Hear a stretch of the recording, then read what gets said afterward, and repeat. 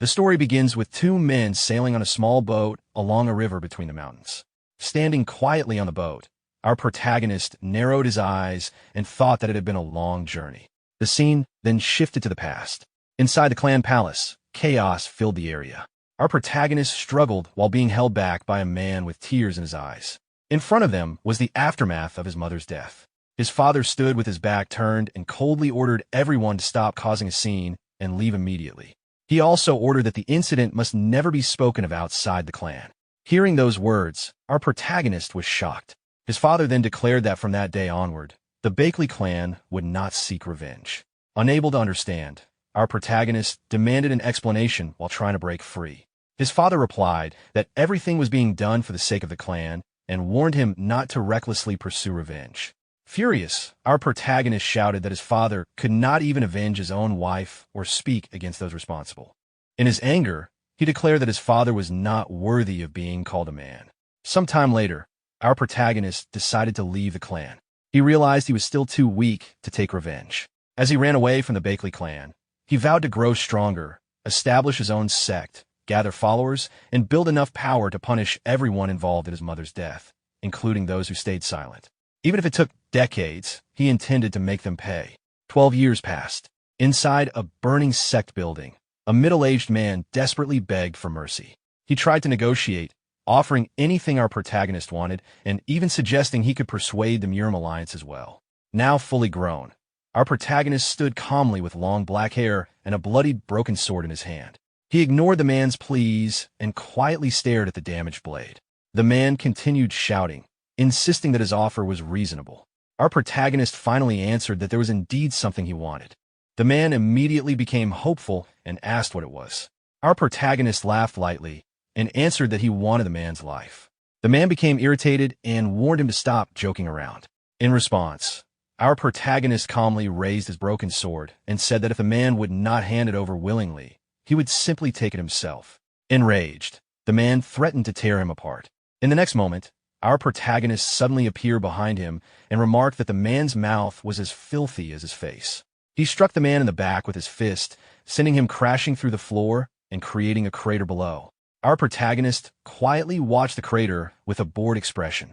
Suddenly, the man leaped out from behind him and attempted another attack, shouting that he would send our protagonist's head to the Muram Alliance. Without panic, our protagonist drew his sword and cleanly sliced the man in half from head to toe. Afterward, he walked through the burning building and opened the main gate while still holding the bloodied sword.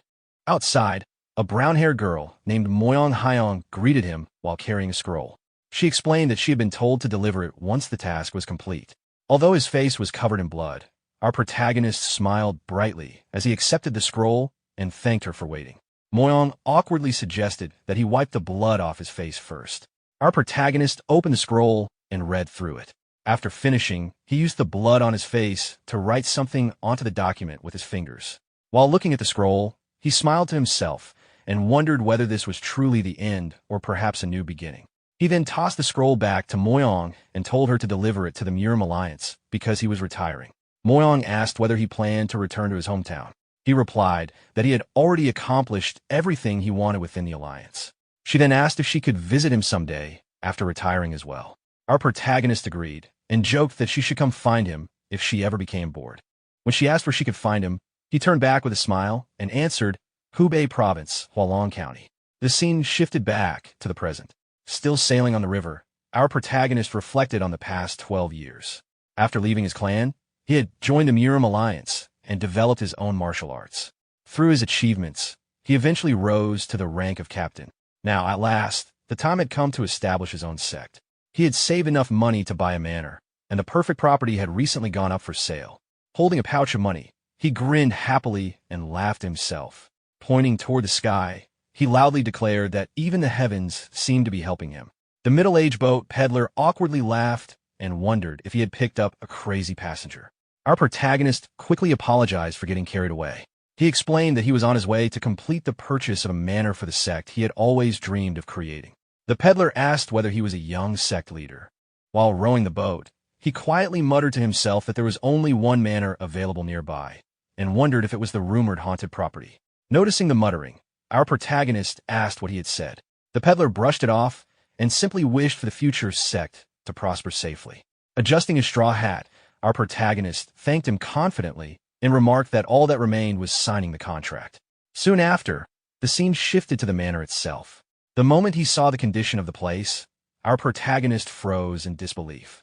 The seller, Yiriang, proudly spread his arms and described the manor as spacious and grand. Our protagonist immediately grabbed Yiriang by the clothes and accused him of attempting to scam him. Panicking, Yiriang insisted that the property had been extremely difficult to obtain and begged him to look around before making a decision. After calming down, our protagonist entered the manor with him. Inside, the place was covered in dust and clearly abandoned for a very long time.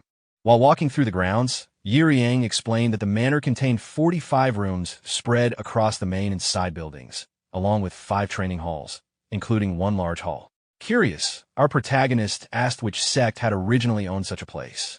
Yiriang admitted he did not know because the manor was ancient, though he insisted it would become an excellent sect headquarters after some repairs. Although our protagonist agreed, he sensed there was a hidden problem and directly asked what was wrong with the place. Yiriang crossed his arms and admitted that every previous owner had mysteriously died from sudden heart failure on the very first night after purchasing the manor. Because of this, rumors spread that the place was haunted. Even bodyguards and exorcists had failed to prevent the deaths. Hearing this, our protagonist stared at him threateningly and asked if he was seriously trying to sell him such a property. Sweating heavily, Yiriang quickly explained that this was exactly why he was selling it for 1/10 of its normal value. The moment our protagonist heard the price, his attitude completely changed. Laughing cheerfully, he grabbed Yiriang's hand and handed him the payment pouch, saying he had almost misunderstood his intentions. Tears streamed down Yiriang's face as he accepted the money and handed over the deed, praising him as expected of a captain from the Murim Alliance. Our protagonist accepted the deed with satisfaction. At that moment, a strange system notification suddenly appeared before his eyes, stating that the deed had been received. Our protagonist froze in shock as his body trembled slightly. Yiriang noticed his reaction and asked what was wrong, but our protagonist dismissed it as nothing. Afterward, Yiriang left while joking that if our protagonist survived a single night there, he should come visit him again. Once alone, our protagonist shut the doors and shouted excitedly that he finally owned his very own manor. The sudden loud voice frightened the people outside, causing them to run away in fear. Overjoyed, he slapped one of the pillars while laughing and declared that all he needed now were disciples. Dust immediately scattered everywhere from the impact. Covering his mouth, he realized he should probably clean the manor first. He then began cleaning the entire place at high speed. He wiped the floors, cleaned the ceilings, polished the pillars, and carried buckets of water through the halls until only the main hall remained. Satisfied, he opened the doors to the main hall and prepared to finish the last bit of cleaning. Inside the room, however, he noticed a long sword placed in the center. Curious, he approached it and wondered if the previous owner had left it behind. Thinking it might sell for a decent price, he smiled and began unsheathing the sword. The instant he drew it, his eyes widened. The room suddenly transformed into a battle simulation. Confused, our protagonist looked around as a system notification appeared before him. It identified him as the evaluatee, stated that the objective was sect establishment, and displayed his overall grade as 2nd grade, while noting that he held the highest rank among all evaluators. Still confused, he questioned what was happening. Suddenly, a small metal orb shot past him at tremendous speed. Although he barely avoided it by leaning backward, it still grazed his face and cut several strands of hair. Fully alert now, he unsheathed the sword completely and looked toward the small crater created by the orb. Another notification appeared, announcing that the test difficulty was being adjusted. Recalling Yiriang's explanation, our protagonist realized that this was likely what had killed the previous owners. As he pieced things together, a cannon emerged from the wall of the simulation chamber. The system announced the beginning of the test and labeled the difficulty as extreme. Our protagonist drew his sword confidently and accepted the challenge head-on. Another notification identified the trial as the test of martial prowess. Immediately afterward, the cannons began firing steel orbs toward him. Our protagonist moved rapidly through the room, dodging and slicing apart every incoming attack, while proudly declaring that he would show why he had once served as a captain of the Murim Alliance. After a long exchange, the firing briefly stopped. Looking down, he realized his sword had been severely damaged. Before he could react further, the attacks resumed, forcing him to barely dodge another barrage. Sliding outside the cannon's firing range, he noticed the attack stop and concluded that the area beyond the wall was safe. While resting briefly, he observed that his sword was close to breaking. Suddenly, another sword appeared before him. Surprised, he picked it up and realized the system was providing replacements. Carefully studying the battlefield, he noticed that the cannons were protecting something on the opposite side of the room. He immediately rushed forward. The moment he neared the center, multiple additional cannons emerged from the walls and opened fire simultaneously. Caught off guard, our protagonist rapidly sliced apart the incoming steel orbs while continuing to advance. Eventually, his sword shattered in half. Angered, he struck directly at the cannons, creating a massive explosion that filled the room with debris. At that moment, he activated his martial techniques, flowing Moon Stride and Phantom Field. Energy surrounded his blade as he rushed through the center of the room and unleashed Crescent Slash. He drove the sword into the floor with tremendous force. The recoil pushed him backward, and the sword shattered completely. Immediately afterward, the simulation collapsed. Our protagonist returned to the original room inside the manor. Still crouched from the impact, he slowly stood up while gripping the remains of the broken sword. Thinking the attack was not over yet, he prepared himself for more steel orbs. However, the broken sword suddenly disappeared from his hands. A system notification then announced that the test had concluded. Looking around, our protagonist noticed that the manor itself now appeared restored and much newer than before. Exhausted, he sat down on the floor. Another notification appeared, informing him that he had passed the test of martial prowess and that all manor functions had been unlocked at their highest grade. Soon after, a sword surrounded by a blue aura floated before him. Surprised, our protagonist wondered if the system was rewarding him with a weapon. He stood up, grabbed the sword by its hilt, and remarked that after everything he had gone through, the reward was only fair. Another blue notification then appeared, explaining that the trial would conclude once he named the manor. Our protagonist looked at the message and commented that now it wanted him to choose a name as well. Closing his eyes briefly, he smiled and declared that he had already decided. Placing one hand on his waist, he confidently announced the name of his sect, the Righteous Heavens Sect. The system immediately confirmed the registration of the manor under that name. At the same time, a white symbol appeared imprinted on his hand. As the system continued its announcements, our protagonist sheathed his sword in irritation and demanded that whatever ghost or spirit lived inside the manor should reveal itself already. Instead, another system notification appeared before him, initializing the sect system. Seeing the message, our protagonist stared in shock. Someone hurried down the long corridor before Beakley Woon forcefully pushed open the door to Yuriang's room. Yuriang, who had been calmly writing inside, looked up in confusion and tried asking if something had happened the previous night. Before he could finish, Beakley Woon grabbed him by the collar and angrily demanded an explanation about the strange thing following him since last night. According to the contract, only the buyer was supposed to see it, yet this unknown system notification kept appearing beside him. When Beakley Woon pointed at it in frustration, Yuriang could only stare blankly because he could not see anything at all. He wondered if Beakley Woon had injured his head somehow. Exhausted and irritated, Beakley Woon eventually dropped into a chair while muttering curses under his breath. Yuriang casually suggested taking the estate back if it bothered him that much, but Beakley Woon immediately refused since he still needed the estate. Hearing that, Yuriang reminded him that he should focus on preparing for the sect founding ceremony, because there would be plenty of work ahead. Beakley Woon then explained that he wanted around 20 sets of ritual robes made and asked if there was a good fabric shop nearby. Yuriang said he could recommend a few places, though making deals would not be easy because most merchants were trying to connect themselves with Dragon Hall. Seeing Beakley Woon's confusion, Yuriang explained that Dragon Hall was a powerful trading guild that had supplied fabrics to the imperial court for generations. Their influence across the martial world was enormous, and even major sects avoided offending them. He also joked that fabrics from Dragon Hall were far beyond Beakley Woon's budget anyway. Though embarrassed, Beakley Woon admitted it was true. Yuriang then added that merchants might refuse to trade because rumors had already spread that the estate was haunted. He advised Beakley Woon to simply visit the fabric district himself. At that moment, the strange system notification beside them reacted as if offended by being called ghosts or devils. Annoyed, Beakley Woon snapped at it to stay quiet.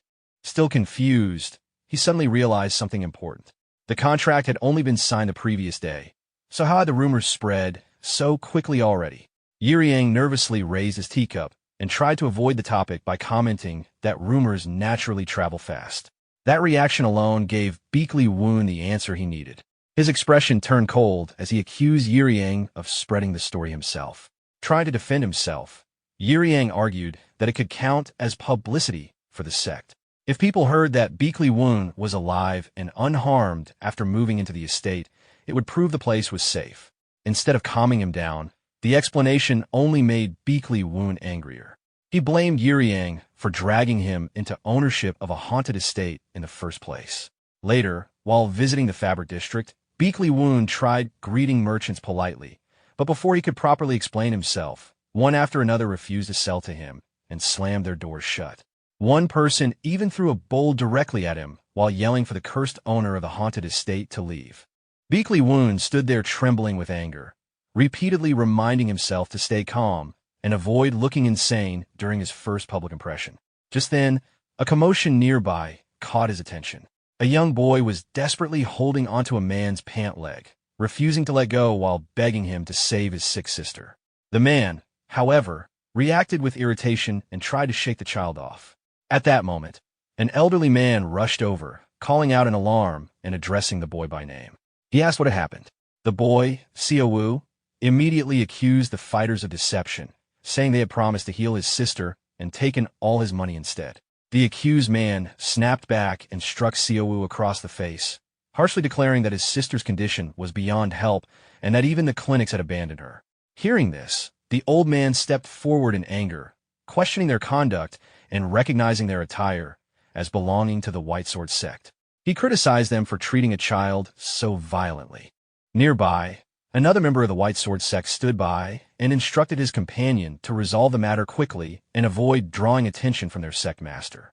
With a nod of agreement, the man drew his sword and coldly stated that the boy had refused to leave earlier despite being told to go. The old man, named China Myong, stared back and asked if they truly intended to stain their hands with blood over this. Before anything further could happen, Woon suddenly intervened from behind and struck one of the men with a flying kick, knocking him to the ground. The accomplice froze in shock. He then demanded to know who Woon was. Standing between the old man and the boy, Woon calmly introduced himself as the sect master of the Righteous Heaven sect, adding that while the title was still new, respect should still be given when asked. The White Sword sect member reacted angrily, insulting his unknown sect and accusing him of interfering in their affairs. He rushed forward, but Woon sidestepped and countered in a single motion, injuring the attacker's forearm and forcing him down. As the man writhed in pain, Woon remarked that judging others purely by reputation was a mistake, especially without understanding their actual strength. Another White Sword sect member immediately charged in, threatening him and declaring that opposing their sect would have consequences. Woon simply replied that he did not know what that meant and calmly struck him down with a single punch, leaving him in the same state as the first. The remaining man, now shaken, questioned whether Woon was the one connected to the rumor about a merchant group acquiring a haunted estate under the Murim Alliance. He expressed disbelief at how far the rumor had spread. At the same time, Yang, sitting elsewhere, choked on his drink in shock upon hearing the situation had escalated further.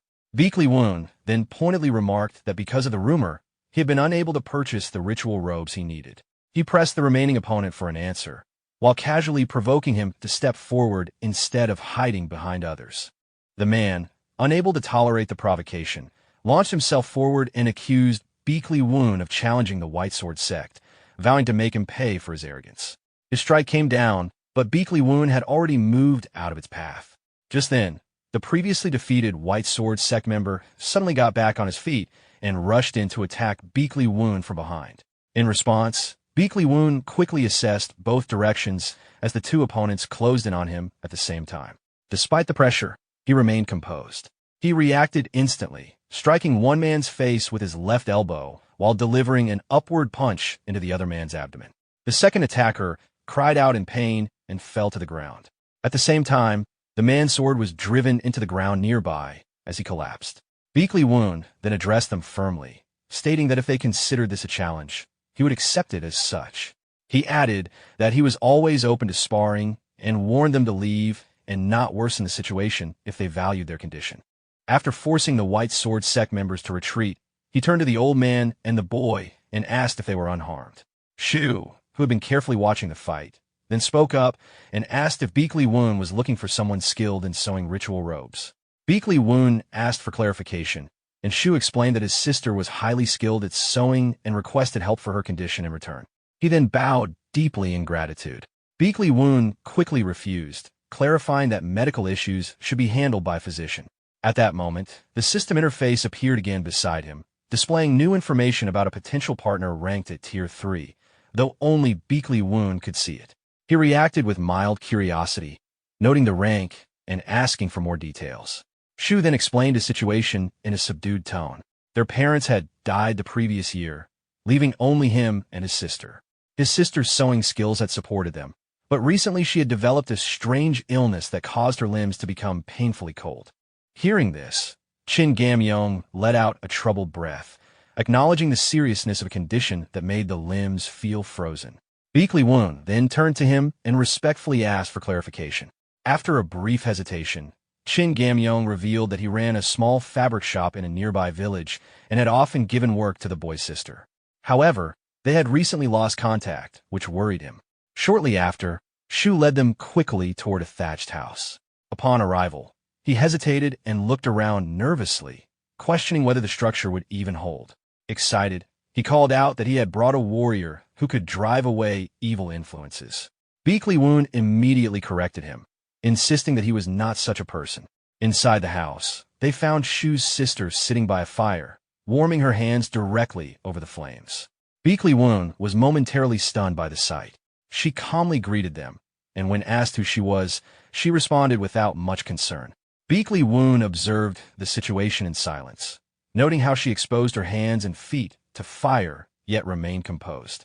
He concluded that her condition was likely more serious than expected. At the same time, the system issued a notice stating that the fire's heat was balancing the cold energy within her body. Beakley Woon considered whether this was related to a yin cold energy technique. After a pause, he introduced himself politely and explained that her brother had asked him to help. She identified herself simply, and Beakley Woon reacted with a quiet sigh, acknowledging the severity of her condition. Shu's sister gave a faint smile and explained that she needed to do this to prevent painful cold burns in her limbs. Still uncertain, Beakley Woon asked what she meant by cold burns. Meanwhile, Chin Gamyong stepped forward anxiously, calling out to her by name and asking what was happening. She greeted him weakly, surprised to see him there. He responded with concern, saying he had been worried after losing contact. She apologized softly, explaining that her condition had made communication difficult. At that moment, Beakley Woon urgently requested to check Sayo's pulse. She turned toward him with tired eyes and asked if he meant pulse diagnosis. He confirmed, saying he needed to examine her condition briefly. Without hesitation, she extended her hand. As soon as Beakley Woon placed a fingertip on her wrist, a surge of yin energy rushed into him. The system immediately issued a warning about excessive yin energy absorption, labeling it dangerous. Beakley Woon reacted with irritation and told it to stop alarming him unnecessarily.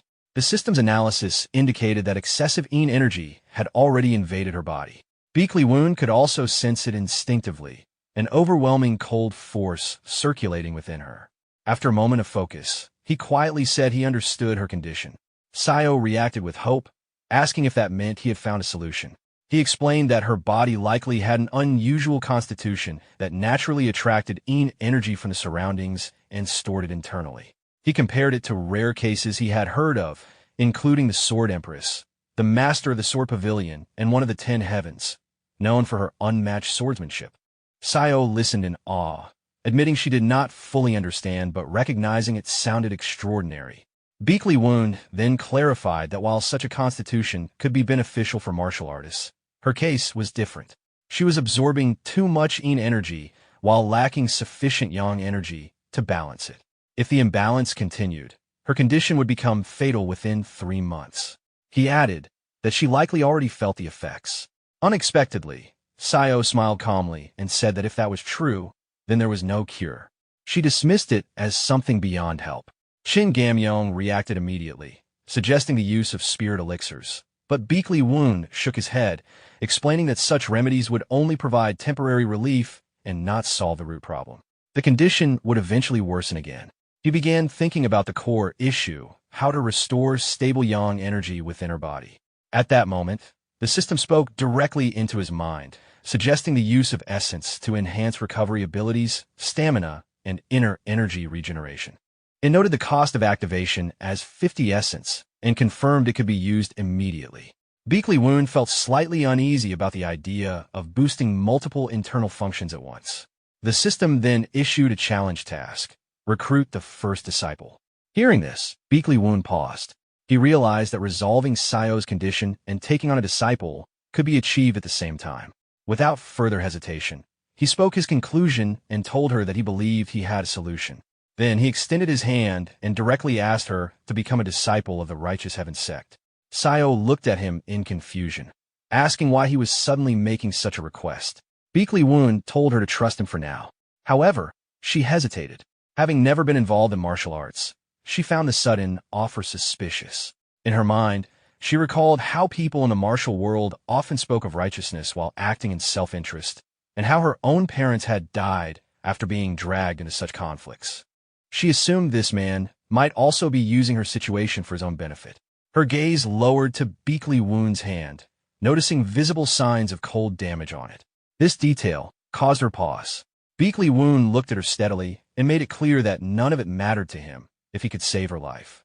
In that moment, Sayo's heart began to race as she reconsidered her decision. She gave a faint, uncertain smile and accepted that she had no other option if it could truly save her. Finally, she clasped Beakley Woon's hand and asked him to take responsibility for her condition. The system immediately confirmed that the challenge task was complete and that the first disciple had been successfully recruited. It then advised that Sayo was suffering from cold burns caused by exposure to yin energy, and that essence could be used to activate recovery functions. At that moment, a wave of warmth spread through Sayo's body. She looked at her hands in shock, realizing they were slowly warming. The system indicated that her stamina and inner energy recovery rates had slightly improved. Beakley Woon observed the change and confirmed that the recovery process was working. He concentrated the spiritual energy, stabilizing her internal flow and gradually restoring balance to her yang energy. A faint sense of relief crossed his expression as he confirmed that the condition was improving. Sayo stared at her palms in disbelief, noticing the gradual return of normal sensation in her limbs. Nearby, Sayo rushed forward and embraced her tightly, calling out to her in relief. Qin Gamyong, observing the scene, asked if some form of healing technique had been used. Beakley Woon replied vaguely that it was something similar. Hearing this, the old man let out a light laugh, while Qin Gamyong expressed admiration for what he had witnessed, remarking that Beakley Woon's abilities were impressive. He added that he now understood why the Murim Alliance leader took interest in him. Beakley Woon reacted with curiosity, questioning whether the elder knew the Murim Alliance leader. By the flickering firelight, Qin Gamyong finally introduced himself properly.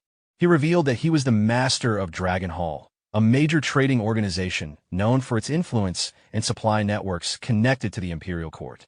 Later that night, at the White Sword sect, tension filled the hall as the sect master reprimanded his subordinates. He had heard that they were humiliated by an unknown sect and demanded answers. The subordinates knelt in fear and apologized repeatedly. In anger, the sect master struck one of them with a wooden board as a warning, declaring that their current suffering was insignificant compared to what was coming. He then ordered the rest to be taken to the punishment chamber despite their pleas for mercy. Even as they begged for forgiveness, his decision remained unchanged. Turning away coldly, he spoke of Beakley Woon and the Righteous Heaven sect, stating that they would prepare a proper response for this humiliation. Meanwhile, Beakley Woon remained silent after hearing Qin Gamyong's true identity, realizing he was speaking to the master of Dragon Hall. He acknowledged that such a figure was far from ordinary. Sayo quickly bowed an apology for her earlier behavior, but Qin Gamyong dismissed her concerns casually. He then turned to Beakley Woon and extended an offer. He proposed that Beakley Woon join Dragon Hall, promising full support for whatever he wished to pursue. Beakley Woon remained calm and expressionless as he considered the offer, aware that Dragon Hall was a powerful merchant consortium supplying the imperial court with valuable goods. At that moment, the system updated with new information, identifying a Tier 1 lead connected to Dragon Hall. From Beakley Woon's understanding, Dragon Hall was a gathering point for countless experts, influential enough that even major sects would treat it cautiously. Its master held authority capable of influencing both orthodox and unorthodox factions within the Murim world. After evaluating the situation, Beakley Woon still hesitated. Although the opportunity was valuable, it did not align with the future he envisioned. After a brief pause, he calmly declined the offer, expressing gratitude but stating that he had already taken on his first disciple and could not accept. Chin Gamyeong was clearly displeased by the refusal and questioned whether Beakley Woon understood what it meant to reject Dragon Hall. Beakley Woon replied without hesitation, acknowledging the offer but instead proposing a partnership. He suggested that if cooperation was possible, he would build a reputation worthy of Dragon Hall's name. This response offended Chin Gamyeong, who felt the young sect master was being arrogant. He mocked the idea that an unestablished sect could bring honor to such a large organization. Beakley Woon remained steady and unfazed. He clarified that within 10 years, he intended to grow his sect into a force that could stand alongside the top orthodox sects and rival the unorthodox factions. Hearing this, Chin Gamyeong dismissed it as unrealistic and laughed at the bold claim. However, Beakley Woon did not back down. He explained that the reputation he spoke of was not for Dragon Hall itself, but for the alliance he intended to build. His seriousness caused Chin Gamyeong to stop laughing and regard him more carefully. He asked directly what Beakley Woon truly wanted in return. Beakley Woon stated his condition clearly. What he sought was access to Dragon Hall's future resources and support, specifically a disciple exchange to build long-term ties. After considering this, Chin Gamyeong agreed. He decided to send one of his disciples to the Righteous Heaven sect, noting that whether a genuine connection formed would depend on the disciple herself. Before departing, he issued a warning that if the sect ever acted against Dragon Hall's expectations, consequences would follow. His presence briefly carried an overwhelming pressure meant as a reminder of his authority. Beakley Woon met the pressure calmly, refusing to yield. The negotiation ended with mutual acknowledgement of the agreement.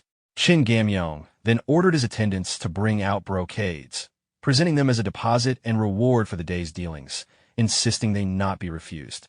Beakley Woon accepted the gift after a brief calculation of its value, noting that it was substantial. Sayo also expressed quiet satisfaction at the outcome. After the meeting ended, Chin Gamyeong departed with his entourage.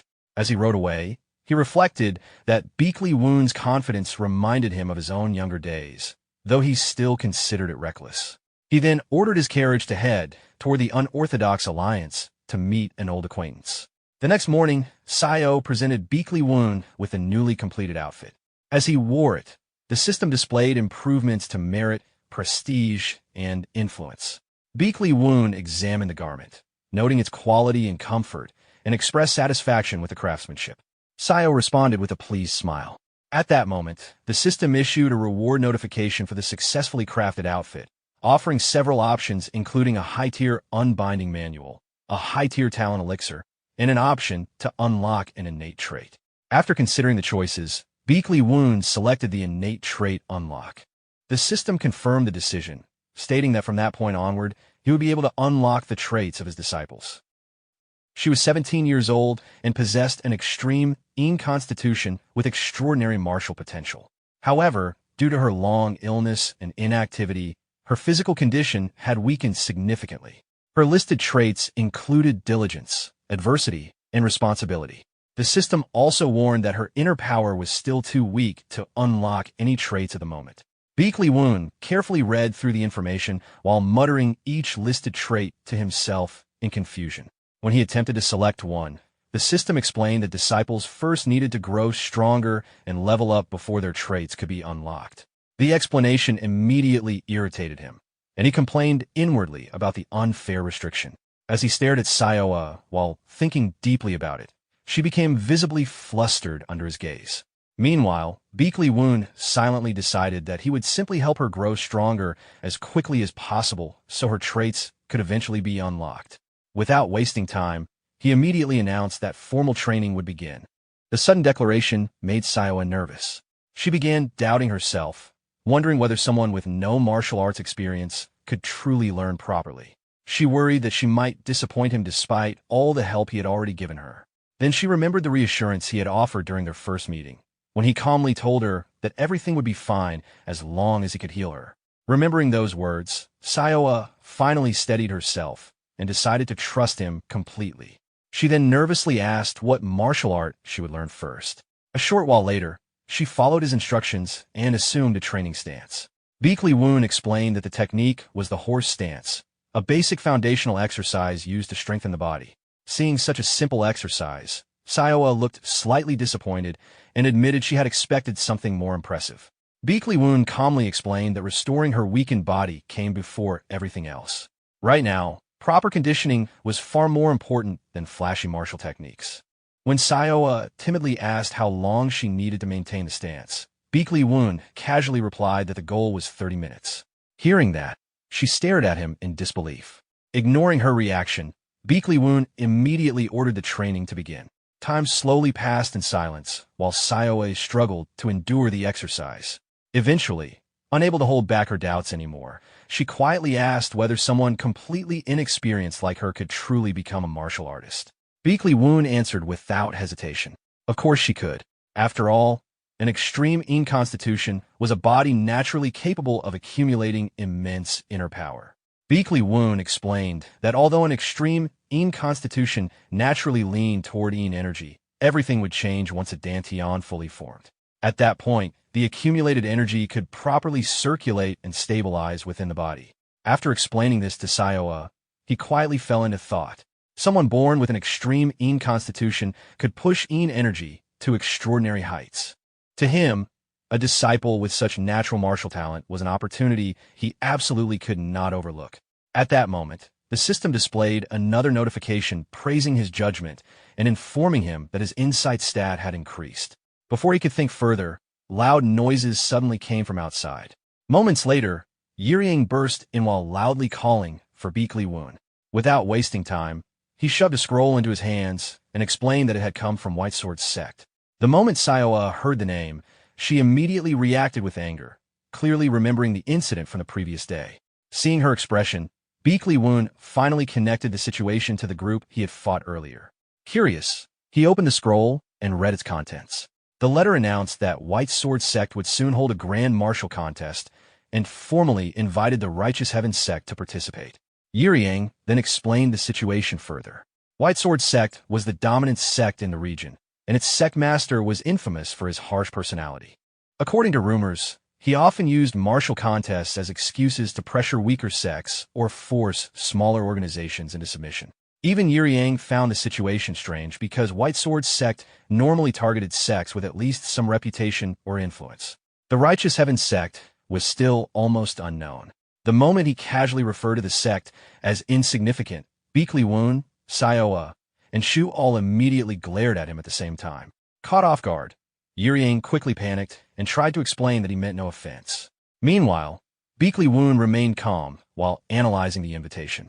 From what Yirying described, he concluded that White Sword sect likely intended to pressure the newly established Righteous Heaven sect before it could gain momentum. Instead of worrying, however, Beakley Woon actually found the situation interesting. To him, this could become the perfect chance to spread the name of the Righteous Heaven sect. Unlike his relaxed attitude, Sayoa felt deeply anxious. She worried that with the sect consisting of only 2 people, she might only become a burden to him during the contest. Beakley Woon looked surprised by her concern and clarified that the participant would be the chief disciple, meaning she alone would represent the sect. Hearing that, Sayoa immediately steeled herself and declared that she would simply train even harder. A second later, the reality of what she had just agreed to finally hit her, and she shouted in disbelief after realizing she would truly be competing alone. From that day onward, Sayoa trained relentlessly from morning until night. By evening, she would collapse onto the floor, completely exhausted and struggling to breathe. Even while enduring the harsh training, she could not stop questioning Beakley Woon's methods. Throughout the day, he only made her practice the horse stance repeatedly, while endlessly repeating a simple downward sword strike that even children could imitate. With the Grand Martial contest less than 2 weeks away, Sayoa became increasingly worried about what Beakley Woon was actually planning. Yet every time she remembered his calm expression and reassuring smile, telling her not to worry. She found herself regaining confidence. Eventually, unable to hold back her curiosity any longer, Sayoa forced herself back on her feet and decided she would directly ask Beakley Woon about his true intentions. Seeing lights still coming from Beakley Woon's room late at night, Sayoa felt relieved that he had not gone to sleep yet. As she quietly approached, she noticed something unexpected. Softly calling for the sect master, she soon realized that Beakley Woon was completely absorbed in talking to himself and had not noticed her standing there. In reality, he was complaining to the system while struggling to sew clothing by hand. Every few moments, the needle pricked his fingers, causing the system to repeatedly display messages mocking his self-inflicted injuries. By then, it had already announced the same warning more than 20 times. Annoyed by the constant notifications, Beakley Woon muttered for the system to stay quiet while continuing his work. At the same time, he worried that Sayoa might already be questioning the repetitive horse stance training.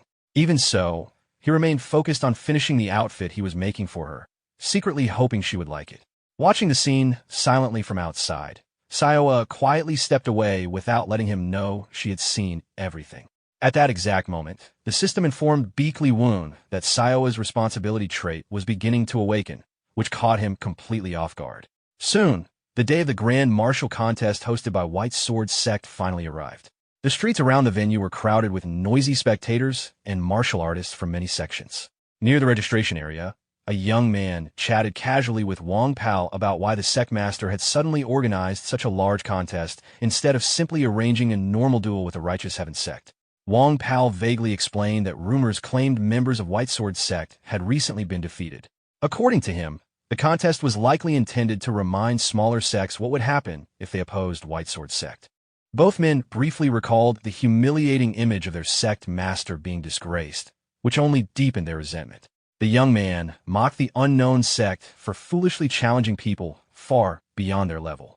At that moment, Sayoa and Beakley Woon approached the registration table. Sayoa politely asked where she should sign, and the young man immediately pointed it out while secretly staring at her appearance in surprise. He even wondered to himself whether the Righteous Heaven sect recruited disciples based solely on looks because she was unexpectedly beautiful. Sayoa calmly wrote down her name while Beakley Woon stood quietly beside her. Neither of them offered any additional explanation before leaving the table. After they walked away, the young man quietly commented on how strange Sayoa's outfit looked. Although he tried saying it under his breath, both Sayoa and Beakley Woon still heard him clearly. Beakley Woon immediately looked embarrassed, while Sayoa covered her mouth to hide her laughter. Trying to ease the awkwardness, he nervously asked whether she truly liked the outfit. Sayoa honestly admitted that the stitching was somewhat clumsy, but she still genuinely liked it. Once all the participants had gathered, So Yoing stepped on the main platform and officially announced the opening of the White Sword Martial Contest. He declared that the event existed not only to strengthen ties between righteous sects, but also to serve as a stage for the younger generation of martial artists. To further excite the crowd, he revealed that a special reward had been prepared for the victor. With a signal from So Yoing, an attendant opened a treasure box beside the platform. The moment the contents became visible, the entire crowd reacted in shock. Inside was the little azure pill. The system immediately explained to Beakley Woon that the little azure pill was one of the rare spirit pills created by the Orthodox pill sect. It could strengthen the blood and chi while greatly assisting in the formation of a dantian.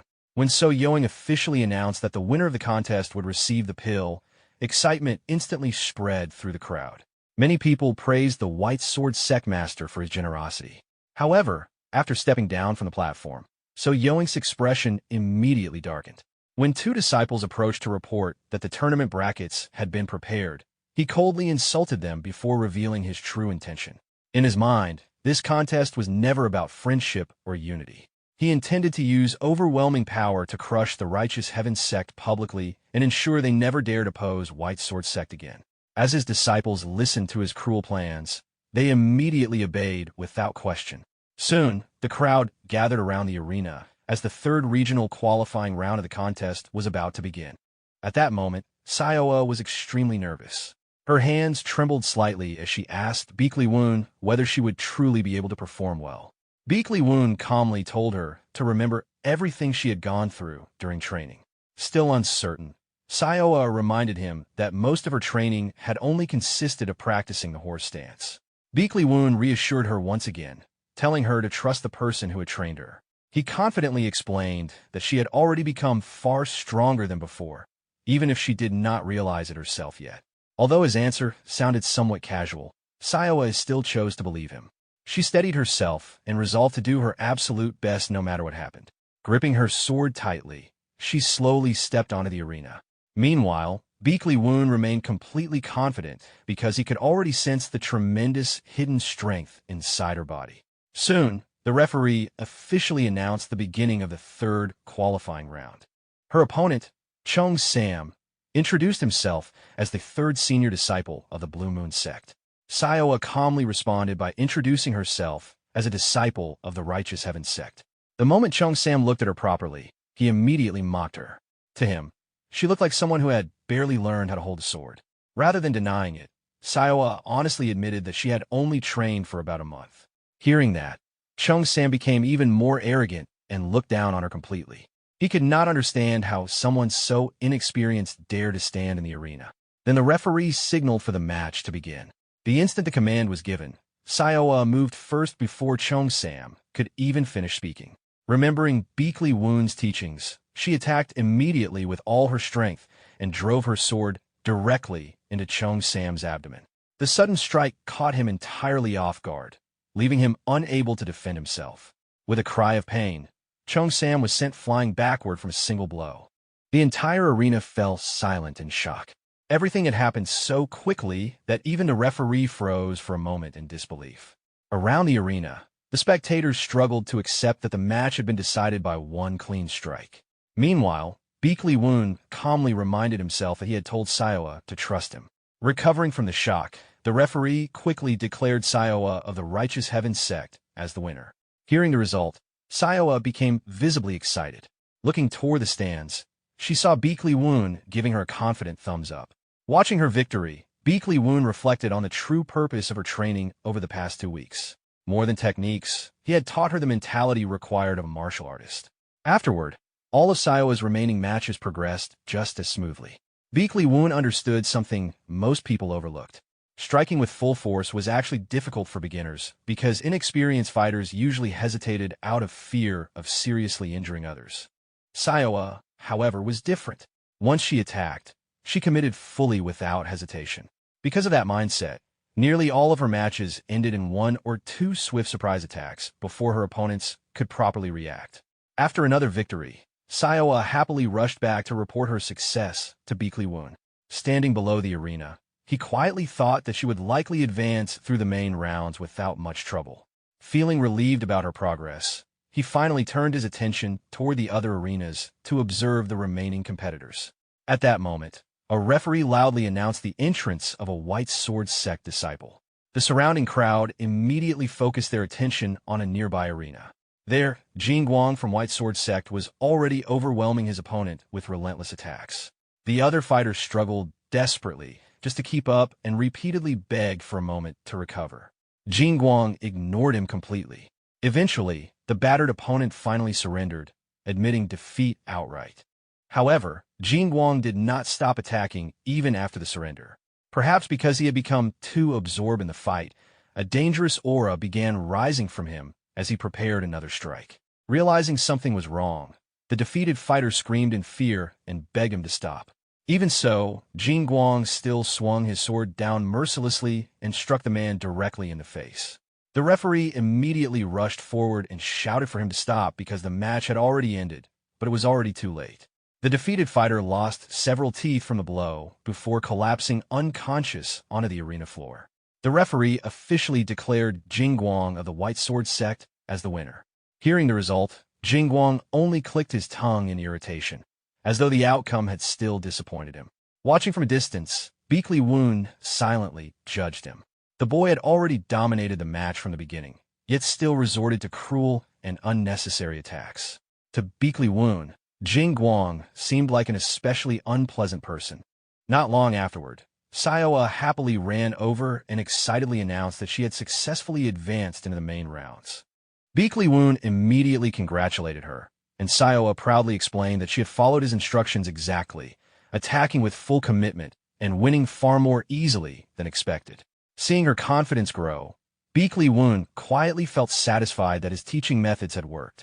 However, while talking, Sayoa suddenly felt uncomfortable as she looked toward Jingguang. She could sense a heavy, killing intent coming from him, which made her uneasy. Curious about Beakley Woon's opinion, she asked him to predict how strong Jingguang truly was, since there was a high chance they would eventually face each other in the main rounds. Before he could answer, another voice interrupted them. Turning around, they discovered So Yoing standing behind them.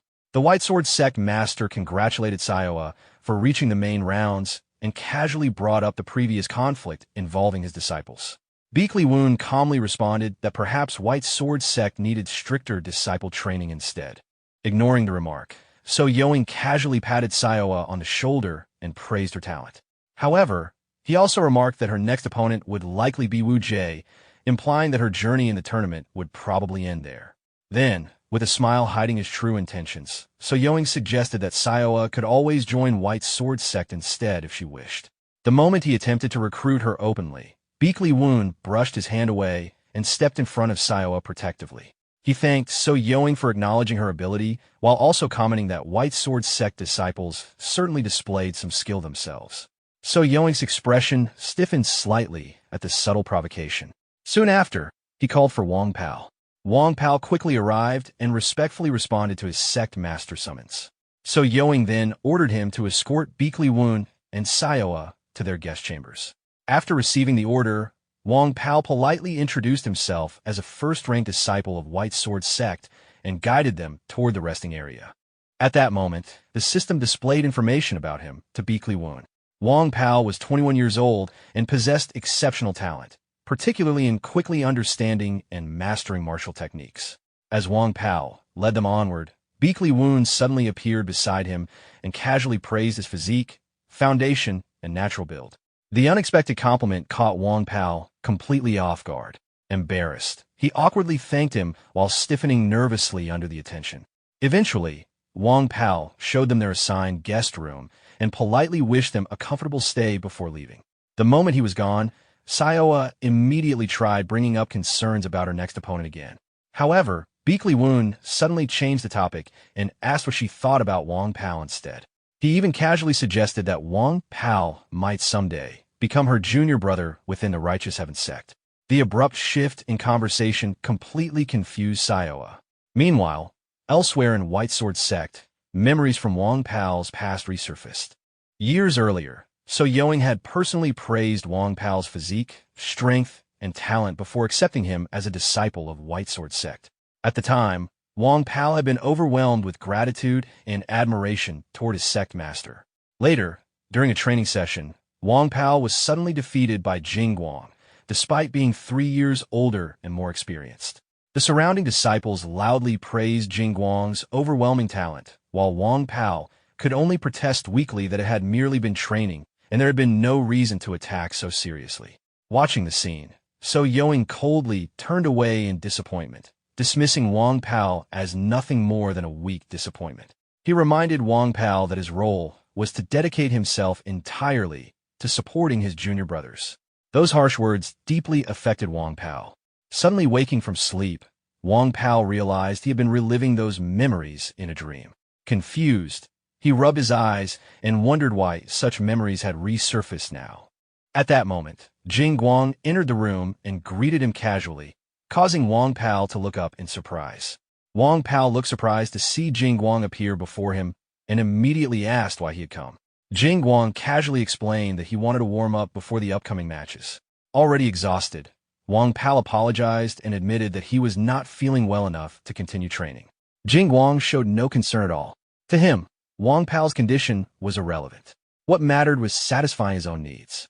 He coldly mocked Wang Pao's large physique, saying that such a body should at least be useful during training.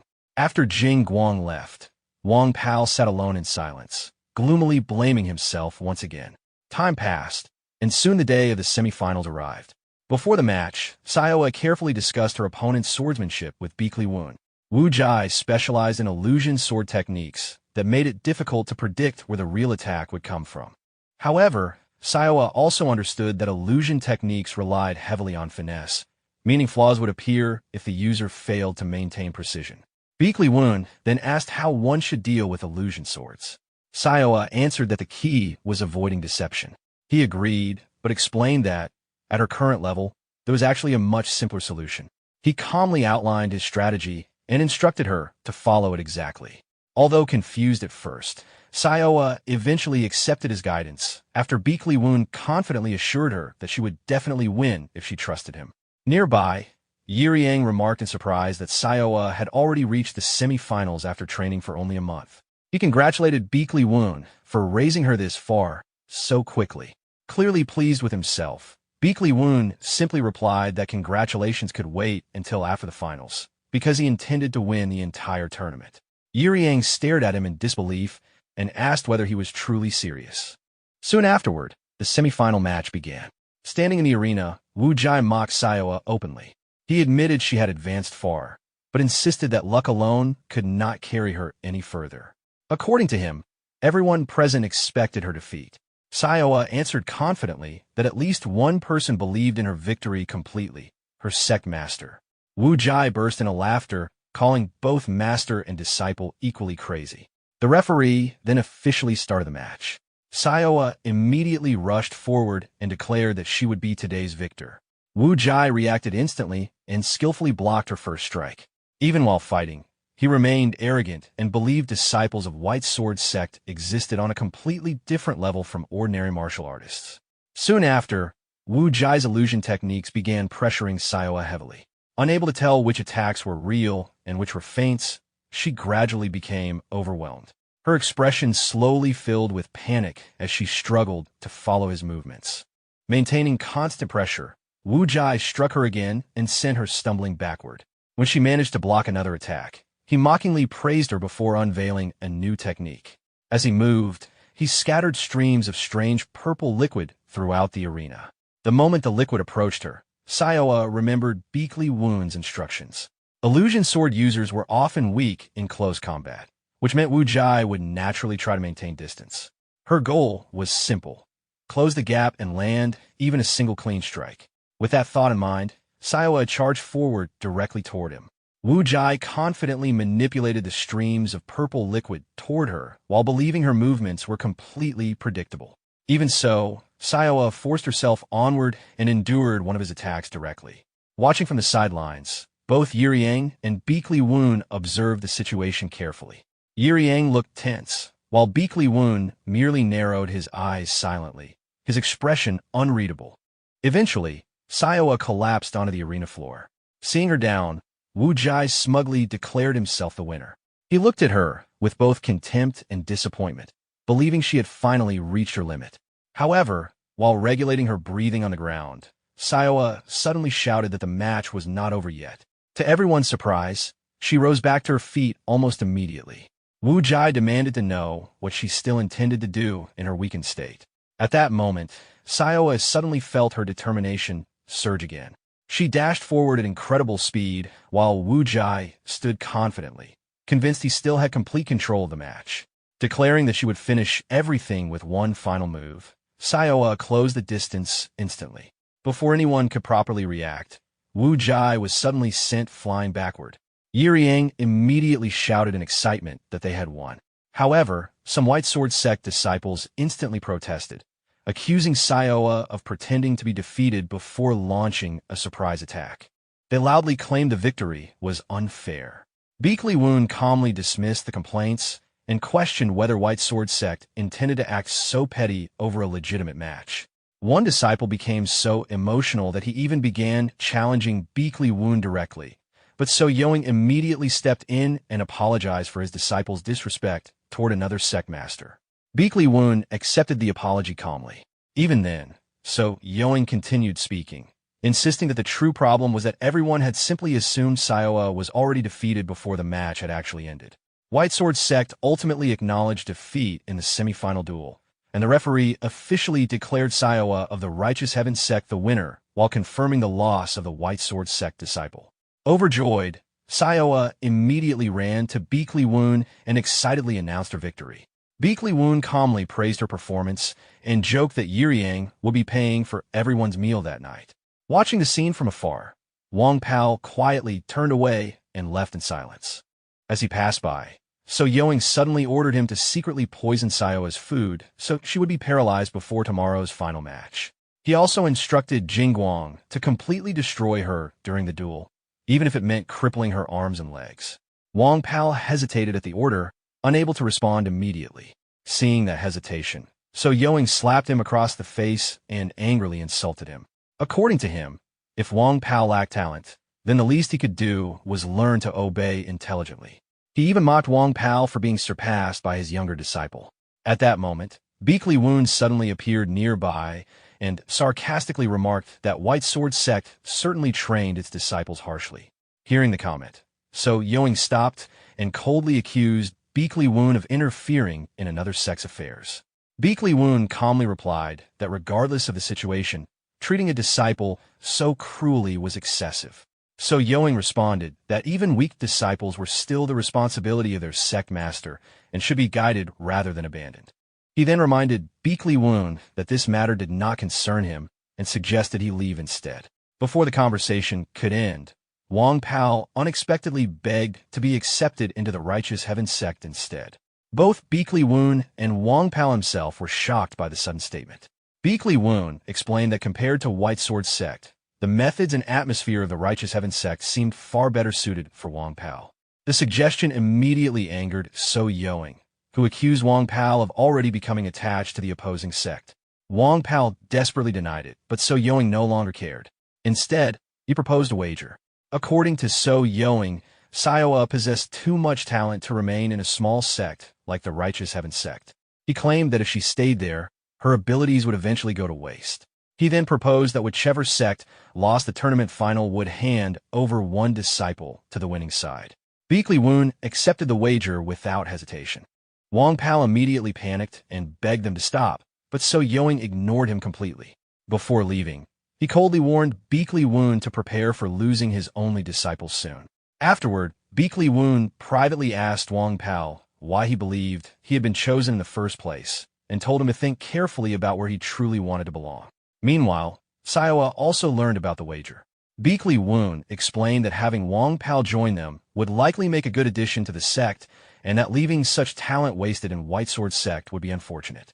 Even so, he gently asked Sayoa whether she believed she could truly win the final match. Sayoa hesitated slightly. She admitted she would do her best, though she remembered him previously saying the odds were only 50-50.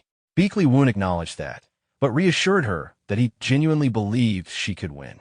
Seeing the confidence in his eyes, Sayoa gradually regained her own determination and promised to fight with everything she had. Elsewhere, So Yoing was also giving strict instructions to his disciples. He ordered them not to embarrass White Sword Sect again and demanded victory at all costs. The disciples loudly accepted the command. Wang Pao also quietly warned Jingguang not to underestimate Sayoa. Jingguang dismissed the warning confidently. According to him, he would never make the same mistakes as Wu Jai, and he believed Wang Pao was placing far too much faith in Sayoa's luck. He arrogantly declared that he would crush those hopes completely. Soon, the referee called both finalists into the arena. Even before the match began, Jingguang continued mocking Sayoa, admitting she had done well to reach the finals, but insisting that her luck would end there. Sayoa immediately answered back, saying no one yet knew who would truly fall in the arena. The referee then officially started the match. Jingguang initially assumed Sayoa would avoid direct confrontation and rely on surprise attacks again due to her apparent lack of experience. Instead, she immediately charged straight toward him head-on. To Jingguang's surprise, Sayoa landed a direct strike against him almost instantly. At that moment, Jingguang realized her inner power was far stronger than he had expected. Meanwhile, Sayoa remembered Beakley Woon's earlier advice. Her opponents naturally assumed her inner power was weak because she appeared inexperienced, but they failed to consider the overwhelming reserves granted by her extreme constitution. Knowing she would only get one true opportunity, Sayoa leaped high into the air and aimed for a decisive strike. However, Jingguang reacted quickly and narrowly avoided the attack.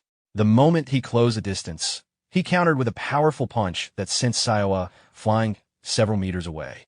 Although he admitted her inner power was impressive, Jingguang still looked down on her as nothing more than an inexperienced novice. Without giving her time to recover, he launched a relentless barrage of attacks. As Sayoa struggled to block the assault, she realized just how strong Jing Guang truly was. Completely confident in his superiority, Jing Guang declared that he would finish the match within 10 seconds. Even under heavy pressure, Sayoa refused to retreat. She gripped her sword tightly and forced herself forward once again, determined not to lose the trust Beakley Woon had placed in her. At that critical moment, the system suddenly activated Sayoa's responsibility trait. Her three temperaments, balance, adversity, and responsibility, merged together with responsibility at the center. As a result, the inherited trait clear reflection like water was unlocked, greatly enhancing her judgment and awareness in extreme situations. Sensing an opportunity, Sayoa prepared to counterattack. However, Jing Guang immediately crushed her move and overwhelmed her before she could properly react. In the next instant, the weapon in her hands was knocked away and seized by Jing Guang himself. Confident that victory was finally secured, he praised her for enduring this long, while questioning whether she could survive his next strike. Faced with the overwhelming attack rushing toward her, Sayoa could only stare in shock. Below the arena, Beakley Woon urgently called out to her. Right before the attack landed, Sayoa suddenly remembered the unwavering trust Beakley Woon had placed in her. At that moment, the hidden power inside her erupted violently.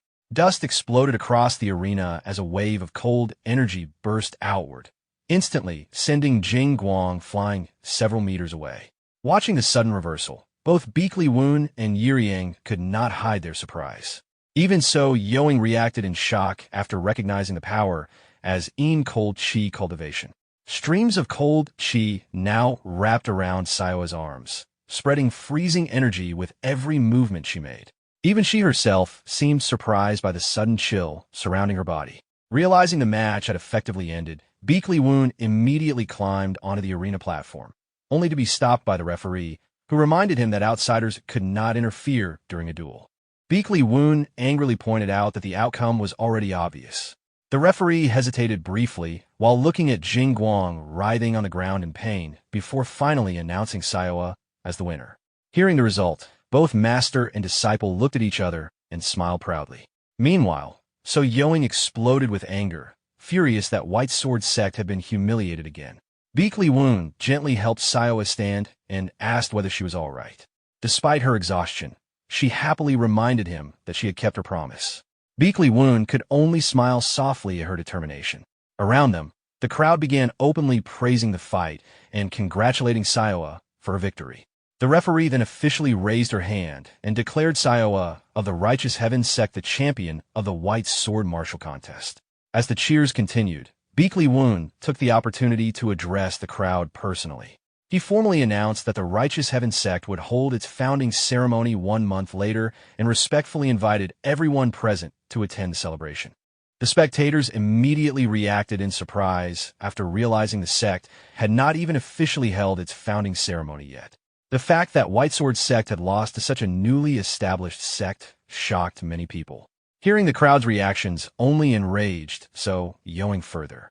He accused Beakley Woon of using White Sword sect's reputation to elevate the prestige of the Righteous Heaven sect ceremony. He also accused him of deliberately concealing Sayoa's cold chi cultivation in order to deceive everyone. As So Yoing prepared to attack Beakley Woon directly, Wang Pao hurriedly stepped in to stop him. Furious, So Yoing demanded to know why Wang Pao was interfering. Wang Pao calmly warned him to preserve his dignity as a sect master. That response only made So Yoing even angrier. Declaring Wang Pao a traitor for defending the Righteous Heaven sect, he immediately moved to attack him. At once, Beakley Woon stepped protectively in front of Wang Pao and confronted So Yoing directly. He firmly declared that Wang Pao now belonged to the Righteous Heaven sect and warned So Yoing not to casually touch his disciple. Beakley Woon then calmly added that if So Yoing refused to accept the result of the duel, he would personally accept a challenge instead. Before anyone could react, Beakley Woon suddenly grabbed and twisted So Yoing's wrist, causing the White Sword sect master to cry out in pain. He tried to pull his hand free and cursed them, telling everyone to get out of his sight. Even then, he swore he would never forget his grudge against the Righteous Heaven sect. When asked if he still held regrets, he admitted he did not, but wondered whether someone as useless as him could ever start over. Beakley Woon openly praised him, saying he was already an outstanding martial artist and that he would prove it himself. Hearing those words, Wang Pao remembered how others once mocked So Yo as a fool. Jing Wang also looked down on him, saying his older brother was all noise with no substance. Unable to hold back his emotions anymore, Wang Pao burst into tears. With newfound determination, he thanked Beek Li Woon and promised not to disappoint him. Soon after, Beek Li Woon stepped onto the stage and officially declared the duel finished. Yuri Yang mocked the situation, claiming Miss Iowa had won while Beek Li Woon took all the credit for himself. 2 weeks passed after the duel, and Wang Pao trained diligently within the territory of the Righteous Heaven sect. Curious, he asked Iowa whether they practiced anything besides horse dance training.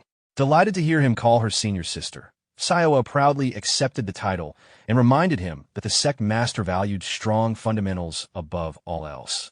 She encouraged Wang Pao to continue training patiently and not rush his growth if he wanted to become as capable as her. Confident in her own strength and stamina, Siowa then casually told him he could start carrying water on his own from now on. Wang Pao immediately realized that many chores were waiting ahead of him. Meanwhile, Beek Li Woon reflected on how accurate his judgment of people had been. Wang Pao possessed excellent analytical ability, a calm mindset, and the physical endurance needed to support his techniques. Not long after, Yuri Yang asked about the preparation for the founding ceremony. The response was that everything was progressing smoothly thanks to his support as an investor. Due to the publicity surrounding the duel, invitations for the ceremony had been flooding in. However, among them was a summons from the Murim Alliance, which immediately caught everyone off guard. Beek Li Woon stared silently at the scroll before finally burning it. The summons demanded an investigation into allegations that the Righteous Heaven sect had copied the Beek Li clan's basic martial techniques. Yurong found the timing strange, especially since Beek Li Woon had left the clan 15 years ago. However, Beek Li Woon understood the situation clearly.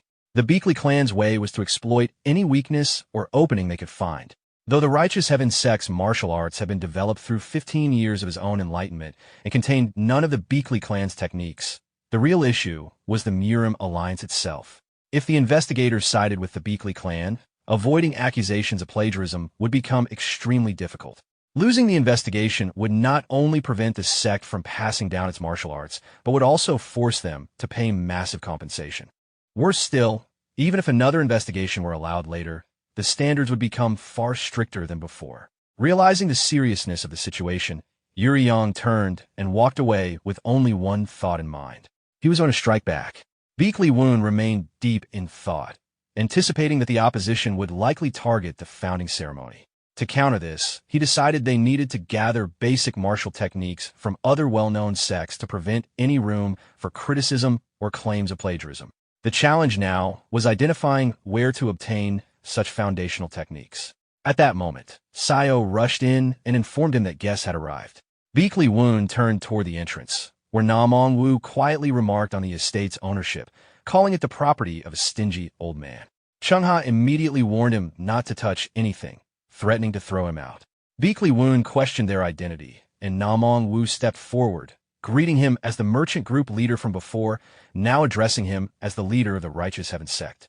The remark drew laughter from him, while Beek Li Woon observed calmly, noting that the situation could potentially overturn the entire balance of power. Meanwhile, in the capital, discussions continued over the political implications of the Beek Li clan's influence. It was argued that if the Beek Li clan formally submitted a request through its strong connections, the Murim Alliance might not be able to oppose them. Concern grew that the situation could escalate, though Game dismissed hesitation and insisted the crisis was far more serious than previous disputes involving the White Sword sect. When asked about the difference in scale, he decided to send a letter requesting it be delivered immediately. The recipient questioned where it should go, and Yurong responded that instead of fearing both the Murim Alliance and the Beek Li clan, they should disrupt the situation by involving the Unorthodox Alliance. At the Beek Li clan, internal discussions intensified. The Outer Hall Master was criticized for interfering again, particularly regarding the investigation into alleged copying of basic techniques before the founding ceremony. Beek Li Changjiang defended his actions, stating it was not the head sole decision. The Elder Council evaluated the heirs. The eldest son Sani was deemed lacking in martial insight and talent, while the younger Sam was considered highly talented but too hot-tempered, and also a daughter. The elder corrected that gender was not a restriction for inheritance within the clan. Beakley Changjiang was questioned about why Beakley Woon had been allowed to leave the clan despite being highly gifted in both character and intelligence. The council insisted he must be brought back so he would recognize his place within the Beakley clan. Beakley Changjiang accepted the responsibility, stating that while he had fulfilled his duties as a father, growth required adversity and exposure to external challenges. He instructed that Woon should be made to understand that he remained under the influence and responsibility of the Beakley clan. He firmly declared that he would personally bring Woon back. As time passed, the day of the Righteous Heaven sect's founding ceremony arrived. Liu reassured others that no sect had ever escaped a basic technique plagiarism investigation. Beakley Changjiang, however, remained confident, insisting he was not worried and reaffirming his intention to bring Woon back. When questioned about his fixation on Woon, it was noted that although he was only one member of the clan, he held exceptional potential. It was even believed that if Woon had remained within the Beakley clan and continued training their arts, he could have become the greatest swordsman of the era. Still, Beakley Changjiang believed the clan needed him and intended to see how he would respond to their summons. At the ceremony, the drums echoed continuously as Beakley Woon stood prepared for the auspicious moment. A system alert briefly indicated his rising heart rate. Without hesitation, he stepped forward, leapt down, and thrust the ceremonial flag into the ground, marking the official founding of the sect. The impact sent dust and sand into the air as the dragon emblazoned banner rose and fluttered prominently in the wind.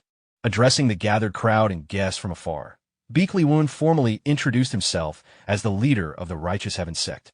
First, Beakley Woon addressed the gathering, stating that while he had many matters to share, one issue needed to be clarified before formally establishing the sect. He openly declared that the Righteous Heaven sect had been accused of copying the Beakley clan's martial arts. The announcement left the audience confused, with many questioning whether this was an admission of guilt. Beakley Changjiang, however, reacted with growing interest, finding the situation more engaging than expected. Liu observed the situation and remarked that it seemed as though the Righteous Heaven sect had already given up, though Beakley Changjiang interpreted the matter differently and began to suspect there was a deeper plan behind Woon's actions. At that moment, Woon called out, noting that the Murim Alliance investigation delegation was present and invited them to step forward. Beakley Changjiang responded by acknowledging the group, and the crowd within the Righteous Heaven sect became visibly unsettled at his presence. Woon then formally requested a public investigation to verify the allegations of copying, conducted openly before 10,000 attendees. Beakley Changjiang immediately objected, arguing that such investigations required strict procedures and could not be publicly performed before a final verdict. Liu further emphasized that the venue, organized under the Murim Alliance, was meant for mediating disputes between sects rather than for enforcing accusations, as if it were a prosecution against the Righteous Heaven sect. Internally, he reasoned that the alliance could not appear biased before the smaller and mid-sized sects that formed its foundation. When asked to proceed, Li Su agreed, and a demonstration began. He executed a technique identified as a core basic move of their sect, initiating it with a single kick that formed 3 visible force lines, drawing the attention of everyone present. Liu immediately claimed that the technique had been copied from the Beakley clan. Woon confirmed that it had been inspired by the triad concept of heaven, earth, and man. Beakley Changjiang acknowledged the resemblance and further noted that the same movement pattern also overlapped with techniques from the Naaman clan. Following a direct assessment, it was revealed that all 23 foundational techniques of the Righteous Heaven sect bore similarities to martial arts from various sections. Liu questioned whether the entire process was merely a fabricated demonstration, while Woon challenged him to specify what part he considered false. He further argued that since no representatives from the other sects were present to validate the claims, there was no authority to judge the matter conclusively. At that point, Namong Wu and Cheng Ha both stepped forward, identifying themselves as representatives with knowledge of the respective sections. Namong Wu explained that he had been nearby and came after hearing about the founding ceremony. He confirmed that the similarities were undeniable, noting that their Namong techniques also followed a structure beginning from Earth, forming the human aspect and ultimately reaching toward heaven, reflecting the same conceptual framework. Cheng Ha added further evidence by presenting additional materials, including confirmation letters from other sects raising similar concerns of imitation. He explained that if such claims were accepted, then the Beakley clan's techniques would also inevitably fall under similar scrutiny when compared with other sections. Beakley Changjiang objected again, insisting that the argument was still based on assumptions rather than proof. Namong Wu countered by pointing out that this was precisely the same reasoning the Beakley clan itself had used, treating structural similarity in concepts like heaven, earth, and man as evidence of copying. The leader of the Murim Alliance's investigation team scoffed, questioning whether they would truly resort to such sophistry. Beakley Changjiang immediately erupted in anger, demanding to know what he meant. Beakley Woon calmly observed the situation, appearing satisfied with how events were unfolding, while the elder shouted his name in frustration. Liu, meanwhile, questioned how such verification was even possible, asking whether they had distributed records of all basic techniques across sects in advance. The implication was confirmed, though Woon did not directly respond, instead stating that he had already presented his argument, and now it was the Moon Sword's turn to reply. Internally, he considered that if the Beakley clan were forced to admit their techniques had been copied, they could be implicated in claims involving 23 sections. He questioned whether the elder would truly accept such a risk. Beakley Changjiang, growing increasingly unsettled, asked if that was all. Suddenly, the elder drew his sword and launched an attack toward Beakley Woon. Namong Wu and Chungha shouted in alarm, but the Righteous Heaven sect leader immediately ordered them to stop, declaring it a personal matter. Beakley Changjiang confronted Woon directly, reminding him that regardless of circumstances, he still carried Beakley blood and was meant to be the heir guiding the clan's future. He accused Woon of still being bound by unresolved ties and questioned whether he harbored resentment for failing to avenge his mother or protect her. He warned that if Woon intended to destroy the Beakley clan out of hatred, he would not allow it.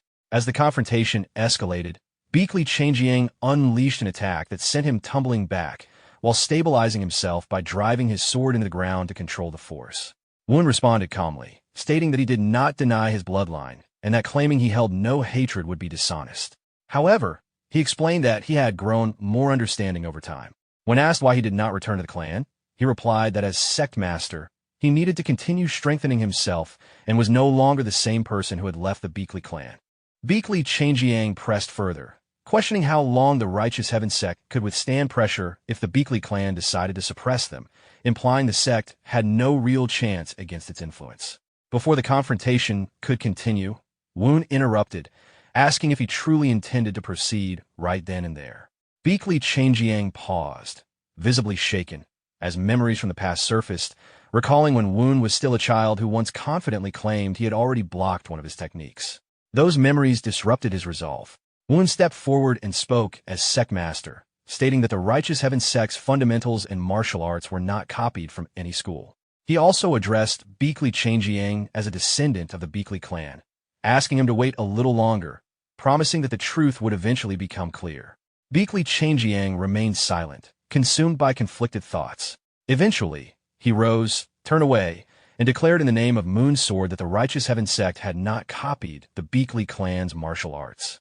Without another word, he departed. Elsewhere, the leader of the Unorthodox Alliance remarked that he had considered intervening if things had worsened, but it was no longer necessary. He reflected that Woon's presence felt like a legendary weapon, remarkably rare and powerful. His companion urged him to quiet down, while another observer privately regarded Woon as something extraordinary and expressed curiosity about him. Meanwhile, in another location, Gao remained indifferent as she observed the situation, already considering Woon as a potential first trading partner. Days later, the aftermath revealed an unexpected issue.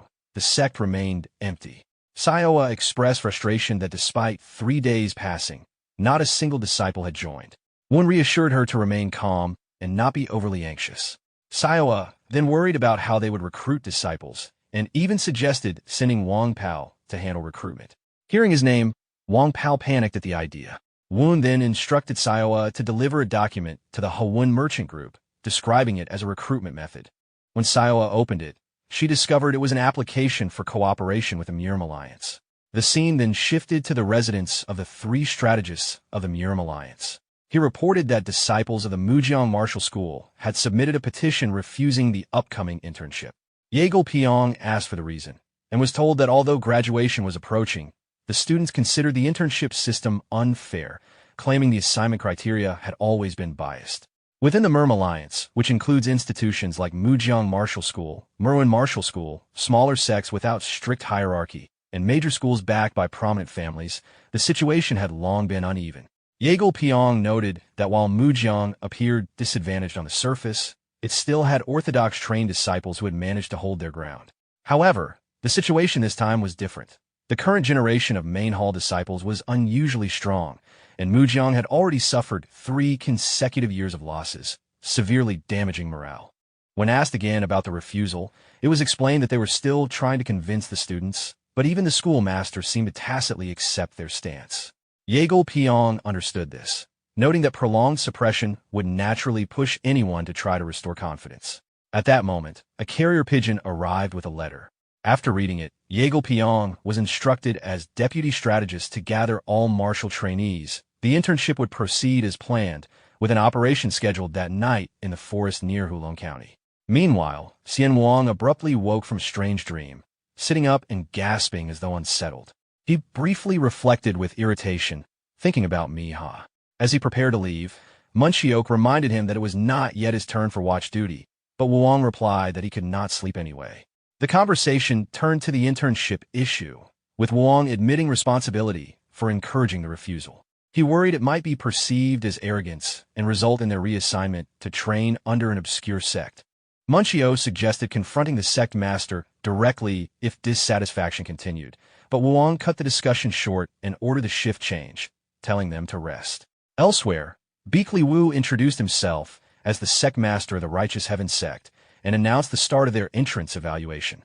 He stated that the only requirement was to step across the sect's threshold. Xian Wang immediately ordered all Mujiang disciples to prepare for combat, and they surged forward in attack. Beakley One responded with a single calm push, easily dispersing them, leaving Wuong coughing and struggling to recover. Munchio called out to him in concern, while Beakley One calmly noted that safety was only guaranteed once they managed to distance themselves from him. A report came in from the Ganu province near Mount Wuong, where someone asked for updates from the martial world.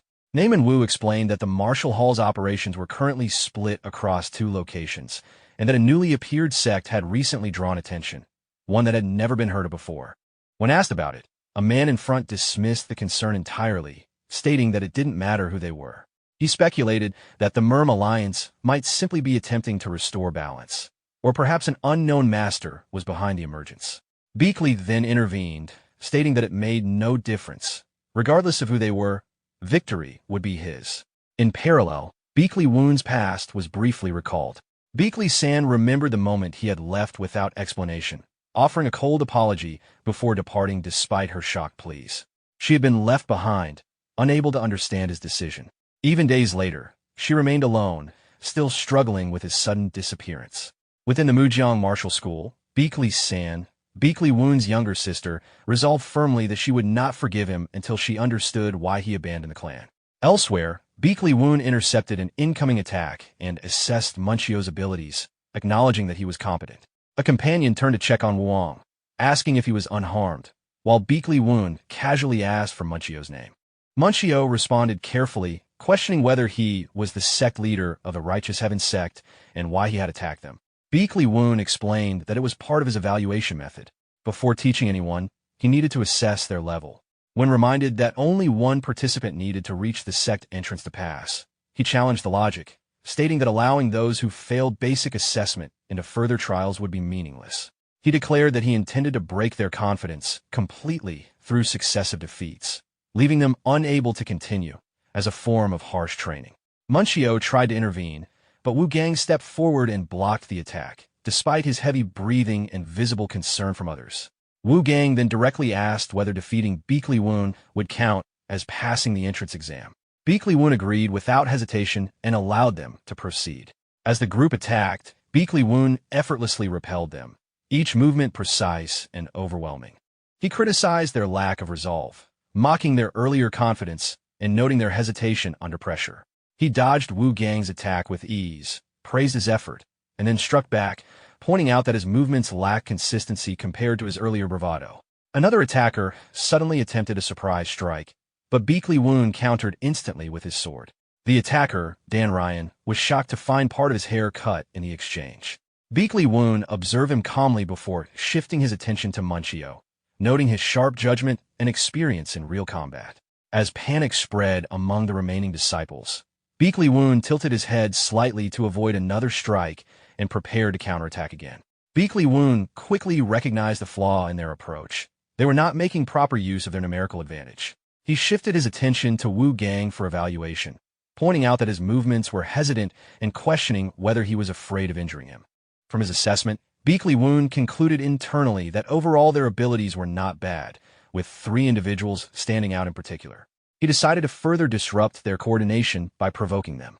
Coldly, he criticized them for falling into disarray upon facing a strong opponent, suggesting that their reputation for repeated failure was not unfounded. Wu Gang responded with a restrained objection, while Munchio immediately intervened, taking command of the situation. He instructed Wu Gang to take a defensive role, noting that although their opponents seemed overwhelming, he was still observing them rather than acting without structure. He then outlined a coordinated plan. They would create an opening together, with Dan Ryan assigned to deliver the finishing strike when the opportunity appeared.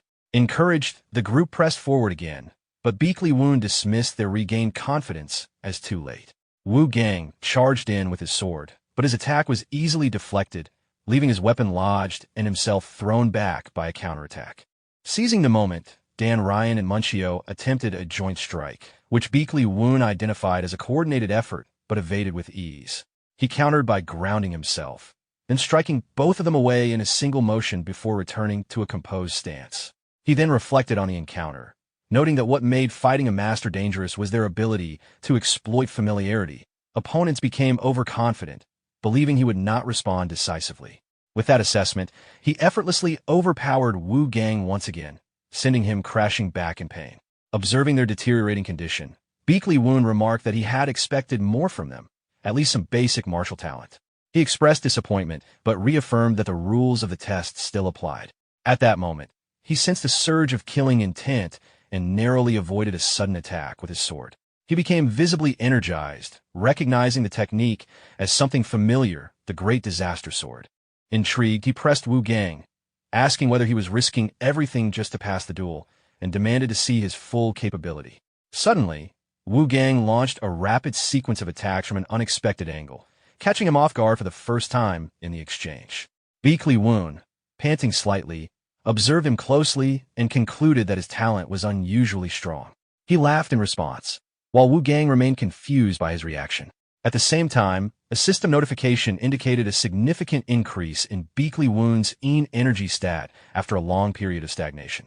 Amused and increasingly interested, he considered the possibility of recruiting Wu Gang. He then challenged him again, asking if that was truly all he could do. After the battle, Wu Gang abruptly woke from a deep sleep, disoriented and unsure of his surroundings. He questioned whether he was inside the Righteous Heaven sect and realized he had pushed himself too far the previous day. When Jingguang entered the room and checked on him, Wu Gang remained dazed, even repeating his name as if trying to process what had happened. He then recalled the events of the previous night and grew alarmed, realizing he had used the Blood Sword sect technique openly in front of the Righteous Heaven sect. Fearing that he had been identified as a member of a demonic cult, he recognized that the situation had become extremely dangerous and admitted to himself that he had lost control in the heat of the moment. Wu Gang realized that if the situation continued to escalate, he would not only lose the duel with the Marun Martial School, but also risk being accused of acting as a demonic spy. Uncertain of what to do, he fell into thought. Before leaving, Jingguang reminded him that assembly time was approaching and instructed him to head outside if he was awake. Wu Gang responded softly, indicating he understood, but remained unsettled by the situation. He began questioning what he had witnessed earlier. Either Jingguang had not noticed anything unusual, or he had been wrong in assuming the Righteous Heaven sect had already detected him. However, he quickly dismissed that possibility. The sect leader had clearly noticed him. The expression Beak Li-woon gave him, along with his mention of the Great Disaster Sword, and his master, confirmed it. If he truly wanted, Wu Gang believed he could have already exposed him as a demonic spy. That raised a deeper concern. Why had he not informed the others? What was he planning? At that moment, Beak Li-woon appeared and fixed his gaze on Wu Gang before smiling ominously and stating that he had arrived.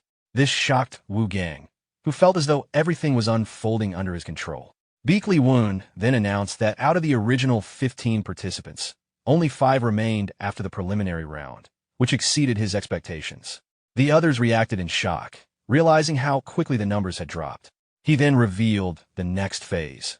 Over the following 15 days, They would engage in daily battles against disciples of the Righteous Heaven sect, while spending the remaining time studying techniques. Sayo was instructed to distribute training weapons and equipment to everyone, which she promptly did, confirming each participant's preferred weapon and handing out gear accordingly. When she finished, she formally introduced herself as Sayo and explained that she would be assisting with their sparring sessions. Beakley Woon then instructed the group to greet each other properly and maintain basic courtesy. One participant, Wang Pa, introduced himself briefly. Beakley Woon acknowledged the exchange but quickly redirected the focus, stating that excessive conversation would waste time and that they should begin the matches immediately. Sayo agreed and suggested an unusual format, 5 versus 2, to save time.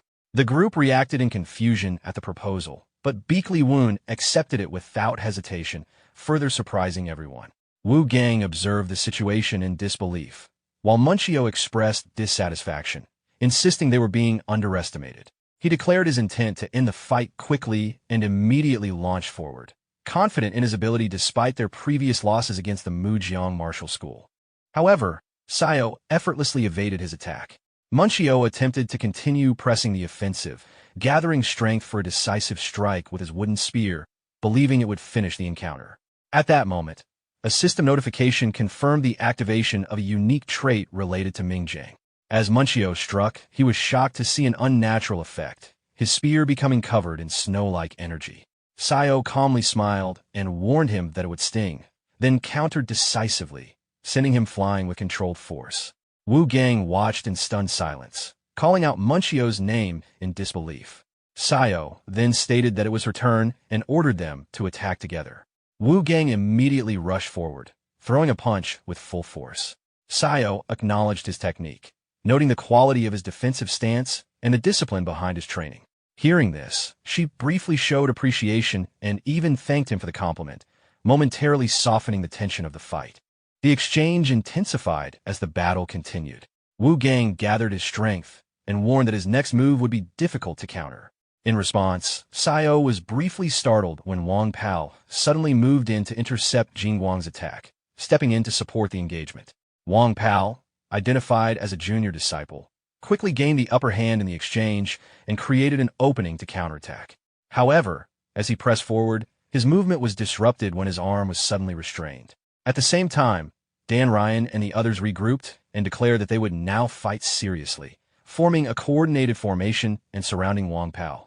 Despite being attacked from all sides, Wang Pao managed to block and redirect their strikes, realizing that the group was actively intercepting and adapting to each of their movements. Observing this, Wu Gang gritted his teeth in frustration, reflecting bitterly that even after 3 years of losses to the Mujiang Martial School, they were still struggling against members of an unknown sect.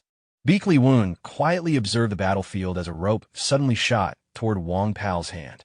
Sayo reacted in alarm, but Wang Pao let out a brief cry as Dan Ryan was caught off guard, unable to understand what was happening. In the chaos, Wang Pao used the rope to pull and launch Dan Ryan forward with overwhelming force, sending him crashing into Wu Gang and knocking him back. Assessing the situation, Sayo concluded that only one opponent remained and stated that the outcome was effectively decided. The remaining participants stood frozen without making a move. When Sayo asked if he intended to continue, the atmosphere shifted as the opposing side realized they had been reduced to a single standing member. Beakley Woon, watching the conclusion, showed quiet satisfaction. The result confirmed his expectations. He then revealed that Sayo had only been formally training in martial arts for about 2 months, a fact that shocked everyone present. Wu Gang stood in disbelief, trying to understand how someone with such limited training could possess such refined strength and coordination. Beakley Woon then shifted the focus of instruction, explaining that future training would emphasize multi-person coordination techniques. Drawing from his experience in the Merm Alliance, he emphasized that coordinated group tactics were essential for victory, especially for those who had repeatedly lost to the Marwan Martial School over the past 3 years. He urged them to build trust in one another, stating that confidence in teammates would strengthen both coordination and individual ability. With that, he concluded the first training session and instructed everyone to rest. The group responded in unison with acknowledgement. Before dismissing them, Beakley Woon called Wu Gang aside and ordered him to stay behind. Wu Gang complied. Elsewhere, Wang Pao and another disciple exchanged polite remarks, with Wang Pao modestly downplaying praise for his abilities. As time passed within the Mujiang Martial School grounds, a system notification activated a silence mode, isolating the area from outside sound. Noticing this, Beakley Woon acknowledged the perceptiveness of the system and shifted the conversation to a new topic. Standing opposite Wu Gang, he directly questioned him about the involvement of the Bloodsword sect and the presence of the demonic cult's young sect leader within the Mujiang Martial School. He warned that if no satisfactory explanation was given, consequences would follow. Wu Gang immediately became more guarded and considered escaping, but Beakley Woon abruptly launched an attack, cutting off that thought. He coldly stated that escape was not an option and repeated his demand for answers. As pressure mounted, Wu Gang's memories began to surface, pulling him back to earlier events. At the Bloodsword sect the previous year, a cold voice had questioned Wu Gang about whether he had broken the arm of someone who was no longer able to resist. He had been ordered to stand, but he gave no reply. The Great Disaster Sword's voice then turned furious, criticizing his hesitation and demanding why he had not gone further, why he had not killed or at least crippled the opponents so thoroughly that they could never return to conflict. He reminded Wu Gang that as the young sect leader of his sect, his position within the orthodox martial world should already command fear, yet he continued to fall short of expectations. The pressure escalated further when he was ordered to kill his senior sister. Wu Gang was stunned and demanded clarification, but he was cut off immediately. The explanation given was cold and absolute. In a logic of the dark path, hesitation only leads to mass casualties. His compassion was framed as a fatal weakness. He was told that if he disobeyed, not only would his senior sister be killed, but so would everyone around him, and he himself would eventually be forced to inherit the Bloodsword sect after killing his master. Left with no real choice, Wu Gang reluctantly accepted the order outwardly, declaring obedience and agreeing to infiltrate the Merm Alliance as a spy and eliminate his senior sister. Internally, however, he planned to delay and escape the moment he left his master's presence. In reality, Wu Gang suddenly snapped back to the present and shouted as he attempted to break through Beakley Woon's position. Beakley Woon observed his decision and noted that while his judgment of opponents was still immature, it was not entirely wrong. He acknowledged the attempt and urged him to reveal his true strength. Beakley Woon then engaged him directly, explaining that he had come for training and that orthodox martial arts alone would not allow Wu Gang to reach his full potential. He insisted that only by exposing his real abilities could Wu Gang prepare for future conflict, including the upcoming battle with the Mujiang Martial School.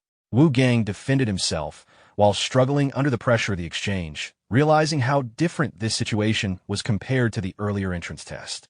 As he narrowly avoided strikes and tried to respond, Beakley Woon calmly evaluated his movements, noting that while his orthodox techniques were clumsy, they were still more useful than expected. However, he also stated that Wu Gang was fundamentally unsuited to unorthodox martial styles. This provoked Wu Gang, who demanded clarification. Beakley Woon responded that he was not suited for the killing sword, a style that required absolute willingness to eliminate everything in its path. Hearing this, Wu Gang recalled fragments of his past and grew more agitated, insisting that Beakley Woon knew nothing about him. Beakley Woon pointed out directly that Wu Gang's sword contained hesitation, identifying a lack of killing intent as his core weakness. Wu Gang pushed back, questioning how he could judge him so easily, but Beakley Woon answered with a strike, sending him flying. As Wu Gang struggled to recover, Beakley Woon pressed further, questioning what principle he actually followed. Wu Gang, frustrated and shaken, insisted that it was all or nothing and dismissed the idea of any deeper principle. Beakley Woon continued his pressure, stepping forward and attacking while asking why Wu Gang even held a sword. Wu Gang tried to respond, but was interrupted by another attack. Their blows collided with tremendous force, tearing into the ground and leaving visible damage across the battlefield. Finally, Wu Gang was forced down to his knees, struggling under the overwhelming difference in strength. At that moment, Wu Gang admitted there was a deeper reason behind his need to grow stronger. His thoughts returned to his father, an ordinary martial artist who nonetheless kept his word on the battlefield. When others retreated, he had been the only one to stand his ground. Even if the world dismissed it as a meaningless death, Wu Gang remembered it with unresolved anger, convinced his father had died unjustly. That lingering grief had nearly driven him to the edge. Yet he now realized that acting recklessly would only lead to a pointless death of his own. He understood that if he wanted anything to change, he had to survive and become stronger, enduring everything in the process. However, the path he chose had gone beyond his original intent. In pursuit of power, he had unknowingly become entangled in the identity of the Blood Sword sect's young sect leader, no longer the young Master Wu Gang he once was. Beakley Woon fell silent after hearing this, and then asked whether he regretted the past. Wu Gang hesitated before admitting he did not know. What he did know was that he wanted to restore his father's honor and prove that his death was not cowardice, but the act of a warrior greater than most. As a son and heir to that legacy, he felt responsible, yet also lost in his current path. He even offered to accept punishment or exposure to the Merm Alliance, insisting that the others were uninvolved and that he alone had hidden his identity to infiltrate. After hearing this, Beakley Woon reacted unexpectedly, striking him and sending him flying before ordering him to stand. He remarked that Wu Gang reminded him of a boy lost in hatred. The conversation then shifted as Beakley Woon casually mentioned his own past, noting that when he left the Beakley clan to join the Mujiang martial school, he had already begun reshaping martial methods beyond traditional clan techniques. He explained that while others focused on strengthening their foundations, he specialized in adjusting and refining martial systems themselves. Wu Gang, surprised, asked if that meant he intended to teach him. Beakley Woon responded indifferently that the Merm Alliance would not collapse just because they ignored someone like him. Internally, however, he was clearly intrigued, recognizing Wu Gang as a potential successor connected to a powerful legacy. He then declared seriously that over the next half-month, he would completely dismantle Wu Gang's existing martial foundation and rebuild it from the ground up, warning that he would have to forget his current self and endure significant pain. He asked whether Wu Gang trusted him enough to accept that path. Wu Gang hesitated, questioning whether he could truly become stronger through this method. Beakley Woon reassured him that this was his role. Elsewhere, the scene shifted to a Merm Alliance envoy, where reports circulated that the students from the Martial Aptitude Hall this year were exceptionally talented. Yeagle Pyong confirmed the information, noting that their results were unusually high. As a result, major leaders within the martial factions had already begun an underground competition to recruit and secure them. Sword Saint Weiji Hack, one of the top masters among the orthodox martial arts 10 Heavens, mentioned a sudden development regarding a wager proposed by the co-leader of the unorthodox Merm faction concerning the upcoming duel. The bet was placed on Mujiang Martial School's victory. According to the terms, if the co-leader wins, he would request a minor favor. If he loses, he would halt all expansion and offensive actions for 1 year. His method of judgment, described as betting with an eye, was questioned by others as arrogance, suggesting he believed he could see outcomes others could not. Despite skepticism, the offer was considered too valuable to refuse given the current disadvantage. If the opposing faction paused their aggression, it would provide time for the orthodox side to reorganize its forces. Determined to maximize advantage, it was decided that Mujiang Martial School must not lose this duel under any circumstances. A new referee was assigned, a senior graduate from Merwin Martial School, along with Chong Ryu, a rising prodigy recognized as one of the next-generation swordsmen of Wang's sect. Elsewhere, Chong Ryu heard mention of Mujiang Martial School and recalled its reputation, noting it had been some time since he last encountered anything significant from it. Meanwhile, within Mujiang Martial School, Beakley Woon oversaw training sessions where disciples expressed exhaustion from continuous sparring, especially in uneven matchups such as 2 against 5. Sayo also commented on the difficulty of the training, but Beakley Woon soon arrived and acknowledged their fatigue. When Sayo noticed him, she asked when he had arrived. He responded calmly and announced a reward. After training concluded, they would travel to observe the upcoming duel at the Merm Alliance. He further revealed that a nearby blacksmith, previously associated with him, would forge personalized weapons for the disciples if they managed to win more than 8 out of 15 sparring matches against Mujiang Martial School's trainees. Sayo reacted enthusiastically upon hearing this and immediately accepted the challenge. Later, during sparring discussions, Dan Ryan expressed confusion over how Sayo had already adapted to counter techniques they had only recently encountered. She calmly stated that earlier forms had been more difficult, implying rapid learning progress. Wang Pao also noted that Sayo appeared to read opponents unusually well, while attributing his own improvement to increased motivation. Beakley Woon then issued further instructions, explaining that rewards and expectations were tied to performance. Observing the disciples closely, he urged them to analyze one another's growth and understand the reasoning behind his training methods. He also intervened when Wu Gang attempted to act independently, restraining him with a binding rope designed to suppress violent prisoners without damaging their core energy. The restraint tightened whenever unorthodox martial energy or uncontrolled movement was used, though it could theoretically be broken through disciplined physical strength alone. Wu Gang reacted in frustration, while others questioned whether Beakley Woon was showing favoritism towards certain disciples. He denied the claim and instructed everyone to continue sparring without distraction. Beakley Woon then explained that Wu Gang was being restricted specifically so he would not interfere and could instead observe the training process. From a distance, Munchio and others continued intense sparring sessions, visibly improving through real-time adaptation. Beakley Woon observed that previous weaknesses, such as failure to control spear distance, were being corrected through improved footwork and responsiveness. Wu Gang, watching in disbelief, noted how quickly his peers had evolved, especially in developing new close-range adaptations that had not existed before. Sayo also questioned a sudden movement during combat, unsure whether it was intentional or an instinctive adjustment. Beakley Woon, observing all of this, asked Wu Gang whether he could see how much the others had matured in such a short time. He then remarked that Wu Gang likely wanted to draw his sword and join immediately, but was afraid of being left behind. At that moment, a system notification confirmed that Munchio had entered the spear body unification state, where his spear and body movement became synchronized, as if the weapon were an extension of himself. Munchio planted his spear firmly, entering a heightened combat state that marked a significant breakthrough in his martial development.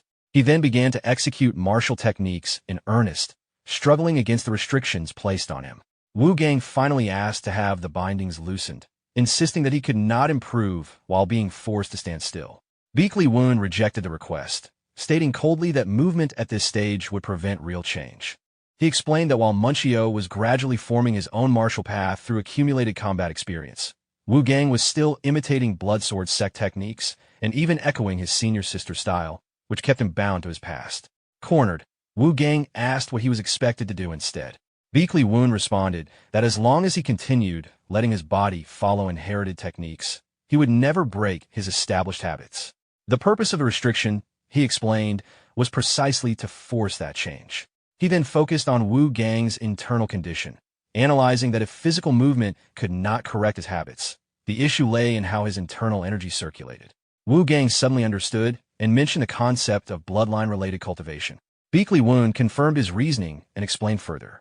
He stated that while other disciples were experimenting with new fist forms to break out of old patterns, Wu Gang needed to go further by completely reconstructing his internal foundation. He explained that although humans possess 365 acupoints, martial artists typically utilize only a fraction of them, and Wu Gang would need to find his path among the unused points. Wu Gang internally deduced the process, opening new acupoints, channeling internal energy through them, and forcibly overcoming resistance from established circulation routes. However, the system soon detected instability. His internal energy had been invaded by impurities and began flowing in reverse, indicating severe risk. Beakley Woon immediately warned him not to rush, explaining that forcing the process could result in loss of his dantian if the unstable energy consumed him. Observing nearby, Munchio reacted in confusion, questioning the nature of such extreme cultivation methods.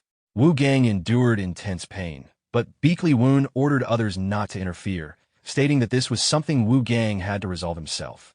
Wu Gang steadied his thoughts, refusing to abandon the process, determined not to return to his past state. He focused on purging the corrupted energy and forcing circulation through the new pathways. A system notification confirmed that his internal circulation had entered a micro-heavenly cycle. He let out a strained cry before gradually stabilizing. After some time, he finally calmed, breathing heavily as he recovered. Concerned, someone asked if he was all right. At that moment, the pressure within him suddenly surged, breaking the binding restraint. Beakley Woon, observing the result with satisfaction, stepped forward and confirmed that Wu Gang had successfully removed the influence of blood sword sect techniques. He described him as a blank slate now. Wu Gang acknowledged this and requested further instruction, insisting that he could not be left behind and needed guidance to form a new path. Beakley Woon agreed, stating that he would shape that blank slate into a new sword path and lead him back to the training ground. The surrounding disciples reacted with excitement at Wu Gang's return to the group. Elsewhere, in a forested area, Investigators discovered a corpse drained of blood. Namong Wu examined the scene and noted the body had been completely bled out. Chung Ha, visibly frustrated, ordered him to stop speaking and pointed out the neck wound and evidence that the body had been suspended during the process, suggesting a deliberate method. She noted regret that the culprit had escaped again. Namong Wu analyzed further, observing that the victims shared no clear pattern, suggesting the attacker consumed blood indiscriminately.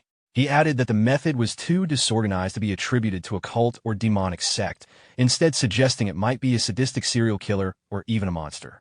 He noted that while the damage was not on the scale of a great demon, the lack of traces suggested intelligence. He then proposed either retreating to request reinforcements or continuing the pursuit. Chung Ha firmly rejected withdrawal, insisting they could not allow further casualties and speculating that higher-ranking authorities would likely pursue the case as well. When asked for objections, Namong Wu agreed to proceed under orders. He then half-jokingly considered the likelihood of death in such missions and even suggested preparing insurance. Finally, he carved a message into a tree, stating that if he went missing for more than a month, others should contact the sect master of the Righteous Heaven sect. Beakley Woon briefly muttered to himself, sensing an uneasy premonition that trouble was approaching. Sometime later, he stood at the gate of the training hall and addressed the disciples, acknowledging their 2 weeks of intense training. He praised their progress, noting that most of them had clearly improved, though he pointed out that one among them still had not discovered his own sword path. He confirmed that Sayo and Wang Pao had each achieved 8 victories as promised, and therefore the group would proceed to the next phase, including the forging of personalized renowned weapons. He reminded them that they had every reason to take pride in their results and express confidence that they could complete the next stage successfully. He then revealed the second training phase in blunt terms. They would fight and refine themselves through direct combat against one another. Elsewhere, Beakley Woon reviewed a report from the MERM Alliance deputy strategist, learning that the number of missing persons in Hunan had recently surged.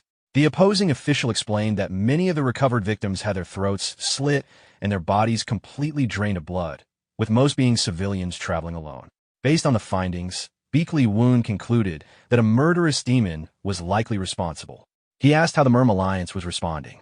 The report stated that elite young operatives had already been dispatched to Hunan, including Namong Wu and Master Chung Ha, while the Tiger Squad had been assigned to the hub province. Hearing this, Beakley Woon judged that the situation was being handled by capable individuals and felt reassured, noting their skill levels and adaptability. However, the mention of demonic activity triggered an unpleasant memory. He then abruptly asked when the situation would be disclosed to the Marwan Martial School disciples. At that moment, a sudden commotion erupted nearby. Jin Guang was struck and thrown into a room, injured, while Wu Gang was seen engaged in a heated clash elsewhere, leading to confusion and disorder among the disciples. Beakley Woon, noticing the chaos, asked if everything was all right and was told that the situation was under control, though clearly tense. Frustrated, he criticized the disciples for causing embarrassment in front of guests. Yurong expressed concern about whether it was safe to leave things as they were, and the conversation shifted to the status of training at Marwan Martial School. It was mentioned that the legendary fighter Chung Ryu had reappeared and was reportedly involved in training the next generation. Beakley Woon was visibly surprised, recognizing Chung Ryu as a top-tier genius of the next generation and one of the closest contenders for the title of the strongest martial artist. He reflected that such a person should not naturally excel at teaching, making Marwan Martial School's current development even more unexpected. He then remarked on their apparent abundance of talent, drawing further attention from those present. Outside, Wu Jin apologized for the earlier disruption, taking responsibility for their shortcomings. Beakley Woon reassured him, stating that despite the chaos, the disciples had performed better than expected over the past month. However, when Dan Ryan immediately resumed training instead of resting, Beakley Woon snapped and ordered everyone to stop and listen properly. He then clarified his past, revealing that during his time at Marwan Martial School, he had repeatedly faced Chung Ryu in tournament finals and had never once been defeated. This revelation shocked those listening. When asked directly about his identity, he confirmed that in the past he was known as the White Sword Dragon, a title he earned before leaving his master more than a decade ago. He dismissed it as history, stating that he was now simply the sect leader of the Righteous Heaven sect. Realizing that the disciples had been doubting him, He then firmly reminded them that everyone had performed well over the past month and suggested they were overdue for a short rest. Even so, Dan Ryan immediately insisted on continuing training. Frustrated, Beakley Woon raised his voice and ordered everyone to stop being stubborn and listen. Finally, the group settled down and began to properly follow his instructions. At this moment, Munchio stared at his own palm in confusion. He told the sect master that no matter how intensely they trained, they recovered unusually fast by the next day, and their injuries healed far quicker than normal. Beakley Woon considered this and realized it was due to their inclusion on the temporary disciple roster, which granted enhanced recovery effects. Even so, he reminded them that rest was still necessary, especially to prevent mental fatigue, which could be just as damaging as physical exhaustion. He ordered them to rest properly for the day, adding that visiting Yuyong's daunting lake would also be a rare opportunity for martial artists. The disciples quickly complied. Beakley Woon then added a final warning. Although the arrangement was temporary, they were currently considered members of the Righteous Heaven sect. If they caused trouble outside, he would personally force them to crawl back to the Merm Alliance to report to him once training concluded. The group immediately assured him they would behave. Excited by the break, they prepared for the trip, with some expressing regret that Wang Pao could not join them. Munchio organized the group, suggesting they first visit Daunting Lake's most famous locations before enjoying food together. However, when they arrived at a restaurant, they were informed that it was fully occupied on the first and second floors, while the third floor was reserved for distinguished figures of the region. Unable to afford or access it, Munchio quickly pulled the others away, insisting they find another place and avoid unnecessary spending. At that moment, a woman named Gall approached and offered to pay for their meal on one condition: that they tell her about the person currently training the young disciples here. She removed her hat as she addressed Beakley Woon directly. Wu Gang, observing her, quietly wondered who she was, noting her striking appearance and blue eyes, while recalling fragmented memories connected to her name. Meanwhile, Gall reflected on her own past. She remembered being told that she would be introduced to an interesting opponent and initially dismissed it as exaggeration.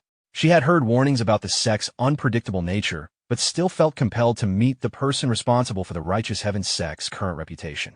She had even planned to establish a fabric shop locally as a cover while searching for him, confident in her own skills. Returning to the present, she expressed surprise that she had not yet been contacted despite her efforts. Orion tried to defuse the situation by pouring her a drink and jokingly addressing her as sister, which slightly softened the atmosphere. Munchio added cautiously that they had initially suspected she might be associated with the Unorthodox Alliance due to her sudden inquiry about the sect master. Gall accepted the misunderstanding calmly, noting that her appearance often led to suspicion. Munchio quickly apologized for the assumption. She then questioned whether the Righteous Heaven sect master had ever mentioned her. The group hesitated, unsure how to respond, until Wu Gang bluntly suggested that he might have simply forgotten. This caused visible embarrassment, prompting Wu Jin to quickly cover his mouth. Wu Gang clarified that the sect master was likely too busy with training and responsibilities rather than intentionally ignoring her. He explained that current pressures, including preparation for the wager with the Unorthodox Alliance, had likely left little room for personal matters. Gall acknowledged this explanation, noting that the bet between the Orthodox and Unorthodox alliances before the Grand Tournament had led to a temporary suspension of conflicts, with both sides wagering on their ability to evaluate people. The group reacted in surprise upon hearing this, realizing the situation carried far greater political weight than they had assumed. In the wager, it was revealed that the Unorthodox Alliance had bet on Mujiang Martial School's victory, while the Merm Alliance had placed their support behind Marwen Martial School. Hearing this, Wu Gang slammed the table in anger, insisting that a grand tournament should not be manipulated by outside forces and that it was not something the Unorthodox Alliance should interfere with. Gall continued explaining the terms of the bet. If the Unorthodox Alliance lost, they would halt all attacks and territorial expansion for 1 year. In return, if they won, the Merm Alliance would only need to fulfill a single small request. Because of this imbalance and consequences, the Merm Alliance had no real choice but to accept. However, the result was that both sides now quietly hoped for different outcomes, and the participants of the tournament had effectively been turned into pieces in a larger political game controlled by the Unorthodox faction. Upon hearing this, Munchio became furious, accusing the higher authorities of treating them as expendable pawns. Others expressed similar anger, believing they had entered the tournament on equal terms, only to realize they were being used in a broader scheme. Some argued that since they belonged to sects under the Merm Alliance, even a loss would not damage their personal honor and might even bring compensation.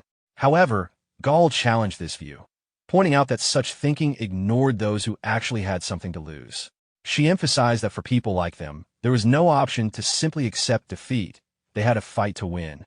Munchio bluntly agreed with her assessment, while tempers flared. Wu Gang suddenly struck the table, cutting off the argument and demanding that they stop.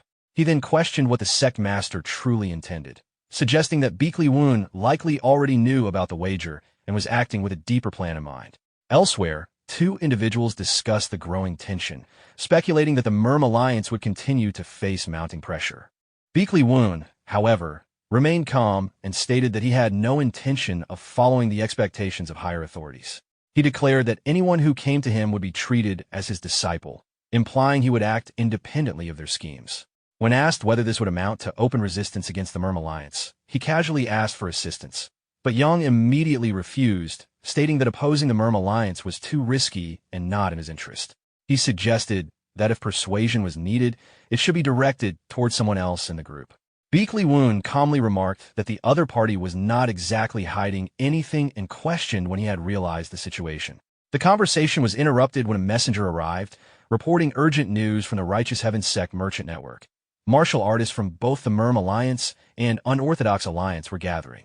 Initially, the report was assumed to indicate a large-scale conflict between humans. However, the messenger quickly clarified that the real threat was different. The 100 demons were advancing toward Daunting Lake. Meanwhile, deep within the forest, the 100 demons roared and moved as one. Their killing intent surged outward like a tide, each of their instincts focused on one directive: hunt humans and consume them. Beakley Woon was already aware of the nature of the 100 demons. He understood that a Yakai realm forms when a great demon establishes dominion over a territory, transforming it into a corrupted zone. As long as one avoids entering that domain, survival is possible.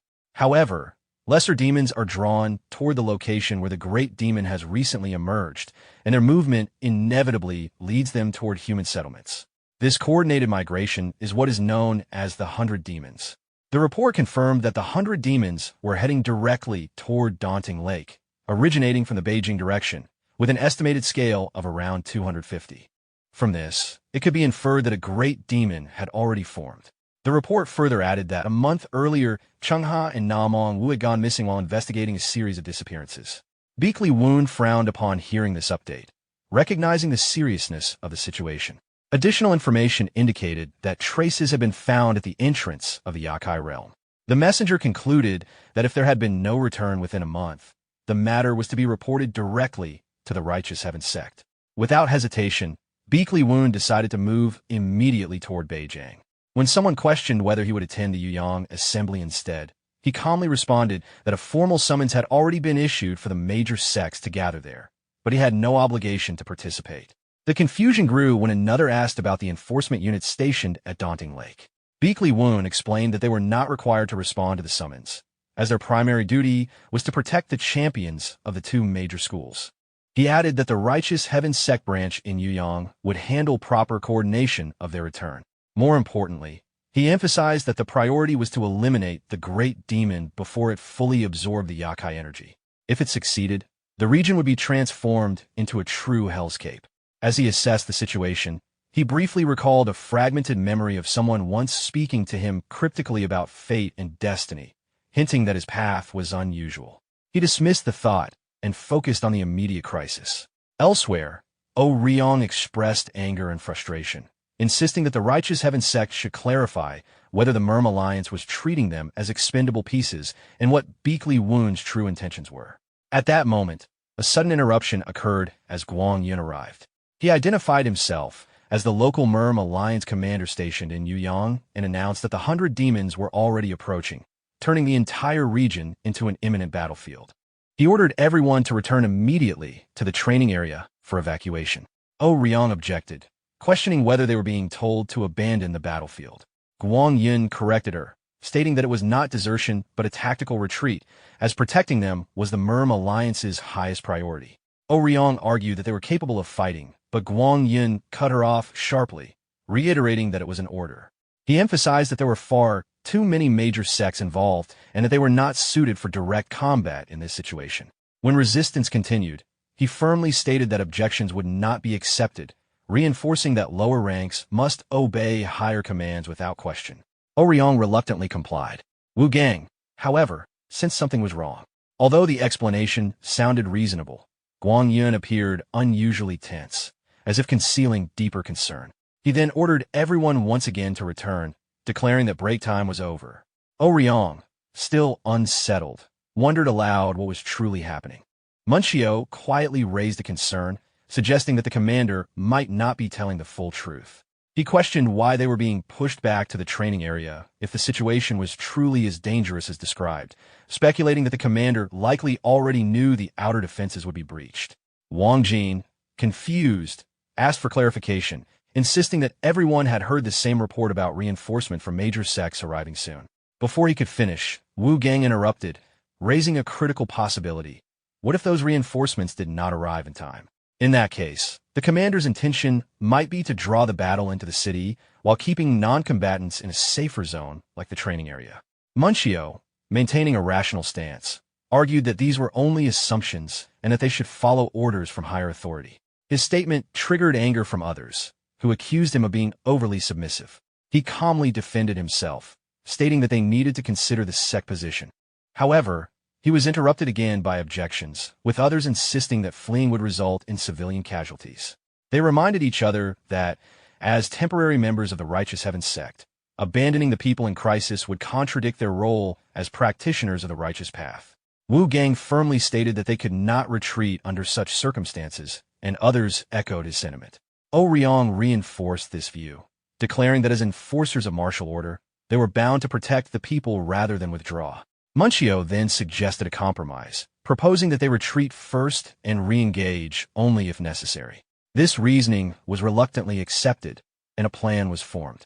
Wu Gang was assigned to quickly assess the scale of the 100 demons, while Ouyang and Wang Jin were tasked with surveying the terrain. Munchio and another companion would scout possible ambush locations. From this point onward, they resolved to actively track and prepare for the incoming threat. Gull, standing at the rear, remarked with disappointment that she had been forgotten in the planning, highlighting her exclusion from the group's immediate strategy. Meanwhile, in the forest, Beakley Woon analyzed the situation. Recalling his earlier experiences with merchant escorts, he noted that survival training always emphasized retreat and situational awareness. He also reasoned that if Namong Wu and Chung Ha were still alive within the affected zone, their supplies were likely running out. He observed the increasing spread of the infestation and expressed concern that the situation needed to be resolved quickly. Elsewhere, the 100 demons raged, their killing intent intensifying. One of them complained inwardly that intruders had disrupted its domain and that, despite only recently awakening as a great demon, humans had managed to conceal themselves within its territory. Enraged, it demanded that they reveal themselves. Chung Ha and Namong Wu were hiding nearby. Chung Ha assessed the enemy's overwhelming bloodlust, reluctantly admitting they should have eliminated it before it fully awakened. Namong Wu responded irritably, telling her to stop dwelling on it, though he still maintained confidence in his remaining strength. As tension escalated, Chung Ha signaled danger, and they prepared for combat. She suddenly launched a surprise attack, drawing the attention of the 100 demons. Namong Wu followed with a coordinated strike, successfully landing a hit, though Chung Ha immediately warned him to stay alert as the enemy counterattacked. The 100 demons retaliated violently, forcing Namong Wu to be thrown aside in pain. Chung Ha called out to him in alarm as the creature advanced. At that critical moment, one of the demon's arms was suddenly severed in a single strike. The creature howled in shock and rage. Beakley Woon then appeared calmly, remarking that they were lucky he had arrived before things became worse. Chung Ha immediately recognized him and called out to the team leader as he stepped into the battlefield. Beakley Woon immediately corrected Chung Ha, stating that she should address them properly as the Righteous Heaven sect. Namong Wu, still lying on the ground, muttered that Beakley Woon had arrived too late. Beakley Woon responded with a calm smile, saying he had been busy and did not expect to personally clean up the battlefield at that hour. He then turned his attention forward, preparing for combat as the 100 demons charged at him. Chung Ha called out that a single decisive strike to the head would be enough to finish it, though Wu Gang found the situation questionable, thinking it odd that a single great demon could supposedly be handled so simply by two people. The 100 demons remained standing, unharmed, before suddenly leaping and mocking them. Beakly Woon remained fully alert and ordered the others to fall back as needed. At that moment, an unexpected figure appeared and greeted Beakly Woon, revealing familiarity between them. Beakly Woon recognized the Black Knight and remarked that it had been a long time since their last meeting, expressing surprise at his presence. The Black Knight, in turn, noted Beakly Woon's growth and asked why he was there. Beakly Woon suddenly froze as terrifying memories from the past resurfaced in his mind. His face turned pale, and a desperate scream escaped him. A flashback revealed a younger Beakly Woon standing amidst a devastated battlefield, his body covered in wounds while countless corpses lay scattered around him. In the middle of that destruction, he desperately called out Heron's name after spotting her standing before him. However, Heron was no longer herself. Dark demonic energy completely surrounded her body, and the sword in her hand radiated a frightening purple aura. Struggling painfully, she admitted that she could no longer control her own body. Consumed entirely by demonic energy, Heron suddenly charged forward and stabbed directly toward Beakly Woon, who could only cry out her name in despair. Back in the present, Black Knight mocked him while recalling the incident from more than 10 years earlier, when he had been forced to flee after losing someone precious to him. Beakly Woon coldly acknowledged the truth. The woman before him was none other than Black Knight, ruler of the Immortal Valley and one of the rulers of the 3 great demon realms, a terrifying existence powerful enough to once destroy half of the Imperial Palace alone. Sweat formed on Beakly Woon's face as he struggled to understand why Black Knight was present when she was supposed to remain sealed away. For a moment, he even wondered whether this was only a clone. Black Knight turned toward him confidently, radiating overwhelming pressure like a true ruler. Nearby, a greater demon briefly appeared before Black Knight casually explained that she had already thrown that nuisance elsewhere. Beakly Woon scoffed and remarked that even demons seemed capable of loyalty and camaraderie. Black Knight immediately dismissed the comment, claiming she had no interest in insignificant beings. Beakly Woon responded with a cold smile and declared that he still had unfinished business with that monster. After dealing with Black Knight, he intended to hunt it down personally. Black Knight mocked his confidence, but Beakly Woon fiercely replied that 10 years was more than enough time for the world to change completely. He was no longer the same person he had once been. Lightning-like energy surged through his eyes as veins bulged across his body. Filled with determination, he swore that this time he would erase Black Knight from existence permanently. Suddenly, a loud screech echoed through the area as a sharp sword strike cut through the air. Elsewhere in a gloomy forest, Dan Ryan sighed in relief after noticing there were no powerful demons nearby.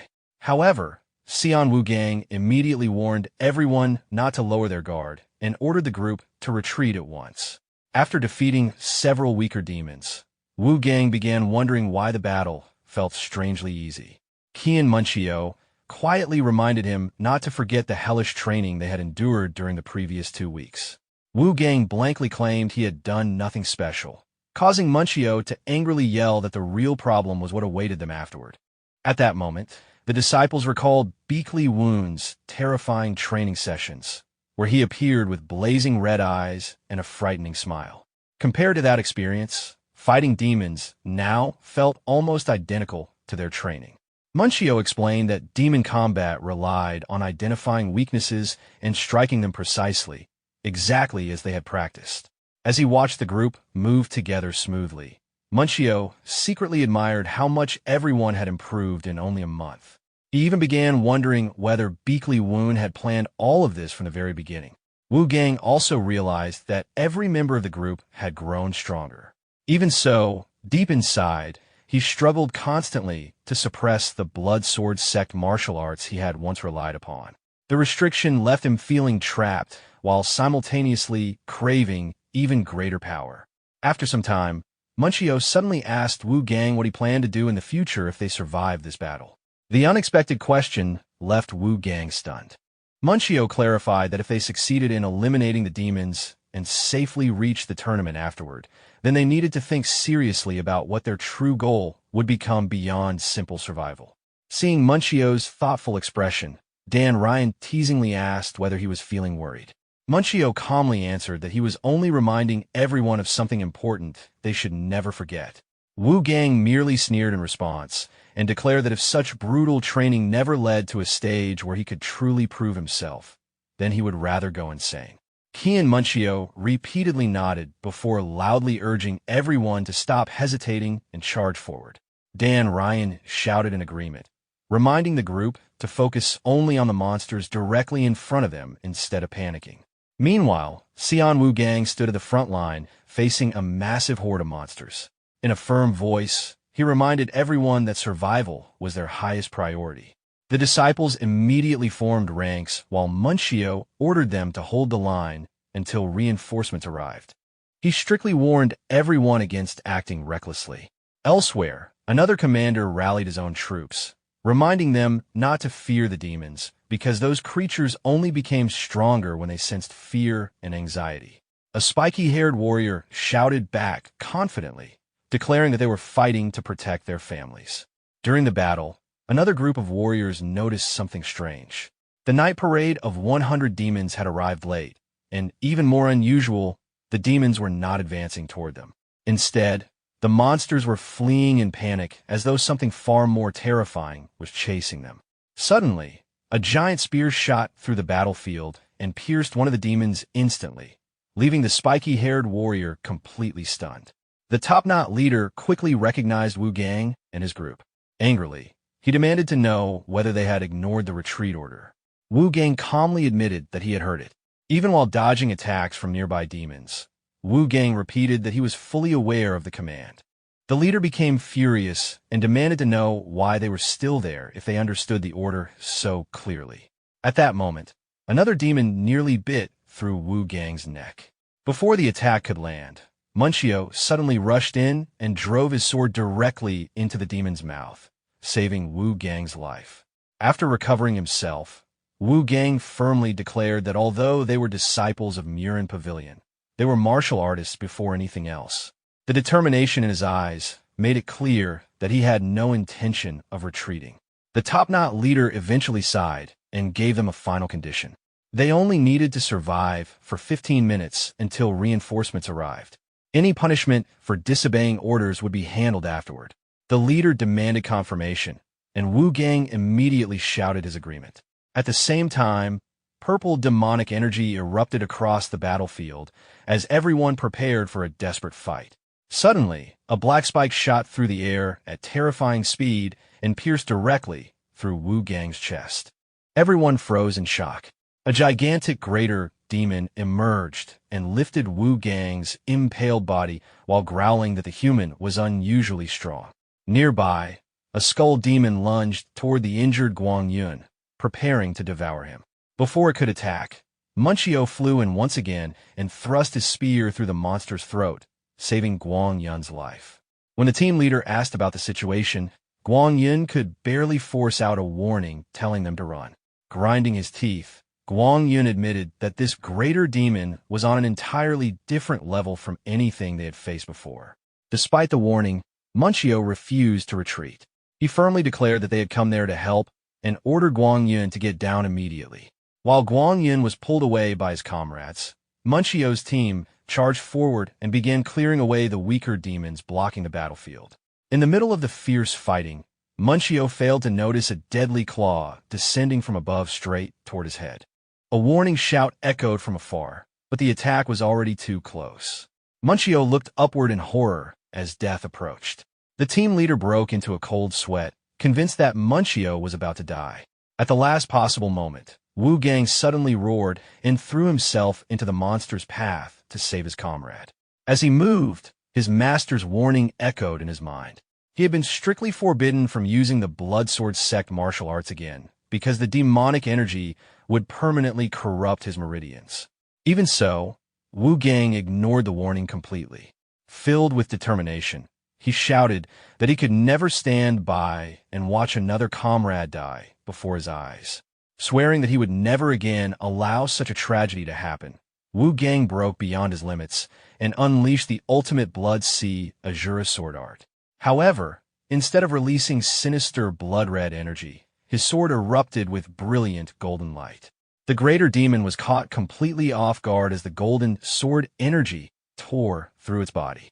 A painful shriek echoed across the battlefield before the monster was split apart. Watching from afar, Beakley Woon was stunned. He immediately realized that Wu Gang had surpassed his own limits.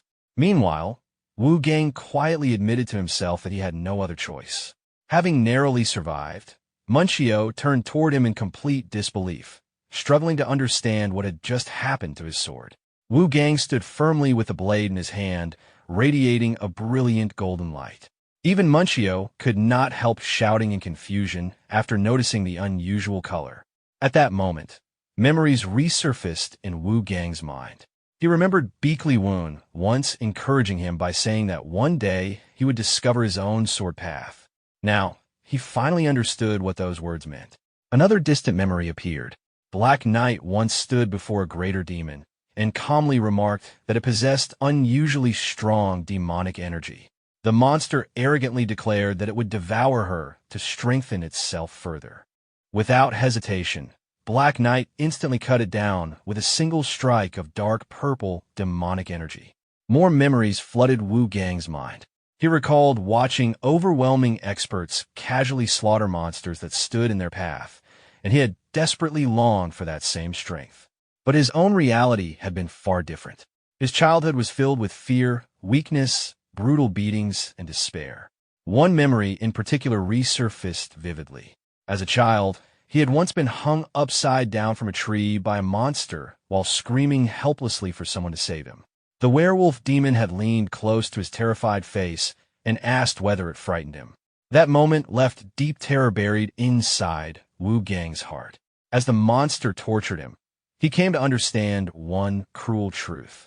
If he wanted to survive, then he had to become something even more frightening than the demons hunting him. Back in the present, Wu Gang stared directly at the greater demon and declared that he was no longer the prey. Now, he was the hunter. The greater demon roared arrogantly and insisted that humans should fear its power. Wu Gang, however, showed absolutely no fear. His sword glowed brilliantly as he calmly prepared to face the monster head-on. Enraged by Wu Gang's fearless attitude, the greater demon charged forward furiously while Munchio shouted encouragement from behind. Wu Gang lightly leapt into the air and effortlessly avoided the monster's fiery attack. The ease with which the strike was dodged visibly surprised the greater demon. Landing smoothly, Wu Gang revealed a confident smirk before declaring that the warm-up was over. This time, he would attack. In an instant, he shot forward and closed the distance so quickly that even the greater demon was stunned. The flow of battle shifted immediately. Forced onto the defensive, the greater demon hurriedly raised its arms to block the incoming strikes awkwardly. At the same time, Wu Gang loudly ordered Jin and Dan Ryan to move in and support him. He also expressed gratitude toward Oryong, acknowledging the role everyone had played in reaching this point. What began as a solo confrontation instantly transformed into a perfectly coordinated team battle.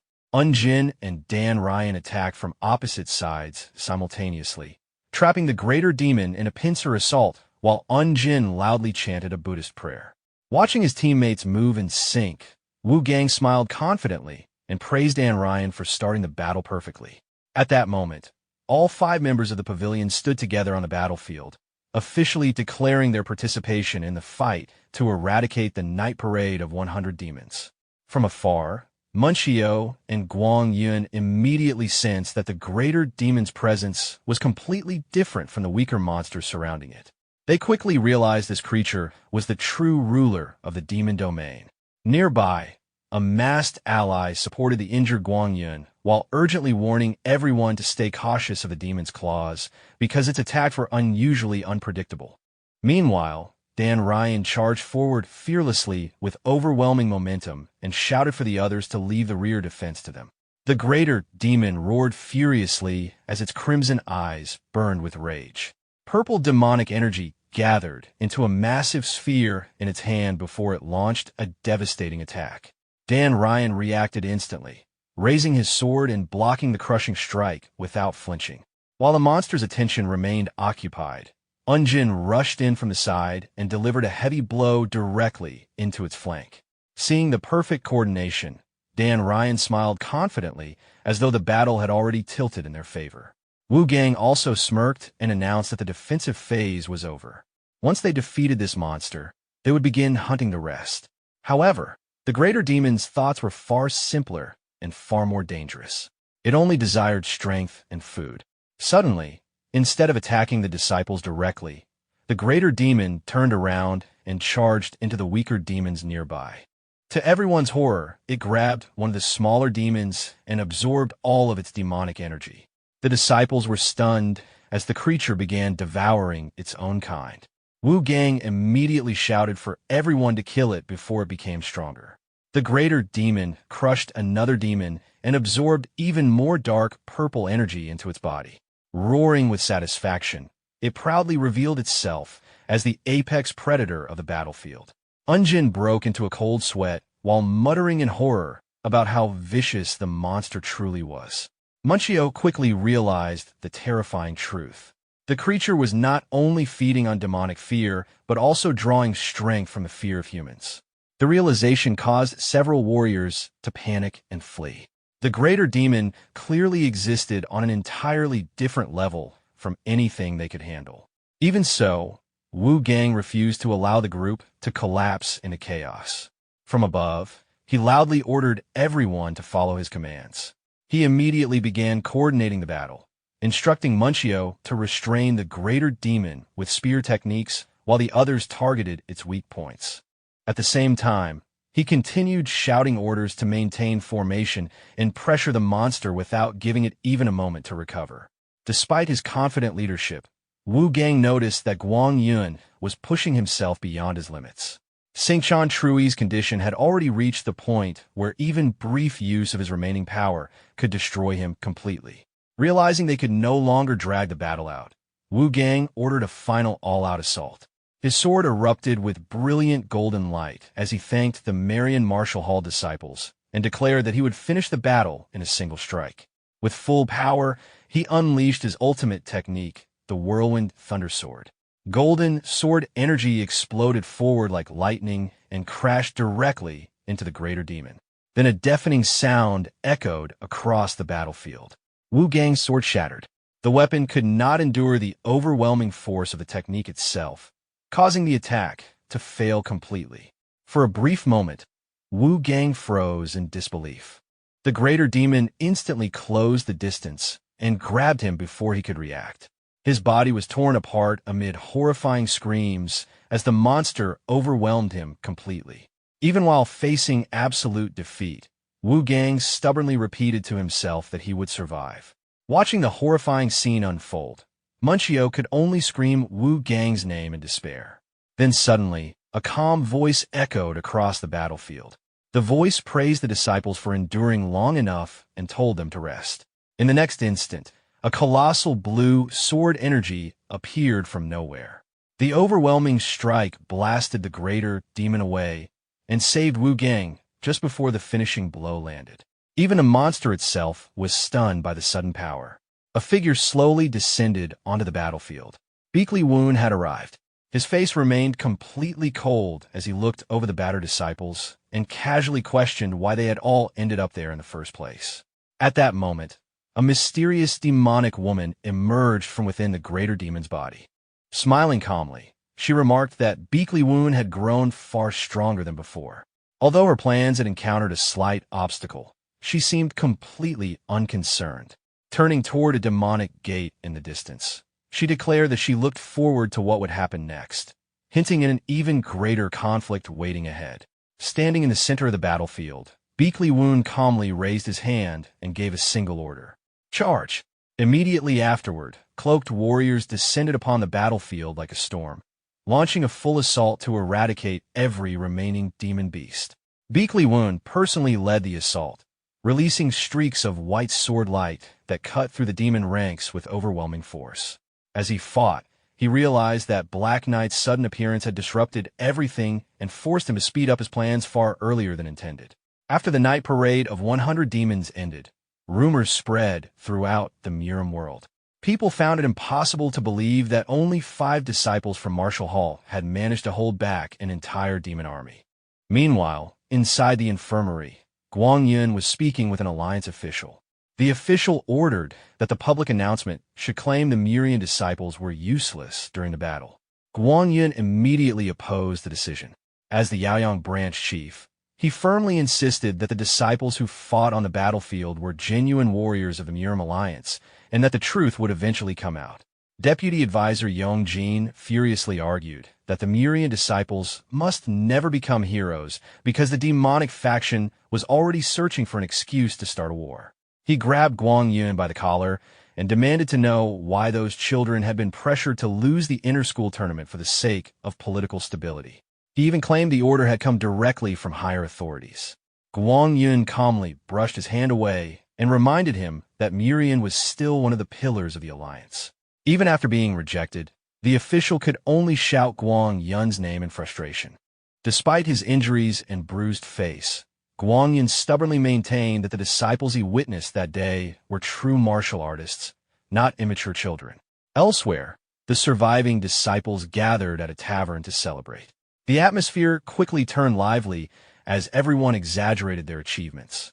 One disciple proudly claimed to have defeated 20 demons, while another immediately insisted he had taken down 25. Wu Gang apologized to Beakley Woon for the noisy atmosphere, but their master casually replied that such behavior was normal after surviving a life-and-death battle. Then Beakley Woon suddenly brought up a serious topic. He directly asked whether they had already heard that the Miram Alliance wanted them to lose the tournament. The cheerful mood vanished instantly. Every disciple fell silent as their expressions darkened. Beakley Woon calmly drank his tea before confirming that it seemed they already knew the truth. He then asked them what they planned to do about it. Wu Gang explained the dilemma they faced. If they deliberately lost, the demonic faction would avoid invading for an entire year. But if they won, allied sects could potentially suffer severe consequences. Beakley Woon responded coldly. He pointed out that if the Miram Alliance truly respected them, they would have at least explained the situation openly and asked for their understanding. Then he revealed the harsh reality behind everything. The reason nobody bothered asking for their opinion was because they were considered weak. He further reminded them that for the past 4 years, the Murian disciples had never once defeated the Mujiang Marshall Hall disciples. Since their defeat was already assumed from the beginning, nobody felt the need to consider their feelings. The disciples could only remain silent after hearing the brutal truth. Beakley Woon continued by telling them that this was the true level the Miram Alliance believed they possessed. Then he asked one final question. What do they truly want? Wu Gang's eyes immediately burned with determination as he gave a firm answer. At once, the entire group shouted together. They wanted to win. Hearing that response, Beakley Woon slowly smirked and raised his teacup. Then he ordered them to do exactly that. He told them to crush the Mujiang Marshall Hall disciples and prove to the fools within the Miram Alliance that they were wrong. They were also rising stars of the Miram world. With a challenging expression, he asked whether anyone objected. The entire group shouted in unison that they did not. Satisfied, Beakley Woon announced that the Yaoyang branch chief would cover all expenses for the night and told everyone to eat and drink freely. The disciples immediately erupted into cheers. Elsewhere, Guang Yun suddenly broke into a cold sweat despite the bandages covering his eyes. He sensed an ominous demonic aura nearby. At the same time, Beakley Woon quietly declared that everyone should enjoy the remaining month because hellish training would begin again tomorrow. Suddenly, a system notification appeared before him. Thanks to the disciples' recent achievements, the sect's reputation had risen dramatically, allowing the sect's system to upgrade. A domineering laugh echoed as the system presented him with an important decision. He now had to choose the sect's future development path. The first option focused on expansion and influence. By establishing multiple branch halls, the sect would rapidly increase its fame and greatly improve disciple recruitment. The second option focused on elite development. Instead of quantity, it emphasized raising a small number of exceptional disciples while improving martial arts mastery and transmission efficiency. As this decision appeared before him, The group remained gathered together inside a bustling inn near the Murim Alliance headquarters. Lanterns hung high across the inn, while the lively atmosphere continued around the disciples. Meanwhile, Beakley Woon remained focused on analyzing the system panel until one of the disciples informed him that the food had finally arrived. Deciding to postpone the important decision for later, he joined the others before the meal became cold. Inwardly, he concluded that the system's choice was not something that needed to be rushed. During the gathering, Sua suddenly asked whether the Mujang Marshall Hall disciples were truly as powerful as the rumors claimed, since everyone already assumed they would win the tournament. Instead of answering directly, Beakley Woon asked if she remembered the tournament format. Sua confidently replied that she had participated before and believed it was simply a series of dull one-on-one matches. Beakley Woon smirked faintly before correcting her. He explained that the Intersect tournament was far more important than ordinary matches. It existed to train the future pillars of the Murim world. According to him, the goal was not merely to find strong fighters, but to develop future leaders capable of strategy, judgment, and real combat experience. He then broke down the structure of the tournament. The competition consisted of 3 main rounds. The first was a speed-based trial. The second focused on individual duels to display personal martial skill, and the final round was a large-scale team battle involving all participants. Whichever faction won at least 2 out of the 3 rounds would become the overall champion. At that moment, a large man interrupted the conversation while mocking Mujang Pavilion for failing to win a single round during the last 4 years. He then casually asked Beakley Woon about the betting odds for this year's tournament. The man loudly declared that Mujang Pavilion finally had a real chance of winning. To everyone's surprise, he addressed Beakley Woon like an old acquaintance. Sua looked confused until it was revealed that the man was Pianguk, the young lord of the Pine Clan and a former fellow disciple, as well as one of Beakley Woon's old rivals from 7 years earlier. Pianguk swaggered confidently, convinced that Beakley Woon still remembered him clearly. However, Beakley Woon stared at him expressionlessly and calmly asked who he was. As Sua quietly repeated Pianguk's name, the man immediately became furious and corrected her loudly. Beakley Woon then pretended to finally remember him while deliberately mispronouncing his name again.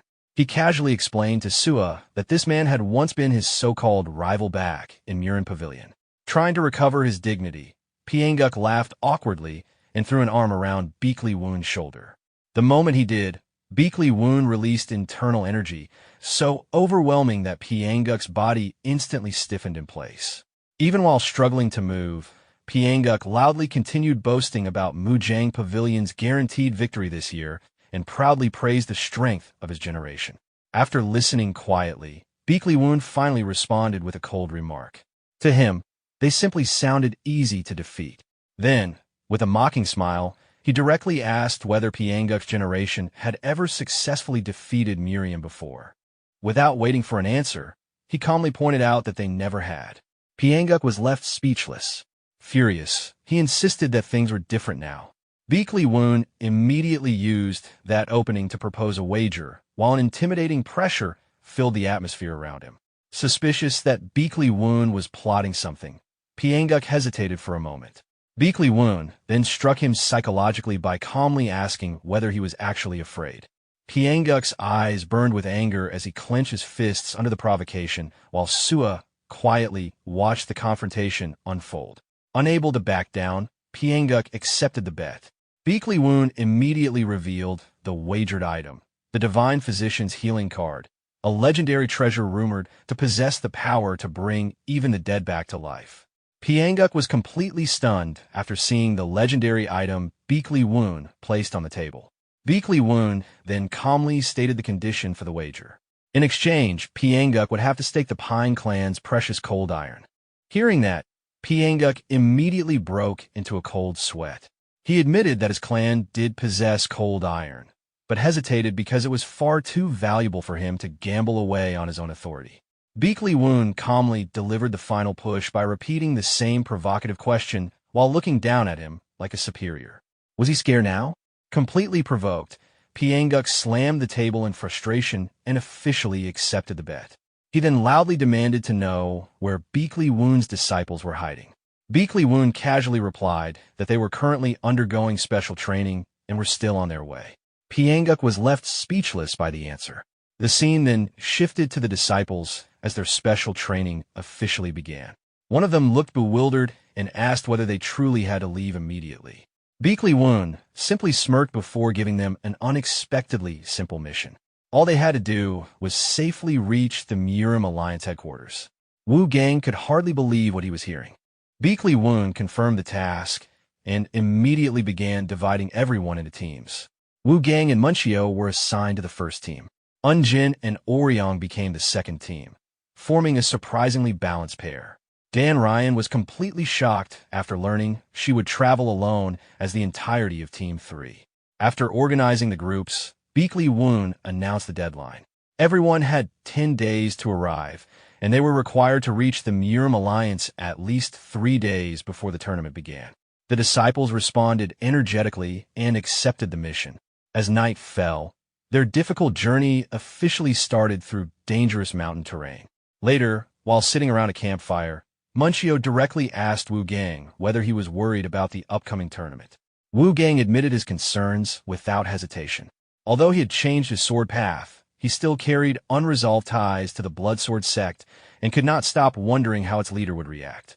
Suddenly, a strange sound echoed from deep within the forest. Munchio instantly became alert and asked whether Wu Gang had heard it too. At that moment, a red-robed figure appeared silently on a nearby slope and coldly remarked that their awareness was not bad. Wu Gang and Munchio immediately assumed defensive stances while demanding to know who was there. The woman calmly revealed her identity. She was Moyong Hyen, leader of the Heavenly Squad. Her appearance left Wu Gang stunned. Drawing her sword in one smooth motion, Moyong Hyen bluntly declared that she had come to request a training match with the disciples of Murin Pavilion. Moyong Hyen landed directly before Shan Wu Gang and Soman Chuk, immediately ordering them to draw their weapons. Shocked, Wu Gang questioned why a Heavenly Squad leader would personally challenge disciples like them. Moyong Hyen calmly explained that she was repaying a debt because the two of them had saved members of her squad during the night parade of 100 demons. According to the Alliance's rules, she was obligated to return the favor. Without wasting another moment, she launched her attack. Shan Wu Gang could barely follow her movements and was stunned by her overwhelming speed. From afar, Beakley Woon casually revealed that all the disciple teams were currently interacting with members of the Murim Alliance as part of their training. Moyong Hyen continued her relentless assault, and Wu Gang finally understood that this was the welcome Beakley Woon had mentioned earlier. With no room to retreat, Shan Wu Gang and Soman Chuk steadied themselves and accepted the training match seriously. Moyong Hyen responded with a faint smirk as her sword radiated killing intent. The scene then shifted to a crowded entrance where another group of martial artists arrived, including the disciples of Mujong Martial School. One ponytailed disciple complained about the noisy crowd, wishing they could have entered quietly. Namong Hyen simply laughed and explained that the crowd had gathered to cheer for them because everyone already expected their victory. Confidently, Namong Hyen declared that Mujong Martial School would easily crush Muryo Martial School this year. He tried involving Beakley San in the conversation, but she coldly brushed him off, saying he would only bring bad luck. A gray-haired senior lightly scolded the group for speaking carelessly, but Chang Ryu quickly corrected the others with a serious expression. He warned them that this year was completely different because Beakley Woon was now guiding the Muryo Martial School disciples. Baker San froze the moment she heard Beakley Woon's name. Chang Ryu then reminded her that Beakley Woon was technically part of her family and mentioned that he had become the instructor of the Muryo disciples. Remembering Beakley Woon's unpredictable nature, Chang Ryu admitted that no matter how difficult the situation became, Beakley Woon always found a way to reverse it and secure victory. Realizing the danger, Chang Ryu warned his disciples that they were no longer the hunters. The Muryo disciples had now taken that role. He ordered them to become stronger predators capable of devouring those hunters instead. Meanwhile, Beakley San quietly muttered to herself with mixed frustration and unease, unable to believe that Beakley Woon had truly returned. The scene then shifted again as the sound of horse hooves echoed through the quiet road, accompanied by a long yawn filled with boredom. A convoy of carriages moved steadily toward Murim Alliance territory. Lying lazily on the roof of one carriage, the unorthodox Alliance leader complained about boredom and even wished for bandits to appear for entertainment. One of his subordinates, Great Sword, reminded him to maintain some dignity now that they had entered Murim Alliance territory.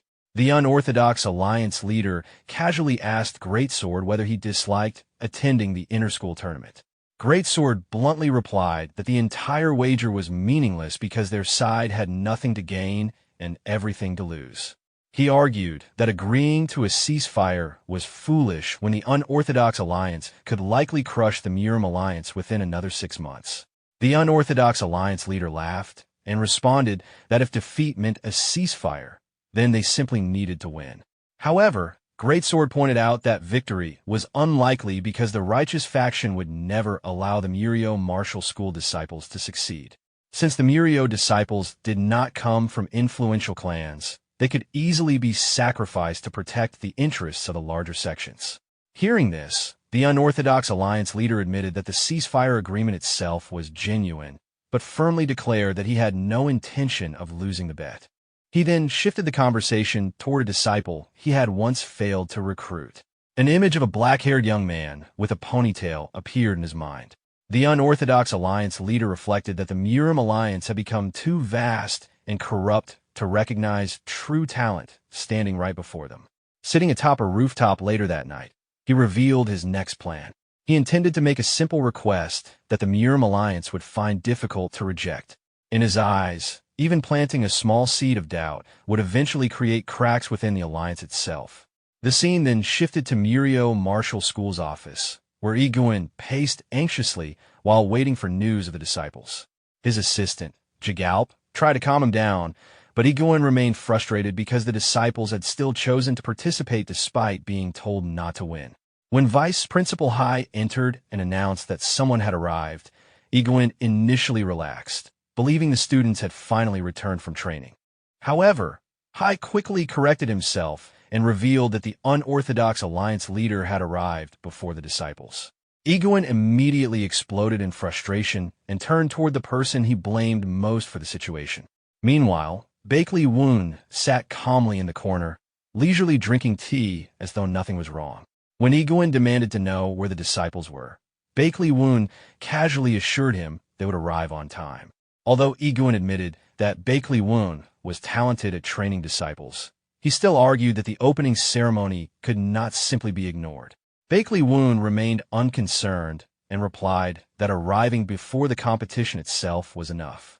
He also dismissed concerns about the arrival of Mujong Martial School and the unorthodox Alliance delegation, bluntly stating that the unorthodox Alliance leader would not care about meaningless ceremonies anyway. Soon after, a subordinate entered and reported that the opening ceremony would begin in 30 minutes, and the unorthodox delegation was already approaching. While Iguin could only grit his teeth in frustration, Bakley Woon confidently instructed them to leave the Murio Martial School seats empty, because every disciple would arrive without fail. At the same time, the unorthodox Alliance delegation finally arrived at the Murim Alliance headquarters. Seeing rows of people lined up to welcome them, the unorthodox Alliance leader found the display amusing and dismissed it as a childish political performance. Standing beside him, Great Sword immediately recognized it as a deliberate attempt by the Orthodox faction to establish psychological pressure before the tournament even began.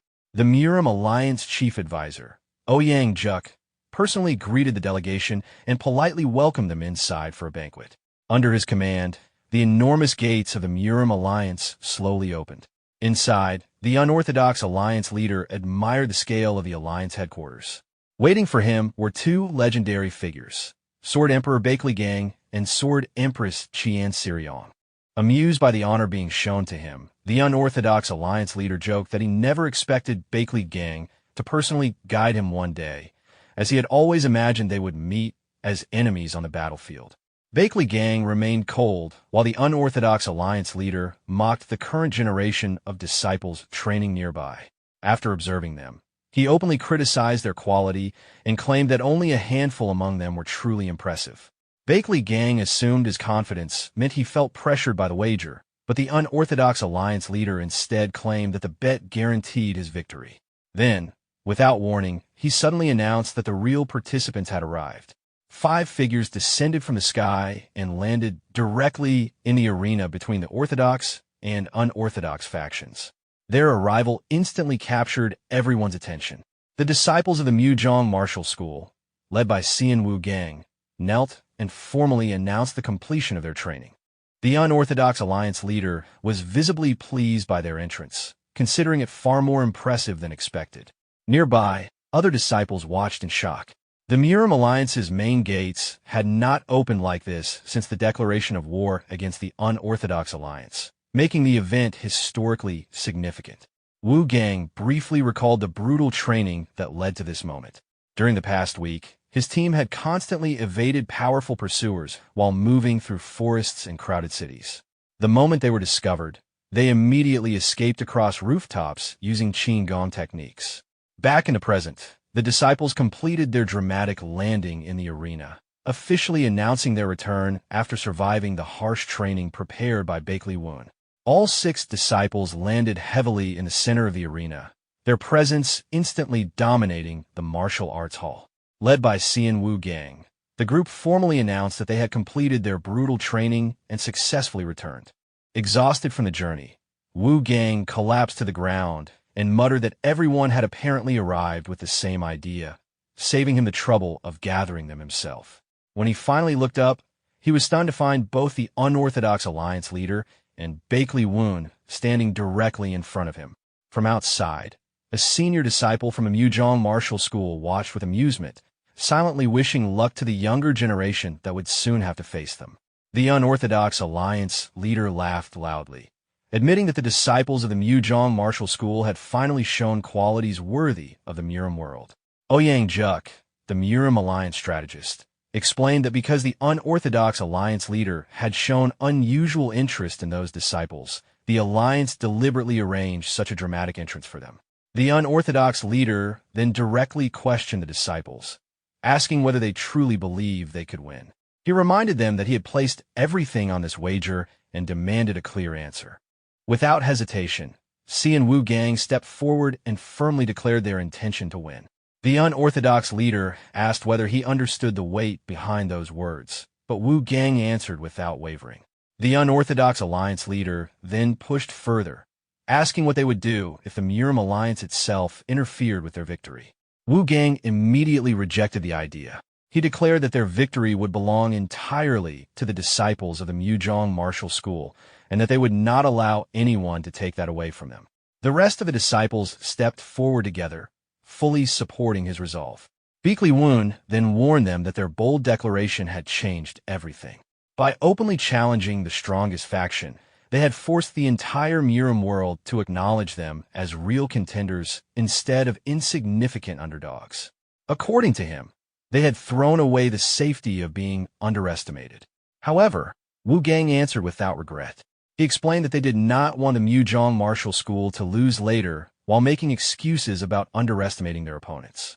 Seeing their determination, Bakley Wun finally dismissed them and ordered them to rest after their long training. He then left alone, casually mentioning that he had another matter to deal with, and perhaps an old friend to visit. Elsewhere, a silver-haired swordsman confronted Bakley Wun directly. It was Chang Ryu, the genius instructor of the Muzhong martial school. The moment they met, tension filled the air. Chang Ryu mocked Bakley Wun for still enjoying provoking others after all these years, and reminded him that he had never managed to defeat him in the past decade. Bakley Wun simply smirked and immediately proposed a new wager. Instead of wasting time on ordinary matches, he suggested settling everything through a direct elite battle between 5 disciples from each side. Chang Ryu was shocked after hearing that most of the disciples from the Muzhong martial school had disappeared, leaving only 5 active participants. He accused Bakley Wun of deliberately creating a ridiculous situation. Bakley Wun calmly confirmed it, and then twisted the situation further by claiming the numerical imbalance was actually a handicap in Chang Ryu's favor. He taunted him by saying that failing to win despite superior numbers would only be embarrassing. When Chang Ryu questioned whether Bakley Wun seriously believed he still had a chance to win, Bakley Wun mocked him even more. According to him, there was no need to evaluate the disciples because simply looking at Changryu as a teacher already revealed the likely outcome. He further criticized Changryu's teaching methods, claiming that his habit of handling everything personally had caused his failures in the past and made him unfit to properly train disciples. The insults finally struck Changryu's pride. Furious, he slammed the table and rejected the 5-on-5 proposal entirely, while criticizing Baek Woon for his terrible management of disciples. Baek Woon remained completely calm even after the refusal, accepting it with an almost mocking confidence that only irritated Changryu further. Baek Woon then proposed a completely different wager. Raising a single finger, he suggested that for one day, both sides would exchange disciples and personally train the opposing team. He immediately began pressuring Changryu psychologically. Baek Woon pointed out that even if the Mujong Martial School won normally, nobody would truly acknowledge Changryu's ability because everyone already expected their victory. However, if the handicap conditions were announced publicly beforehand, the entire story would change. In that situation, any victory would become undeniable proof of Changryu's skill as an instructor. Changryu was stunned by the proposal. He could not believe Baek Woon seriously thought one day of observing and teaching the opposing disciples would be enough to overcome the massive difference in both numbers and ability. Baek Woon confidently confirmed that it was enough. He even brought up their past friendship before delivering one final provocation by questioning whether Changryu was actually afraid of losing. The remark struck directly at Changryu's pride. Furious, he exploded and demanded to know how far Baek Woon intended to push him. The scene then shifted elsewhere. A stone dropped into a steaming bath where Baek sat quietly soaked in hot water while lost in thought. She reflected that trying to confront Baek Woon directly would likely accomplish nothing because he would never willingly answer her questions. After changing back into her martial attire, she walked through the corridor while deciding that her plans had accelerated sooner than expected. At the same time, Baek remained determined to defeat the disciples of the Mujong Martial School before confronting the man who had abandoned the clan. She resolved not to face him until her task was complete and focused entirely on the upcoming battle. Soon after, Baek Woon suddenly appeared before the disciples of the Mujong Martial School with an unusually friendly smile and introduced himself as their temporary instructor for the day. His appearance immediately shocked Baek. One disciple, Chongyong, arrogantly questioned why elite disciples from the Mujong Martial School needed instruction from someone associated with their rivals. However, it became clear that Changryu himself had arranged the exchange in order to broaden his disciples' perspectives. Baek Woon calmly addressed the group and stated that anyone unwilling to accept his teaching was free to leave. Despite the tension, not a single disciple moved. Seeing their silence, Baek Woon casually called Chongyong forward. Inside the training arena, he ordered Chongyong to spar with him one-on-one. Baek Woon claimed he would lower his strength to match his opponent's level and challenged him to last as long as possible. Filled with confidence, Chongyong rushed forward immediately and launched a direct punch at Baek Woon with full force. But the difference between them was overwhelming. Baek Woon effortlessly avoided the attack and casually countered with a palm strike to Chongyong's chest, defeating him so easily that the exchange looked almost playful. Chongyong took the full impact of Baek Woon's counterattack and collapsed in confusion. Baek Woon had claimed he would lower his strength to match his opponent, yet Chongyong realized he had not even managed to touch him once. Lying on the ground in frustration, he bitterly admitted that Baek Woon was completely beyond his level. Baek Woon looked down at him with a faint smirk before calmly asking who wanted to challenge him next. Namgung Hyen stepped forward immediately and attacked with his sword in a flash. For the first time, Baek Woon showed slight interest, but his reaction remained effortless. With a simple movement, he parried his sword and knocked it away, leaving him stunned before he could even understand what had happened. Without giving him time to recover, Baek Woon casually called for the next challenger. Another bald disciple from the Mujong Martial School rushed in, refusing to give him any rest. However, the result remained the same. Baek Woon overwhelmed disciple after disciple with ease, defeating each opponent almost instantly while repeatedly demanding the next fighter. After crushing the entire group one after another, He stood alone in the middle of the arena while the defeated disciples stared at him in disbelief. Many silently admitted that his strength might even surpass their own masters. Baek Woon then commented that their fundamentals were actually solid and acknowledged that several among them possessed genuine talent.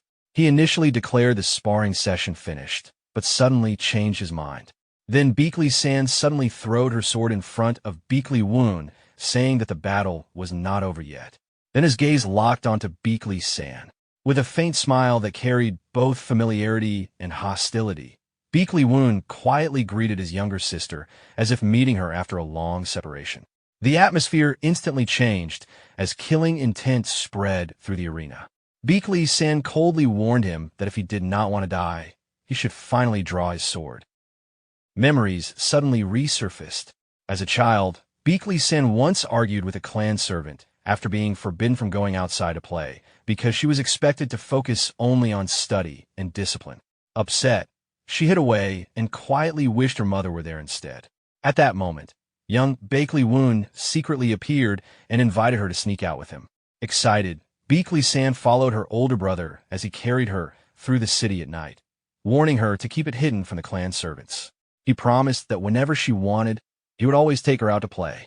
That night, Baek San lay awake happily planning their next outing together. But the mood shattered when a servant rushed into her room in panic and revealed that Baek Woon had suddenly disappeared without a trace. The news left her completely stunned.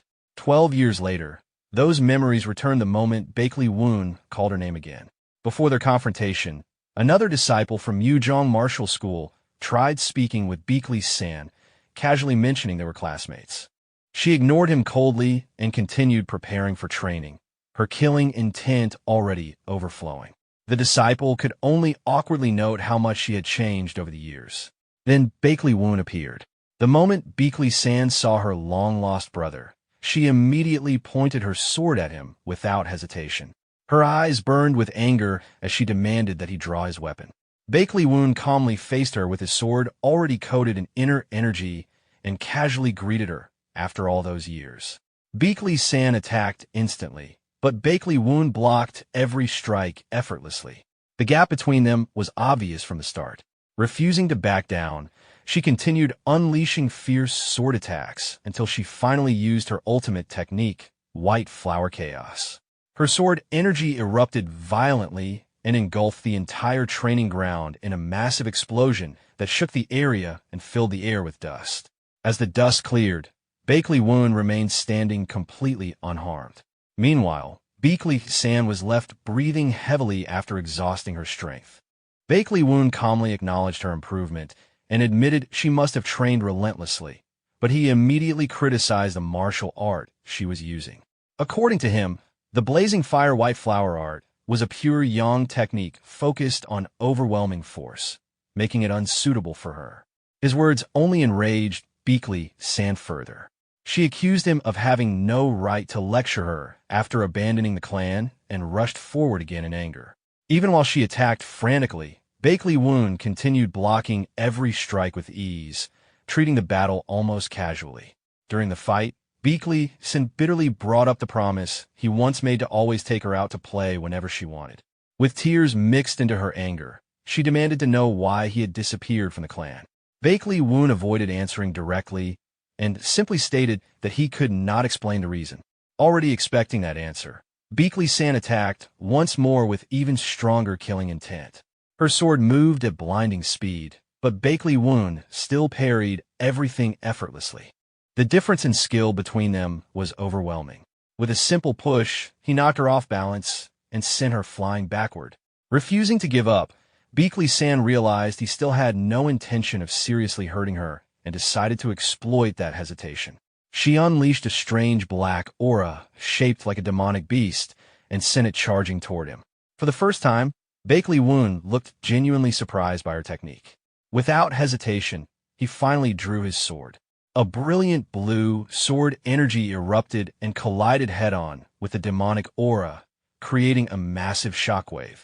When the attack dispersed, Baek San was blown far back while the disciples watching nearby were stunned that Baek Woon had finally been forced to use his sword. Baek Woon silently analyzed her technique and realized it was no longer the martial art he remembered. He understood that Beakley Sen had advanced far enough to create new techniques of her own. Even so, the gap between them remained immense. Just one exchange left her coughing blood from internal injuries. After suffering a complete defeat, Beakley Sen finally admitted that she could not beat him. Bakley Woon coldly replied that things would always remain that way. Still trying to defend her pride, she argued that she had only lost to him and questioned whether anyone else in the pavilion could defeat her alone. Bakley Woon bluntly declared that the pavilion would lose regardless because he personally intended to make sure of it. Standing in the center of the training ground, his overwhelming presence silenced all the disciples secretly watching the battle. Even so, as he looked at his younger sister, Bakley Woon quietly acknowledged how much she had grown. Memories resurfaced of the little girl who used to cling to him and ask him to watch her sword dances. Now, however, the two siblings stood on opposite sides as enemies. Back in the present, Bakley Woon glanced at the disciples of Mujong Martial School who were whispering among themselves and sarcastically asked whether they planned to train at all. He ordered everyone to continue practicing while there was still time and stated that he would personally check on each of them and answer any questions they had. Unexpectedly, a disciple named Namgung Hyen stepped forward and bluntly asked why Bakley Woon had left home 25 years ago.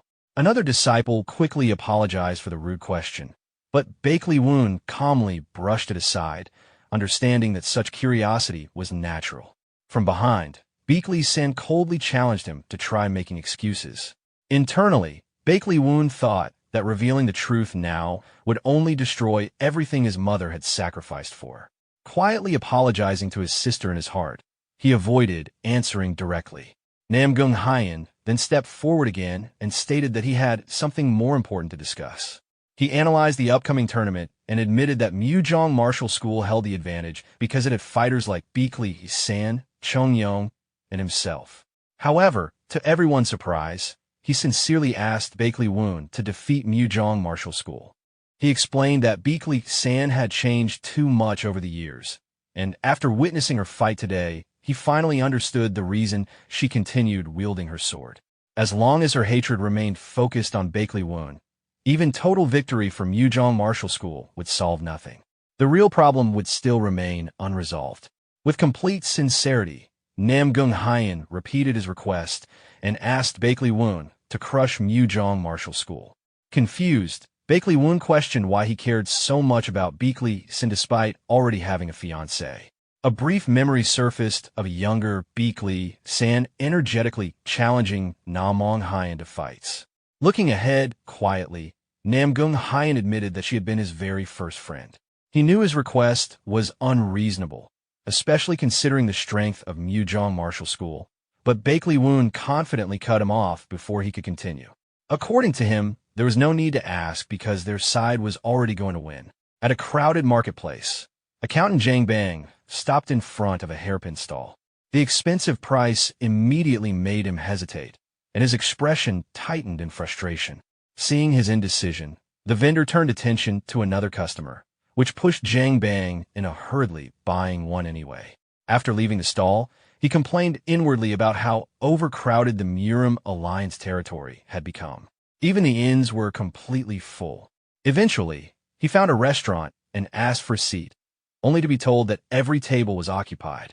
The owner suggested sharing a table with another customer instead. Though reluctant, Zhang Bang accepted after hearing there were no other options. The owner approached the remaining guest for permission. Sitting there was a long-haired man with an eye patch and an unusually friendly demeanor. However, Zhang Bang immediately felt uneasy, suspecting the stranger would constantly try to start conversations during the meal. He almost decided to leave and search elsewhere, but the man enthusiastically called him back and insisted he sit down since there were truly no available seats left. Unable to refuse, Zhang Bang joined him. The moment he sat down, the stranger confidently ordered not only noodles, but also a large serving of 5-spice pork, surprising him. When Zhang Bang looked worried about the cost, the man generously declared that he would pay for everything, casually calling their meeting fate. Relieved, Zhang Bang accepted the offer. The stranger then suddenly asked for his name. Noticing Zhang Bang's caution, he explained that since he was paying for the meal, he should at least know who he was eating with. After relaxing slightly, Jiang Bang introduced himself as an accountant. As the conversation continued, Jiang Bang realized the stranger seemed knowledgeable about martial sect affairs and gradually opened up. He revealed that one of his disciples, Dan Ryan, was currently studying at Murio Martial Hall. Hearing that, the stranger abruptly leaned forward in surprise and loudly asked whether Jiang Bang was truly Dan Ryan's master. But when Jiang Bang asked if he knew Dan Ryan personally, the man casually denied it, making the sudden reaction feel even stranger. The awkward exchange startled Jiang Bang, but the stranger simply laughed it off and urged him to continue eating as the food arrived. During the meal, the stranger brought up rumors spreading through the martial world that Murio Martial Hall was at a disadvantage in the upcoming tournament. Jiang Bang sadly admitted that it was probably because their disciples lacked the support of prestigious sections. The stranger then directly asked whether he personally believed Murio Martial Hall would lose. Contrary to expectations, the man confidently stated that Murio Martial Hall would absolutely win. Jiang Bang was so surprised that he briefly wondered whether he had misheard and assumed the man actually meant Mujong Martial School. Embarrassed, he said there was no need to comfort him because the reality was obvious. Murio Martial Hall was weaker overall. The stranger calmly replied that he had no reason to flatter Jiang Bang and explained his reasoning instead. According to him, in team battles, coordination and collective strength mattered far more than individual talent. Jiang Bang still remained unconvinced, arguing that Mujong Martial School's teamwork was equally strong. The man only smiled and quietly mentioned that Murio Martial Hall possessed someone who never entered a fight unless victory was guaranteed. Only then did Jiang Bang realize he still did not know the stranger's name. At first, the man jokingly introduced himself as the charming young master. But seeing Jiang Bang's serious expression, he finally revealed the truth. After a brief pause, he introduced himself simply as Cian before finally giving his full name with a faint smile. He was Beakley Cian. At the same time, a figure sitting on a rooftop yawned while looking toward the arena, noting that the long-awaited friendly match was finally about to begin. Inside the observation area, the leader of the Unorthodox Alliance sat casually while Great Disaster Sword reminded him to maintain proper decorum. The Alliance leader dismissed the concern, claiming no one was paying attention anyway. However, Great Disaster Sword seriously warned that a person's habits eventually reveal themselves in public, and that small mistakes build up over time. The Alliance leader only gave a half-hearted response before changing the topic. He asked Great Disaster Sword about the upcoming match, and specifically mentioned the disciple from Murio Martial Hall who had confidently declared victory from the very beginning. Great Disaster Sword admitted that the disciple's talent for suppression and killing even exceeded his own in some ways, but he still dismissed it as immature behavior.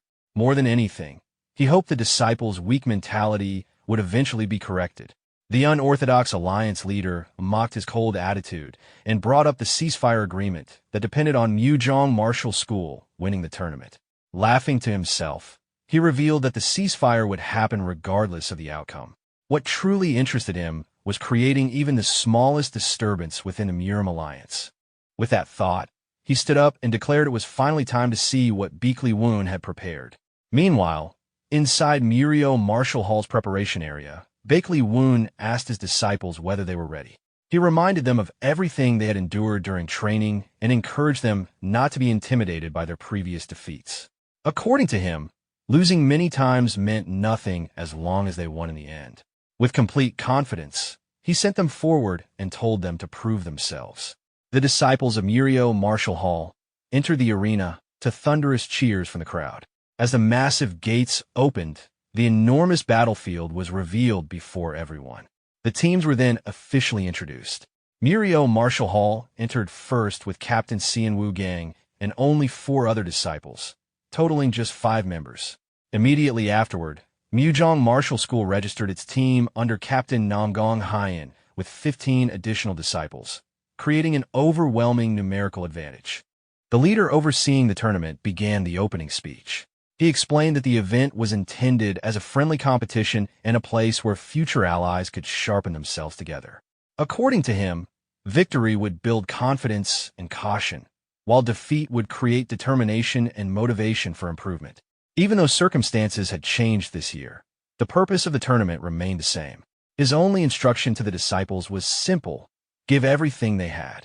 The arena responded loudly in unison as the tournament officially began. Soon afterward, a colossal stone structure released intense purple energy, stunning the disciples watching below. Bakley Woon calmly explained that it was an illusion talisman formation created to allow the judges to observe every aspect of the battle. Purple talismans rose into the air and released magical currents that covered the battlefield. The chi formation activated, and a brilliant light swallowed both teams whole. The first mission was immediately announced. The disciples had to seize a secret martial manual hidden within the tomb of Gilg, one of the 10 heavens who had disappeared 2 centuries ago. According to the scenario, unorthodox sects were attempting to steal the manual, and both sides had been tasked with securing it first. As the light faded, Nam Gong Hyen opened his eyes inside a dark, ancient tomb. Without wasting time, he immediately ordered every squad to report their numbers while the disciples of Muzhong Martial School quickly confirmed their attendance and prepared to move deeper into the tomb. The Muzhang disciples quickly confirmed their status. Everyone was safe, and not a single member was missing. The squad leader immediately turned toward the trap specialist, Tang Sol, and asked whether the talismans could be handled. While carefully examining the wall, Tang Sol began inspecting the mechanisms in detail. Without hesitation, the squad leader issued orders. Squad 2 would focus on disarming the traps, while the remaining members guarded the rear and advanced carefully behind them. At the same time, he confidently analyzed Marion Hall's situation. In his eyes, the enemy had fewer members and weaker overall strength, leaving them with only 2 realistic options: ambushes or traps. Because of that, he finalized his strategy quickly. Muzhang Martial School would use its numerical advantage to search for the secret technique first, denying Marion Hall any opportunity for a direct confrontation. Tang Sol soon reported that the smaller traps could be neutralized without much difficulty. However, he also discovered a major problem. The pillars supporting the structure were connected. If even one collapsed, the entire formation would likely come down with it. Before anyone could react further, a deafening explosion shook the entire tomb. Dust and debris filled the air as the battlefield suddenly descended into chaos. Through the smoke, the squad leader stared in disbelief at a figure slowly approaching. A familiar voice calmly greeted the team. Sun Wu Gang emerged from the dust, his clothes torn and covered in black soot. With complete calm, he explained that he had simply disarmed every trap along the way. The entire Muzhang group was stunned. Elsewhere, Bakley Woon had previously explained the strategy to Marion Hall's disciples. He pointed out that large-scale illusion formations consumed enormous resources, meaning most traps inside the tomb would rely on poison rather than direct physical destruction. Then, with complete confidence, Woon pointed directly at Wu Gang and assigned him the role no one else could handle. Since Wu Gang possessed overwhelming internal energy, he would simply force his way through the traps while enduring the poison directly. The other disciples could only stare in disbelief at the absurd plan. Back in the present, the Muzhang squad leader angrily called Wu Gang insane for charging through deadly traps after merely adding a few extra layers of clothing for protection. Even the ponytailed warrior beside him agreed that the idea was ridiculous. Still, despite acknowledging Wu Gang's recklessness, the squad leader quickly regained composure. Pulling out a talisman, he declared that they would capture Wu Gang alive and force answers out of him. Wu Gang casually raised his hand in response, showing no fear as he prepared for battle. From the squad leader's perspective, Wu Gang's overwhelming presence completely dominated the battlefield. His aura remained perfectly steady despite being surrounded.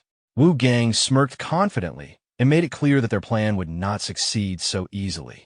Suddenly, he rushed forward with explosive sword energy. Confused, the squad leader shouted in disbelief, demanding to know what he was trying to do. The Muzhang disciples behind him panicked immediately. Some screamed that Wu Gang was trying to kill everyone, including himself. Wu Gang quietly repeated the word sacrifice, as though mocking the idea itself. The squad leader snapped, insisting that no strategy could possibly justify something so insane. He immediately ordered the entire team to attack. In an instant, he lunged forward, but Wu Gang narrowly avoided the strike. Surrounded from every direction, Wu Gang fought alone against the encirclement while tearing through the battlefield with overwhelming force. Then, with a confident grin, he shattered the ground beneath them and calmly suggested changing the battlefield entirely. The scene shifted back to a lesson where Bakley Woon asked his disciples what was necessary to win the interschool tournament. The Marion Pavilion disciples answered unanimously that strength was the key. Woon agreed that strength was important, but immediately challenged their thinking by asking whether they truly believed they were stronger than Mujang Marshall Hall. With a calculating smile, he explained that strategy was the weapon the weak used to overcome the strong. More importantly, victory belonged to the side that possessed information the enemy lacked. He then threw down a massive stack of documents and ordered everyone to memorize them. The disciples, including Sun Wu Gang, stared at the mountain of records in disbelief. Woon calmly revealed that illusionists were still human and therefore limited by reality. Every terrain used in the tournament's illusion formations was based on real locations that had already been documented and archived. Seeing the enormous amount of material, Sun Wu Gang questioned how anyone could possibly memorize everything within a single week. Woon simply dismissed the concern and activated a system enhancement that boosted the disciples' memory abilities. Kian Munchiok skeptically questioned whether that counted as cheating. Woon casually explained that it was simply a reward earned through their contributions during the demon suppression campaign. He then taught them his philosophy directly. Opposing the examiner's intentions did not make an answer wrong. As long as the objective was achieved, the method itself did not matter. To him, it was no different from cramming before an exam.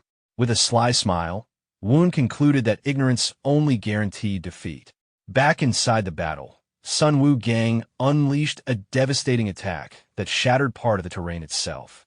The Mujang squad leader watched in horror, unable to believe the sheer destructive force Wu Gang displayed. The explosion sent the squad leader crashing to the ground. Bruised and battered after taking the full impact, he struggled back to his feet while staring at Wu Gang in disbelief. Namong Hyun could only curse under his breath, shocked that Wu Gang had become even more monstrous after the recent training. Elsewhere in the tomb, the bald Mujang warrior moved cautiously through a dark corridor. Convinced the enemy had prepared some hidden trick, he debated whether to search for the secret technique alone or regroup with his teammates. Before he could decide, a cold voice stopped him. A leather whip cracked across the ground directly in front of him. Startled, he immediately turned toward the source. Oryong stepped forward and blocked his path, warning that if he reunited with the others, Marion Hall's plan would fall apart. The bald warrior recognized her immediately, and Oryong confidently confirmed her identity. Although impressed by how much she had improved, he still arrogantly declared that she alone was not strong enough to defeat him. Oryong simply smirked and replied that she was not alone. At that moment, Dan Ryan appeared behind the enemy, while Wu Jin moved in to complete the encirclement. Oryong even held up a Mujang Marshall Hall token, confidently declaring that 3 against 1 was more than enough. Even while surrounded, the bald warrior stubbornly insisted that true martial artists never gave up. He charged forward recklessly, refusing to surrender. However, the moment he moved, cold sweat ran down his face as he realized the overwhelming disadvantage he faced. Panicking, he awkwardly suggested settling things as a draw instead. No one entertained the suggestion. Oryong immediately swung her whip and ruthlessly eliminated Pang Jin from a match. In the monitoring area, Hyo Chong, the third advisor of the Murim Alliance, slammed the table in outrage and declared the situation unacceptable. While Wang Juk remained calm and silent, Hyo Chong continued criticizing Marion Marshall Hall. He admitted that Mujang Marshall Hall had always been considered a model for martial artists because of how quickly its disciples analyzed situations and organized formations. However, he argued that collapsing the sword tomb and eliminating half of the Mujang disciples through the terrain itself could hardly be called a proper strategy. Wang Juk finally intervened, reminding the third advisor that the tournament had already begun and that the officials were expected to remain completely neutral and fair. He then calmly analyzed the battle. Marion Hall's disciples had destroyed the pillars, causing the ground to collapse and triggering a random teleportation illusion that scattered everyone across the battlefield. Immediately afterward, they regrouped and began systematically hunting isolated Mujang survivors. From his perspective, that absolutely qualified as strategy, and making emotional accusations would only embarrass their own side. Privately, however, Wang Juk admitted that he had already suspected Bakley Woon was planning something unusual when he exchanged shifts with Chung Ryu. Even so, he never imagined preparations this extreme. The illusionist had sworn under binding charms not to reveal the tournament terrain before the match. Yet Marion Hall's disciples moved through the battlefield as though they had already studied everything in advance. At that moment, Wang Juk realized a terrifying possibility. Bakley Woon might have memorized hundreds of possible terrains, created strategies for every single one, and somehow forced all that information into his disciples within only 1 week. The realization left him speechless. He could only wonder how far Bakley Woon's preparations truly went. Meanwhile, Marion Hall's operation continued smoothly. The team had already collected the 6th Mujang token and admitted that the hunt was progressing even more easily than expected. Oh Ryong proudly explained that their success came from landing directly on one of the random teleportation formations. Because the Mujang disciples were scattered and confused, Marion Hall had been able to track them down one by one with ease. This had all been part of Bakley Woon's instructions. If the team became separated, they were to immediately establish a rendezvous point and reverse the situation by hunting isolated enemies instead. Even the Marion disciples themselves were unsettled by how precisely their master had predicted everything. Still, they pushed forward, determined to reduce the enemy's numbers as much as possible. At the same time, the Mujang squad leader began sensing that something was wrong. The bait he had sent out, Dan Ryan, had failed to return, leaving him with a growing sense of unease. He soon realized the enemy's true strategy. Marion Hall had used a fast-moving fighter to lure Mujang members away before ambushing them individually. Then he discovered Dan Ryan collapsed on the ground. Moments later, Oh Ryong and Wu Jin were shocked when the Mujang squad leader suddenly appeared before them. Neither could understand how he had tracked them down so quickly. Without hesitation, the squad leader drew his sword and charged forward. Realizing the situation had become desperate, he resolved to fight. After the sword tomb collapsed, a flash of light engulfed the battlefield. When the Mujang squad leader opened his eyes again, he found himself alone in a completely unfamiliar location. As he searched for the secret technique by himself, 2 Marion Hall disciples suddenly ambushed him as though they had been waiting for his arrival from the beginning.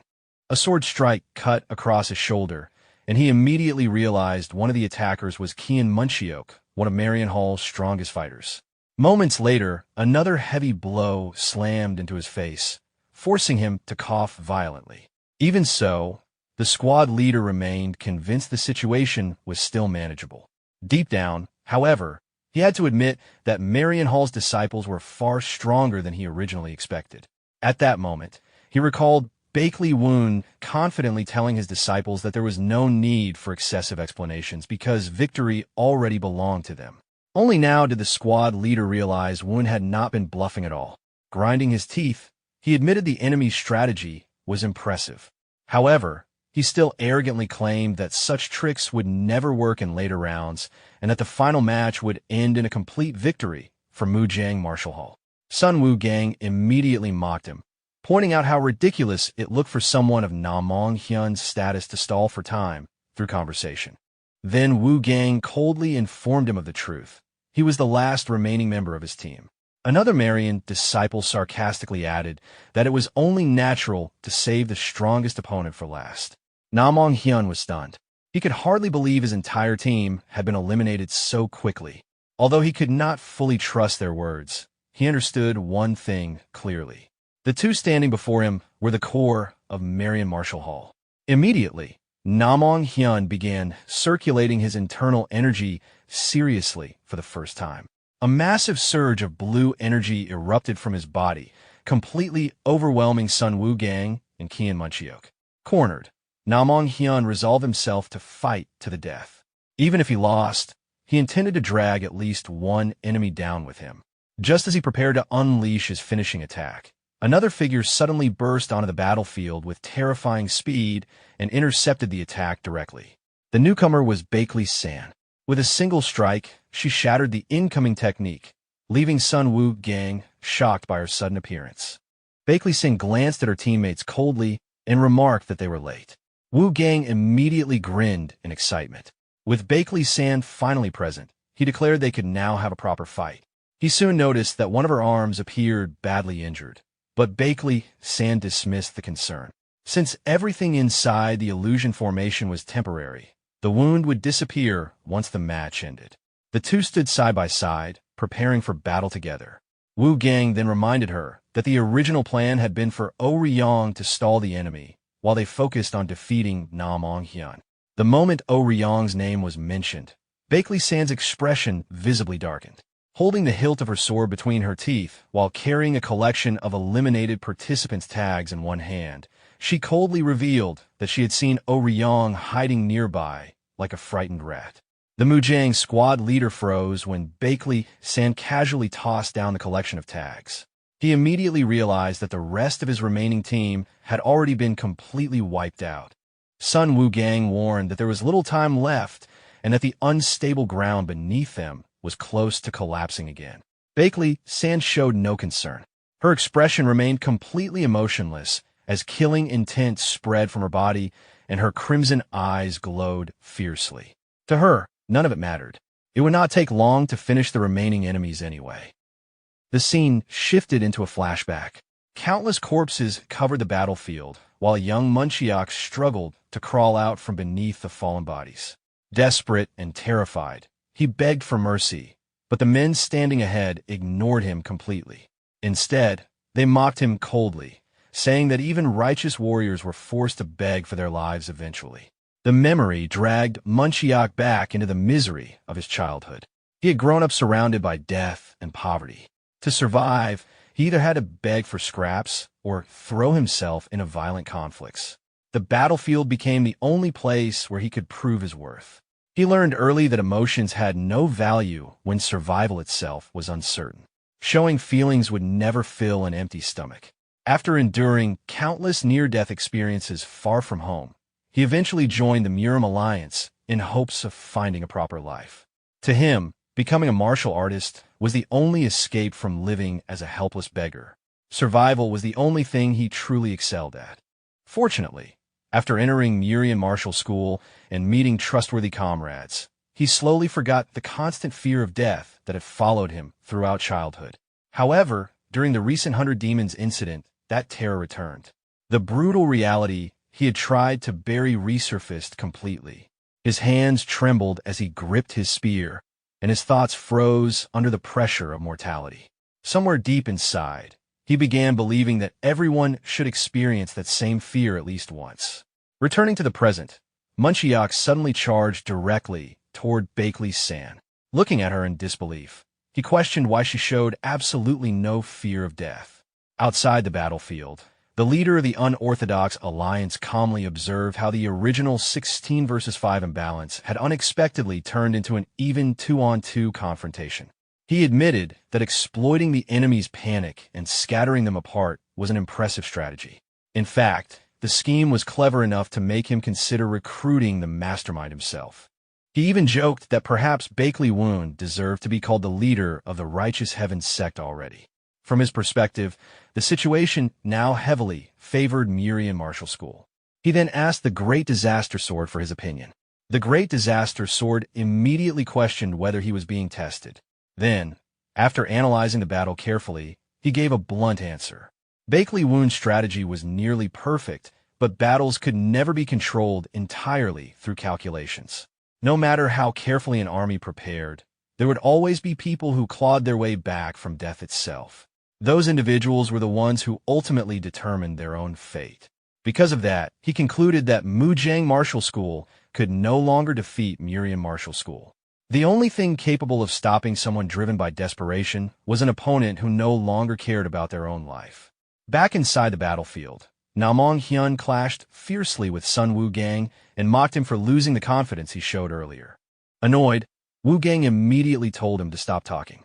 As the fight continued, Wu Gang remembered Bakley Woon's earlier warning to hide his true swordsmanship as much as possible. At the time, Wu Gang had complained that it had taken enormous effort to purge the evil aura from his martial arts, only for Woon to suddenly tell him to conceal everything again. Woon explained that the leader of the unorthodox alliance would personally attend the martial assembly. If he noticed the changes in Wu Gang's martial arts, serious consequences could follow. Wu Gang responded confidently that it no longer mattered to him. After the tournament, he intended to leave Mujang Martial School entirely.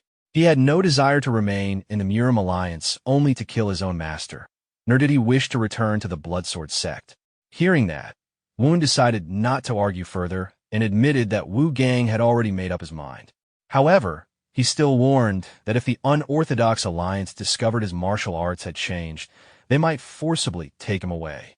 Back in the present, Wu Gang remembered Woon's final instruction. If Mujang Martial School wanted any chance of victory, he absolutely had to remain hidden and avoid revealing his true trump card. Now facing Na Mong Hyun directly, Wu Gang realized the fight was becoming far more difficult than expected. At this rate, he might genuinely lose. Even so, he forced himself to trust Kian Munchiok. He only needed to hold out until Munchiok finished dealing with Bakley San and regrouped with him afterward. Meanwhile, Na Mong Hyun carefully assessed the battlefield. From his perspective, the momentum had finally shifted in their favor. The real issue now was locating the secret manual. If Maria Hall's claims were true, they had already searched every nearby area except this location, meaning the manual was most likely hidden somewhere close by. However, another problem remained.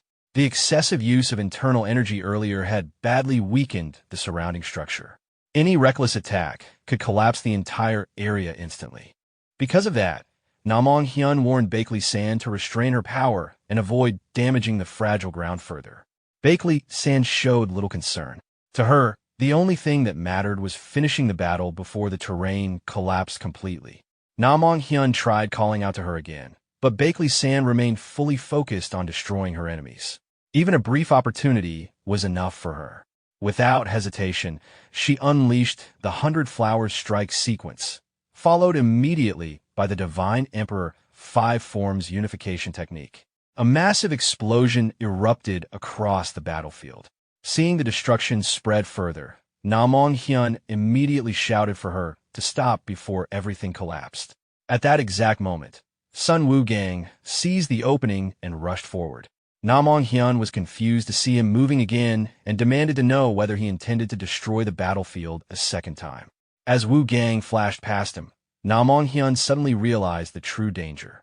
Bakley San had already begun gathering energy for another devastating 100 Flowers attack. The sheer force behind the technique was overwhelming. Kian Munchiok barely managed to react before the attack slammed into him and sent him flying backward in pain. Even after unleashing such power, Bakley San continued breathing heavily while preparing herself to continue fighting. Munchiok was shocked that she still possessed that much strength despite everything that had happened. Then the wall behind Bakley San suddenly began collapsing. Na Mong Hyun immediately understood what had happened. Her previous attack had accidentally revealed a hidden entrance. The secret manual was behind that wall. He urgently called out for Bakley San to secure the manual first, but her mind was elsewhere entirely. To her, defeating the enemy mattered more than obtaining the objective. At that moment, Na Mong Hyun realized the truth. Bakley San had become completely consumed by hatred. Before he could move toward the manual himself, Sun Wu Gang rushed in and blocked his path. Na Mong Hyun ordered him to move aside immediately, but Wu Gang refused and instead entrusted the battle against Na Mong Hyun to Kian Munchiok. Meanwhile, Munchiok could not understand Bakley San at all. He questioned why she fought with so little regard for her own life. Bakley San quietly admitted that even she no longer understood herself. All she knew was that she had to win. Something she had searched for painfully over many years and now stood directly before her, and she refused to let it disappear again. Outside the battlefield, Bakley Woon silently watched the scene unfold while quietly calling Bakley San's name under his breath. Back inside the battle, Bakley San declared that she could not simply stand by and lose what had finally appeared before her eyes. Moments later, she launched another fierce attack toward Kian Munchiok. Munchiok immediately realized that surviving required absolute focus. If someone wanted to live, they had to move before death reached them. He remembered Sun Woo-gang and Bakley Woon, then slowly forced himself to calm down. Rather than relying on others, he decided to trust himself completely. Gathering all his remaining strength, Munchiok unleashed the deadly six-fire lotus technique. The clash of power tore through the battlefield with overwhelming force. Even while screaming in pain, he refused to stop and followed up with the divine five thunder strike aimed directly at Bakley San. At the same time, fragments of an old memory surfaced in Bakley San's mind. A woman quietly stated that she intended to settle all unfinished matters before returning. Bakley Gang warned her that once she left, she might never come back. The woman then asked whether he would accompany her if necessary, and he answered immediately that he would. Half-conscious, Bakley San listened to the fragmented voices as the woman continued speaking about how their actions could bring an even greater disaster. She insisted everything needed to end with her generation and warned that the children should never learn the truth. Bakley Gang replied that San had already overheard part of the conversation, though she was still far too young to understand any of it at the time. Back then, Bakley San had only been a child, completely unaware of the burdens and secrets surrounding her family. Meanwhile, Bakley Gang could only worry about what would eventually happen to the children once the little girl, slowly regained consciousness while voices echoed around her. Confused, Bakley San asked where she was, and Namgung Hyen calmly explained that she was currently at Murian Martial School. As soon as she tried to sit up, he warned her not to move recklessly. Even inside the illusion formation, she had exhausted an enormous amount of internal energy, and on top of that, the shock of being pierced through the chest had caused her to faint. Hearing that, Bakley San immediately remembered her clash with Shimin Chiak. Her expression darkened as she realized she had lost. In her mind, she blamed herself for allowing even a single mistake. She believed that if she had completely ruined Bakley Woon's plans, perhaps he would have acknowledged her at least once. To her, victory had to be absolute. Only then would he finally recognize her. As those thoughts consumed her, she unconsciously dug her nails into her own hands. Bakley Woon stepped in and stopped her, reminding her that a swordsman's hands were their life and should never be damaged carelessly. Startled by his sudden appearance, Bakley San looked up at him in disbelief. Bakley Woon then asked Namgung Hyen and the others to leave the room for a while, wanting to speak with her alone.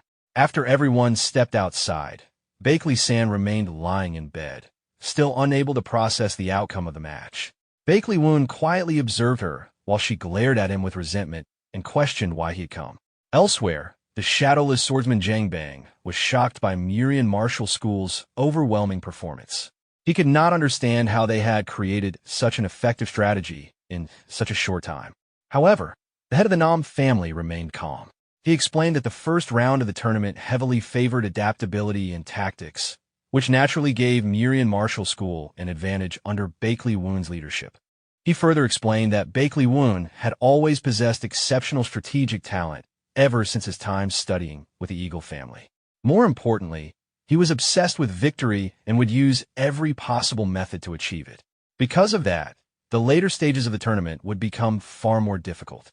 The elders still struggled to understand the bigger picture, so the Nam family head pointed out the reactions of the surrounding spectators. Murian Martial School, once looked down upon because of its modest background, had now become the symbol of hope for the mid-sized sections. Meanwhile, Mujang Martial School, supported by major sects, had been placed in an embarrassing position. Public opinion was beginning to shift toward the underdogs, and the Murim Alliance would soon face criticism no matter how it handled the situation. At a tavern, Pingjuk slammed his cup onto the table in frustration, bitterly admitting their defeat. Another man beside him casually remarked that the loss had been obvious from the beginning, though knowing it in advance did not make it hurt any less. Despite speaking calmly, he silently questioned what all his hard work had truly been for. At that moment, the bald guy awkwardly asked what kind of person the Righteous Heaven sect leader truly was, having only heard rumors about how formidable he was. Pingjuk immediately reacted with irritation, describing Bakley Woon as someone who had always been troublesome. According to him, Bakley Woon constantly provoked Murian Martial School, stirred conflict between both schools, and then casually disappeared to destroy nearby evil sections. The bald guy listened curiously as Ping-ju continued complaining about Bakley Woon's cunning personality. He admitted that Bakley Woon was incredibly talented, which only made him more irritating to deal with. Despite that, nobody genuinely hated him, not even the disciples of Mujang Martial School or Miriam Martial School. The man explained that Bakley Woon's greatest strength was not his martial arts or intelligence, but his ability to recognize people's potential and unite them. He had a natural talent for drawing out the very best in others and often treated martial arts as something that should be enjoyed rather than feared. Growing even more curious, the bald guy asked why someone like that treated his own sister so coldly. Ping-ju clarified that he was referring to Bakley-san. From what he had heard, Bakley Woon had left home years ago while she was still a child. Yet despite leaving, he constantly spoke proudly about his siblings. To him, that could only mean Bakley Woon carried some deep burden and had a reason he absolutely could not return home. Meanwhile, Bakley Woon sat beside Bakley-san and quietly admitted that he had once worried her personality would leave her isolated. However, after seeing her comrades, he realized she had managed well. Bakley-san coldly asked why he had come, assuming he was simply there to boast about victory. Bakley Woon denied it immediately, asking whether he truly seemed petty enough to do that. Her irritation only deepened. She demanded that if he was so capable, he should stop interfering and leave her alone. Bakley Woon answered honestly that if his sister was injured, he needed no other reason to come. Bakley-san responded with disgust, reminding him that he had not returned home even once in 15 years. Bakley Woon quietly admitted that he had his reasons. When she demanded an explanation, he hesitated before admitting he still could not tell her the truth, at least not yet. His answer only made her angrier. Bakley Woon then reflected on the events from 15 years earlier. After learning of their mother's death, he had investigated the truth and discovered that the killer was connected to one of the 10 great evils, specifically the Iron Blood Sect Master tied to the leader of the Unorthodox Alliance. Despite the Bakley clan possessing enough power to seek revenge, their father had abandoned the matter entirely. Suspicious of the many hidden details surrounding their mother's death, Bakley Woon left the clan to investigate on his own. His search eventually led him through the Eagle family, Miriam Martial School, and even merchant groups before he finally reached the Miriam Alliance front lines, beyond the Bakley clan's influence. There, he uncovered the truth behind his mother's death and understood why his father had forbidden him from returning home. After witnessing truths tied to endless demons and the hidden darkness of the martial world, Bakley Woon realized some knowledge could never be ignored once discovered. He believed Bakley-san was different from him and would never be able to overlook those truths. Still unable to explain everything directly, Bakley Woon instead proposed a bet. Bakley-san looked at him suspiciously as he explained that she was not yet ready to hear the truth behind his disappearance. Assuming he was simply creating excuses again, she dismissed him coldly. Bakley Woon then set the condition. If Mujang Martial School won the tournament, he would reveal everything, including the reason he could never return home. But if they lost, Bakley-san would have to return with him to the Righteous Heavens sect.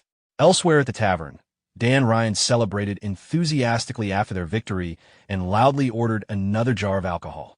Wu Jing immediately warned him to calm down because too many people were already watching them. Dan Ryan paid no attention at all, casually reminding everyone that the sect leader himself had ordered them to rest and enjoy themselves. In another scene, Namong Haiyan stood on the mountaintop, staring into the distance as he noticed the reconnaissance team was taking too long to return. From behind, Peng Jin casually joked that they had probably already been wiped out, but Namong Haiyan immediately snapped at him for taking the situation lightly. Peng Jin then noticed something strange. The one returning wasn't a scout, but Bakley-san herself. That realization quickly changed the atmosphere. Namong Haiyan pointed out that Bakley-san had already been gone for over half an hour. Even if the scouts were delayed, someone with her speed should have returned by now. Though he tried to stay optimistic and suggested she might simply be returning with the reconnaissance team, his uneasiness continued to grow. After a short silence, Namong Haiyan ordered everyone to increase their vigilance. Peng Jin protested that raising their guard too much would expose their position, but Namong Haiyan insisted that something about the situation felt wrong. At that moment, a calm voice echoed from nearby, telling them not to worry about being discovered because they had already been found. The entire Mojang Martial School group was shocked as the disciples of Miriam Martial School suddenly appeared before them. Namong Hyen quickly looked around and realized Dan Ryan was nowhere in sight. Smirking slightly, he assumed Miriam Martial School had left the flag with Dan Ryan alone and underestimated Mojang Martial School's reconnaissance abilities. At the same time, Xian Wu Gang stepped forward and questioned whether their scouts even had the strength left to continue searching. His words immediately made Namong Hyen uneasy. For the first time, he began to suspect that the entire reconnaissance team might have already been defeated. Then his eyes landed on the object strapped to Xian Wu Gang's back. He mocked him, asking if he had abandoned swordsmanship to carry around random equipment. Xian Wu Gang casually revealed that the object was actually the victory flag. Namong Hyen froze in shock as the truth dawned on him. Xian Wu Gang calmly explained that Miriam Martial School lacked manpower and secure storage locations, so they simply carried the flags with them at all times. Namong Hyen immediately looked towards Cyan Munchio and Dan Ryan's group and realized they were all carrying identical bundles. Only then did he understand strategy. Any one of them could be holding the real flag. Xian Wu Gang reminded him that Miriam Martial School had already declared they would win from the beginning. Even Namong Hyen had to admit the plan was beyond anything he expected. Without hesitation, he shouted orders for Mojang Martial School to target everything the Miriam Martial School disciples were carrying, because one of them had to possess the real flag. At the same time, Xian Wu Gang turned back toward his allies and ordered them to proceed according to plan. Dan Ryan smirked as the atmosphere instantly became tense. He told everyone to leave the outcome to luck as Mojang Martial School charged forward in fury. Namong Hyen directly challenged Xian Wu Gang, asking why he wasn't retreating. Xian Wu Gang calmly drew his weapon and declared that he would personally handle him. Namong Hyen immediately realized they were deliberately forcing a one-on-one confrontation. He proposed that if Mojang Martial School defeated the other two first, then he would fight Xian Wu Gang afterward. Dan Ryan accepted the condition without hesitation. Namong Hyen mocked them, reminding everyone that he alone had overwhelmed them during the first match. But Xian Wu Gang coldly replied that things were different now. His confidence caused even the observers to wonder if Miriam Martial School had been hiding its true strength all along. Meanwhile, in the audience area, Young Chin slammed his hand down in anger. He demanded an explanation for how Miriam Martial School had managed to carry the flag around so freely while also deciphering Mojang Martial School's communication signals. Suspicion quickly spread, and Young Chin even questioned whether there was a spy within the military office leaking information. The military advisor immediately warned him to choose his words carefully. He pointed out that many people had personally witnessed Miriam Martial School gathering and decoding signals from the beginning of the tournament. Accusing Mojang Martial School of secretly leaking information without proof would only damage their own dignity. Even so, Young Chin could not suppress his suspicion toward Bakley Woon. He found it hard to believe that someone could decode signals that quickly unless Bakley Woon himself had orchestrated everything. However, when Young Chin complained about the flag being moved around constantly, the Miriam Alliance's strategist immediately clarified that the rules never prohibited moving the flag.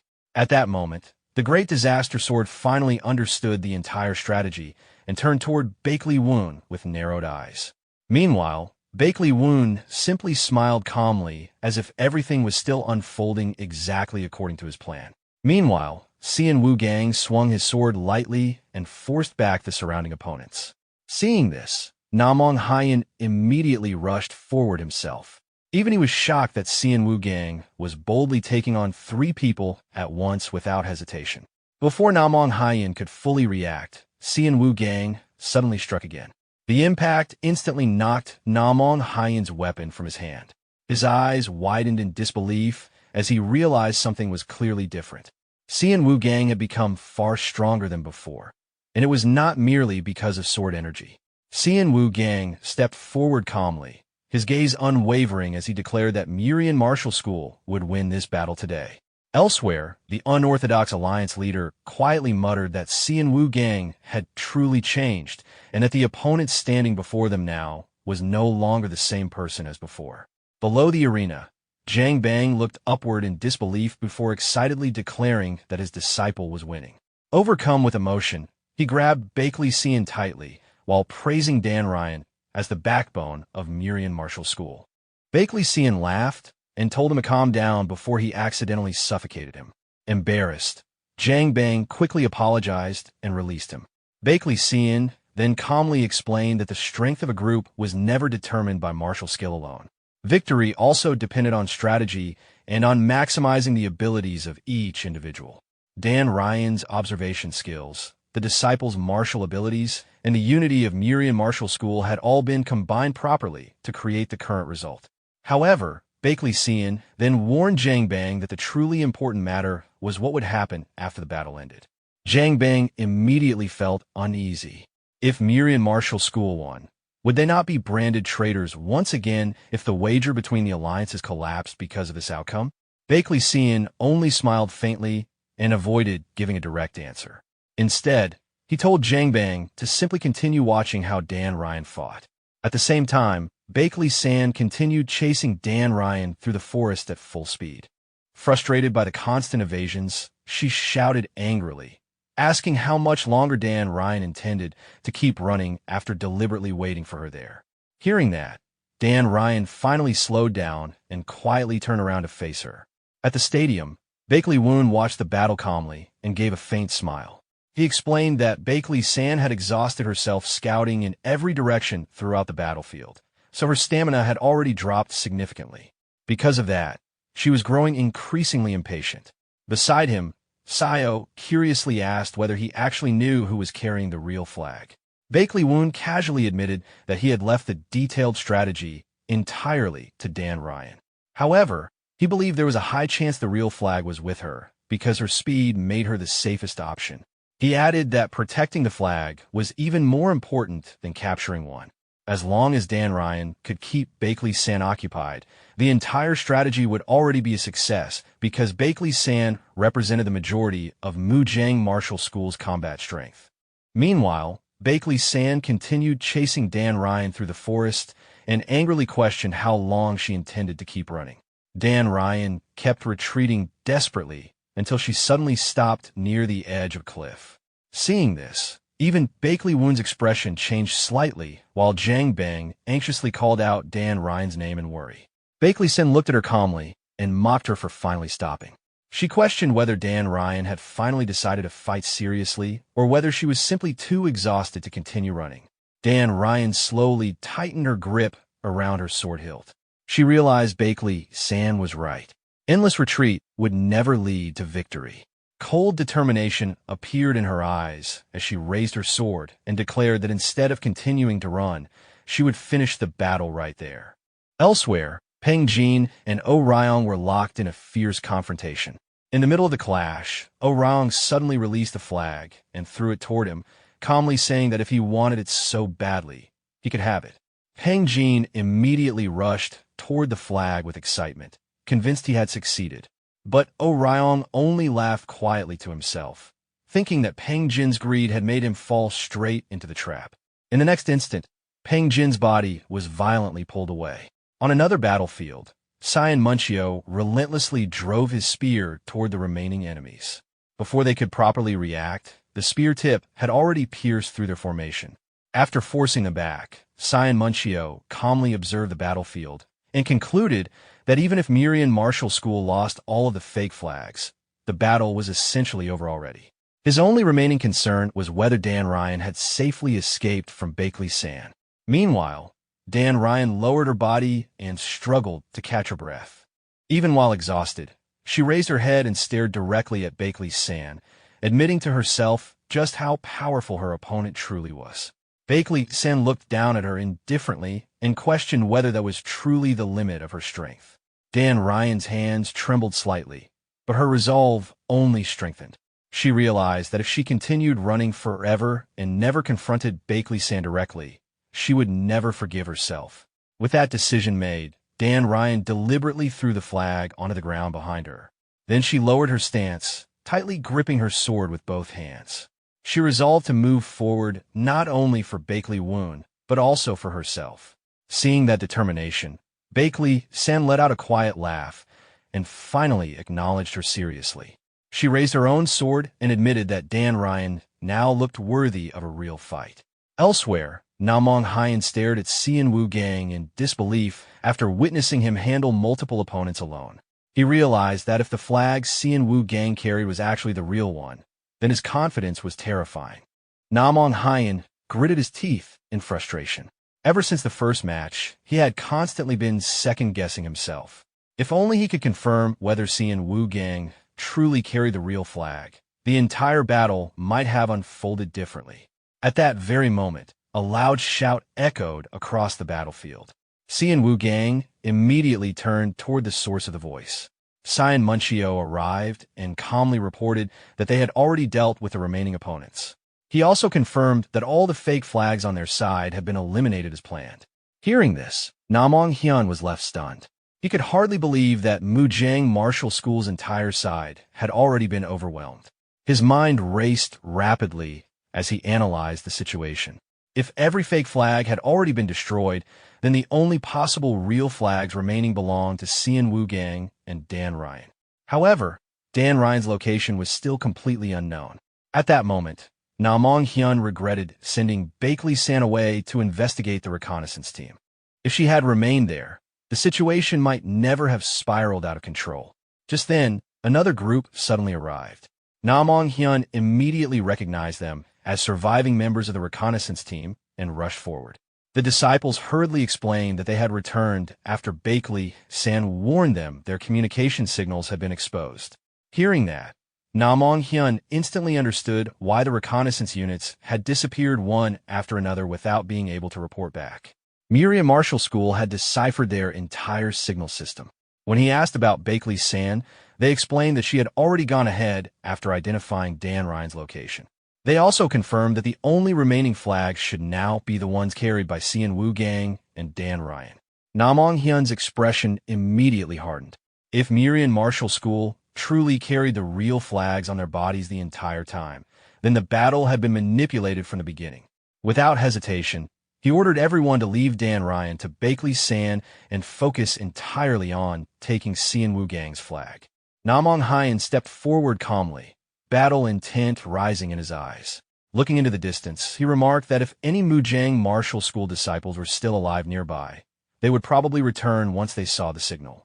Namong Hyun immediately launched a flare into the sky before pointing his sword directly at Xian Wu Gang and challenging him openly. At the same time, he understood that the longer the battle dragged on, the worse the situation would become for Mujang Martial School.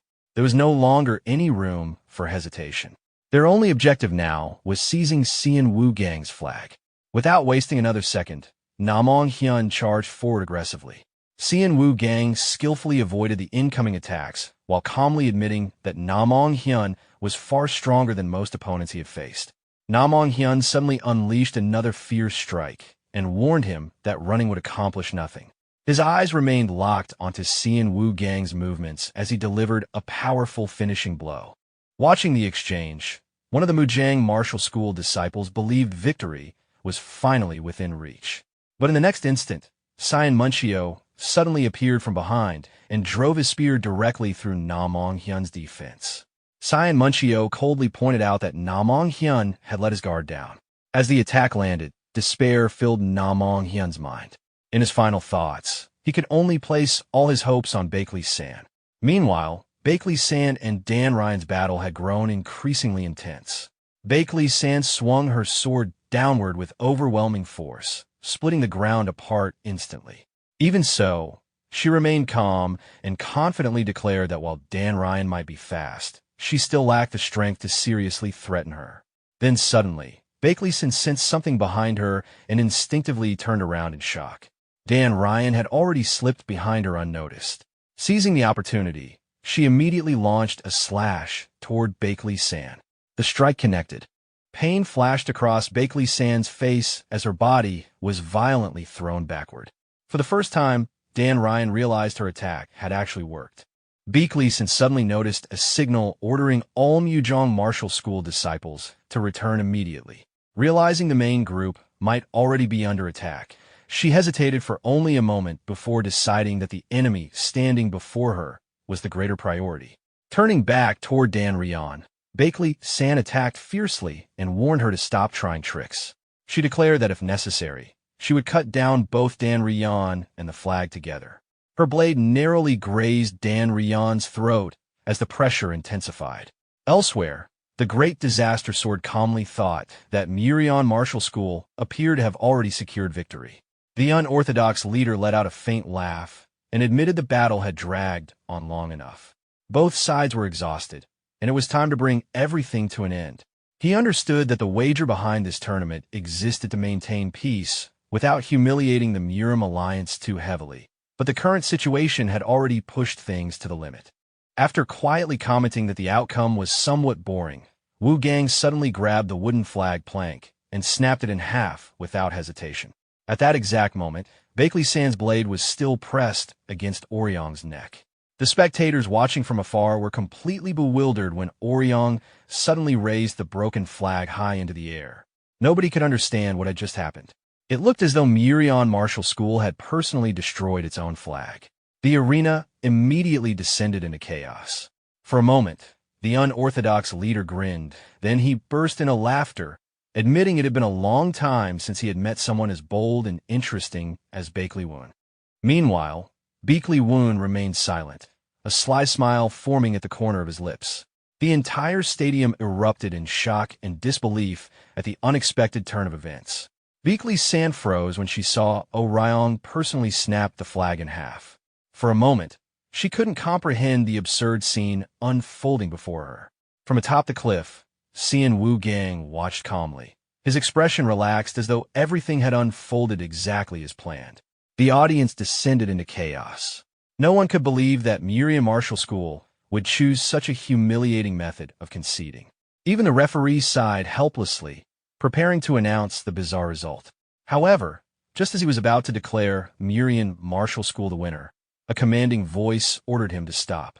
The unorthodox alliance leader descended into the arena, surrounded by a menacing violet aura that instantly silenced the referee. Looking at the battlefield with contempt, he dismissed the outcome as a meaningless result created through petty schemes. Landing in the center of the arena, he openly mocked the so-called righteousness of the orthodox factions for forcing their students into such a situation. He challenged the crowd, questioning why no one dared to speak against the injustice occurring before their eyes. At that moment, Bakley Woon stepped forward and calmly told him to restrain his arrogance. The two men faced one another, instantly creating a tense atmosphere throughout the arena. The unorthodox alliance leader asked for the identity of the person daring to confront him. Bakley Woon introduced himself without hesitation. The leader immediately recognized the name. He had already heard about the man responsible for Murion Martial School's dramatic transformation and admitted that he was impressed by the clever tactics used during the tournament. Bakley Woon modestly credited his disciples for their success, though he acknowledged the flawless teamwork that had produced such results. The leader then questioned why Bakley Woon had willingly offered victory in such a manner. Bakley Woon explained that he was preparing for the next 10 years and wanted to protect the younger generation of the Murim world from internal suppression and political struggles. The leader sneered and asked what would happen if he simply refused to show mercy. Bakley Woon's expression hardened. He firmly declared that he would never forgive anyone who harmed his disciples. The unorthodox alliance leader fell silent for a moment, wondering what an ordinary instructor could possibly do against someone like him. Then he suddenly burst into laughter. It had been a long time since he had encountered someone so bold and interesting. Rather than punishing him, the leader invited Bakley Woon to join the unorthodox alliance as the supreme commander of its military forces. Bakley Woon rejected the offer without hesitation and sarcastically replied that he would consider it only after the unorthodox alliance submitted to the righteous path. The leader's expression darkened, but Bakley Woon immediately presented another proposal that would allow both sides to save face. He suggested a ceasefire agreement that would preserve the balance between the two factions. He further proposed a wager. If Murion Martial School won the tournament, the unorthodox alliance would grant him a small favor. Later, the unorthodox alliance leader sat atop a rooftop and asked the opinion of the Iron Blood sect leader, who had quietly observed everything. The Iron Blood Sect leader simply told him to decide for himself, since he was the alliance leader. The unorthodox alliance leader complained about his companion's cold attitude before suddenly asking about the whereabouts of the Great Disaster Sword. Ajin informed him that the swordsman had already slipped away on his own and had even shaken off his attendants. The leader clicked his tongue in disappointment at the wasted talent, but decided to give him a surprise after the tournament. With a booming laugh filled with confidence and arrogance, he departed. The unsettling laughter lingered in the air long after he was gone, sending chills through the spectators. Nearby, Dan Ryan watched the entire spectacle with exasperation, wondering why powerful figures always enjoyed creating such dramatic scenes. Meanwhile, Xian Wu Gang and Simon Chiak were surrounded by excited spectators asking about their newly earned nicknames. Fans loudly cheered titles such as Golden Dragon Sword Xian Wu Gang and Murian Spear Demon Simon Chiak. Wu Gang looked visibly embarrassed while Dan Ryan stood nearby, observing him carefully. Oh Ryong, on the other hand, seemed quite pleased with her own nickname, Shadowblade, and proudly claimed that the second match's victory had largely been thanks to her efforts. At the same time, Wu and Jin enthusiastically bragged about receiving the nickname Bald Monk, much to Oh Ryong's annoyance. Simon Chiak reminded everyone to stop obsessing over nicknames and focus on the upcoming third match. Oh Ryong immediately began assigning future opponents, insisting that the Murian Spear Demon should personally handle Namong Hyun in the next round. She declared that now that they had earned nicknames, they had a responsibility to live up to them. Suddenly, Xian Wu Gang received a sonic transmission ordering him to appear at Guanj Temple at 10 o'clock that night. The message left no room for refusal. Wu Gang immediately turned pale. Sweat ran down his face as he recognized the voice of his former master. That night, Guanj Temple was eerily quiet. In the middle of the flower garden stood the Great Disaster Sword, waiting silently. As he walked through the garden, he spoke about the importance of balance and harmony. While speaking, he casually uprooted several rare flowers, dismissing them as weeds that ruined the scenery. Then he asked whether a hunting dog that had befriended a bear should be disciplined by its owner. Before Wu Gang could answer, a young child ran over and scolded the strange old man for destroying the flowers. The moment Wu Gang saw the child confronting the terrifying figure, he panicked. He rushed forward, pushed the child away, and told him to return inside before his sister became worried. Only after ensuring the child was safe did Wu Gang return and kneel respectfully before the master to whom he still owed a great debt. The leader watched the departing child in silence, seemingly contemplating how much Wu Gang had changed. Gathering his courage, Wu Gang declared that he would never use the blood sword sex techniques again and was willing to accept whatever punishment followed. However, the Great Disaster Sword demanded something else entirely. He ordered Wu Gang to withdraw from the tournament immediately and return under his command. No matter how much the righteous path had changed him, he insisted that Wu Gang belonged to the same darkness as before and should return to it. Wu Gang trembled, but his resolve remained firm. Memories of his past surfaced. Endless days of hatred, merciless training, and emotionless swordsmanship. Back then, revenge had been the only purpose of his life. But now he understood that such a path had never belonged to his father. His father had wielded the sword to protect justice and safeguard those he cared about. With fury in his voice, Wu Gang declared that the swordsmanship he wished to follow was a path of protection, not destruction. He bowed deeply and begged his former master to let him continue pursuing the ideals he had finally found. Killing intent erupted instantly. Enraged by the rejection, the Great Disaster Sword unleashed a devastating attack and declared that Wu Gang should die where he stood. A massive cloud of dust exploded across the garden. For a moment, it appeared as though Wu Gang had no chance of surviving. However, when the dust settled, a familiar figure stood before him. Beakley Woon had arrived at the last possible moment and effortlessly blocked the attack. Then he looked at the Great Disaster Sword leader and gave him a defiant, slightly smug smile. The two forces collided fiercely, sparks erupting as their energies clashed. The overwhelming pressure spread throughout the garden as the two powerful figures locked eyes. With a defiant smile, Beakley Woon made it clear that he would not allow any harm to come to Xian Wu Gang. The unorthodox alliance leader called Beakley Woon a rat and demanded to know whether he was responsible for changing his disciple's mind. Beakley Woon calmly admitted that he had only given the young man a small push to help him see the truth. He then suggested ending the confrontation before it attracted unwanted attention. Enraged, the leader declared that traitors could not be tolerated and reminded everyone that Cian Wu Gang was the successor of his sect. However, Beakley Woon found the situation strange. Someone so important should never have been sent away as a mere spy. He recalled that the sect already had another successor candidate, the famous Blood Butterfly. From this, Beakley Woon deduced the truth. The real plan had been to force Cian Wu Gang in a conflict with his own ally and use that struggle to awaken him and secure his position. The leader openly confirmed the accusation. He admitted that he had deliberately sent his disciple into enemy territory because he believed the young man's personality was too soft and needed to be hardened through cruelty and hardship. Hearing this, Cian Wu Gang collapsed to the ground in shock, unable to believe he had been manipulated for such a purpose. The leader coldly stated that conscience was merely an excuse and that no traitor would be spared. Observing him closely, Beakley Woon pointed out that his words did not match his actions. With a faint smile, he remarked that killing Cian Wu Gang would gain him nothing. He argued that the leader's stubborn insistence seemed less like punishment and more like an attempt to drag his disciple back under his control. Picking a flower from the garden, Beakley Woon suggested another approach. He described Cian Wu Gang as someone foolishly honest who would certainly repay any debt in the future.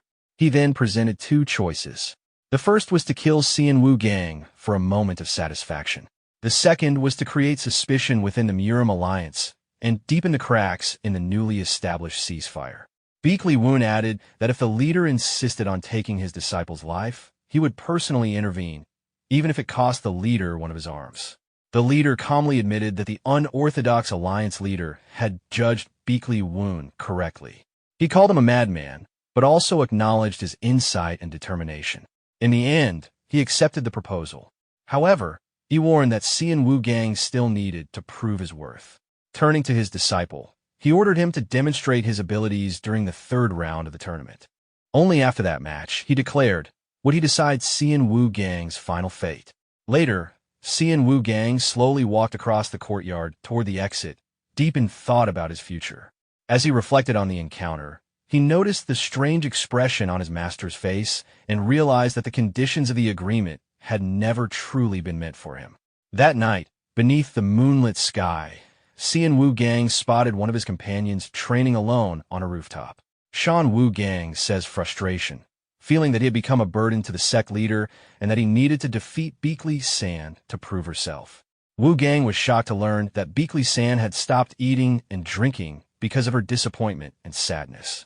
Meanwhile, outside another room, Namong Hyen stood guard at the entrance and immediately blocked Beakley Woon's path, telling him to leave. Inside, Beakley San made it clear that she did not want to meet anyone. When Beakley Woon heard her response, he learned that he was the very last person she wanted to see. At this, Beakley Woon told them to inform Beakley San that their promise still stood and that they would still crush Mujong Martial School. However, he smiled and added that the original plan had always been to win, regardless of any personal request. Inside the room, the white-haired man asked Beakley San whether she truly had no desire to speak with her brother. Trembling with frustration, she admitted that even after giving everything she had in the arena, she still couldn't win.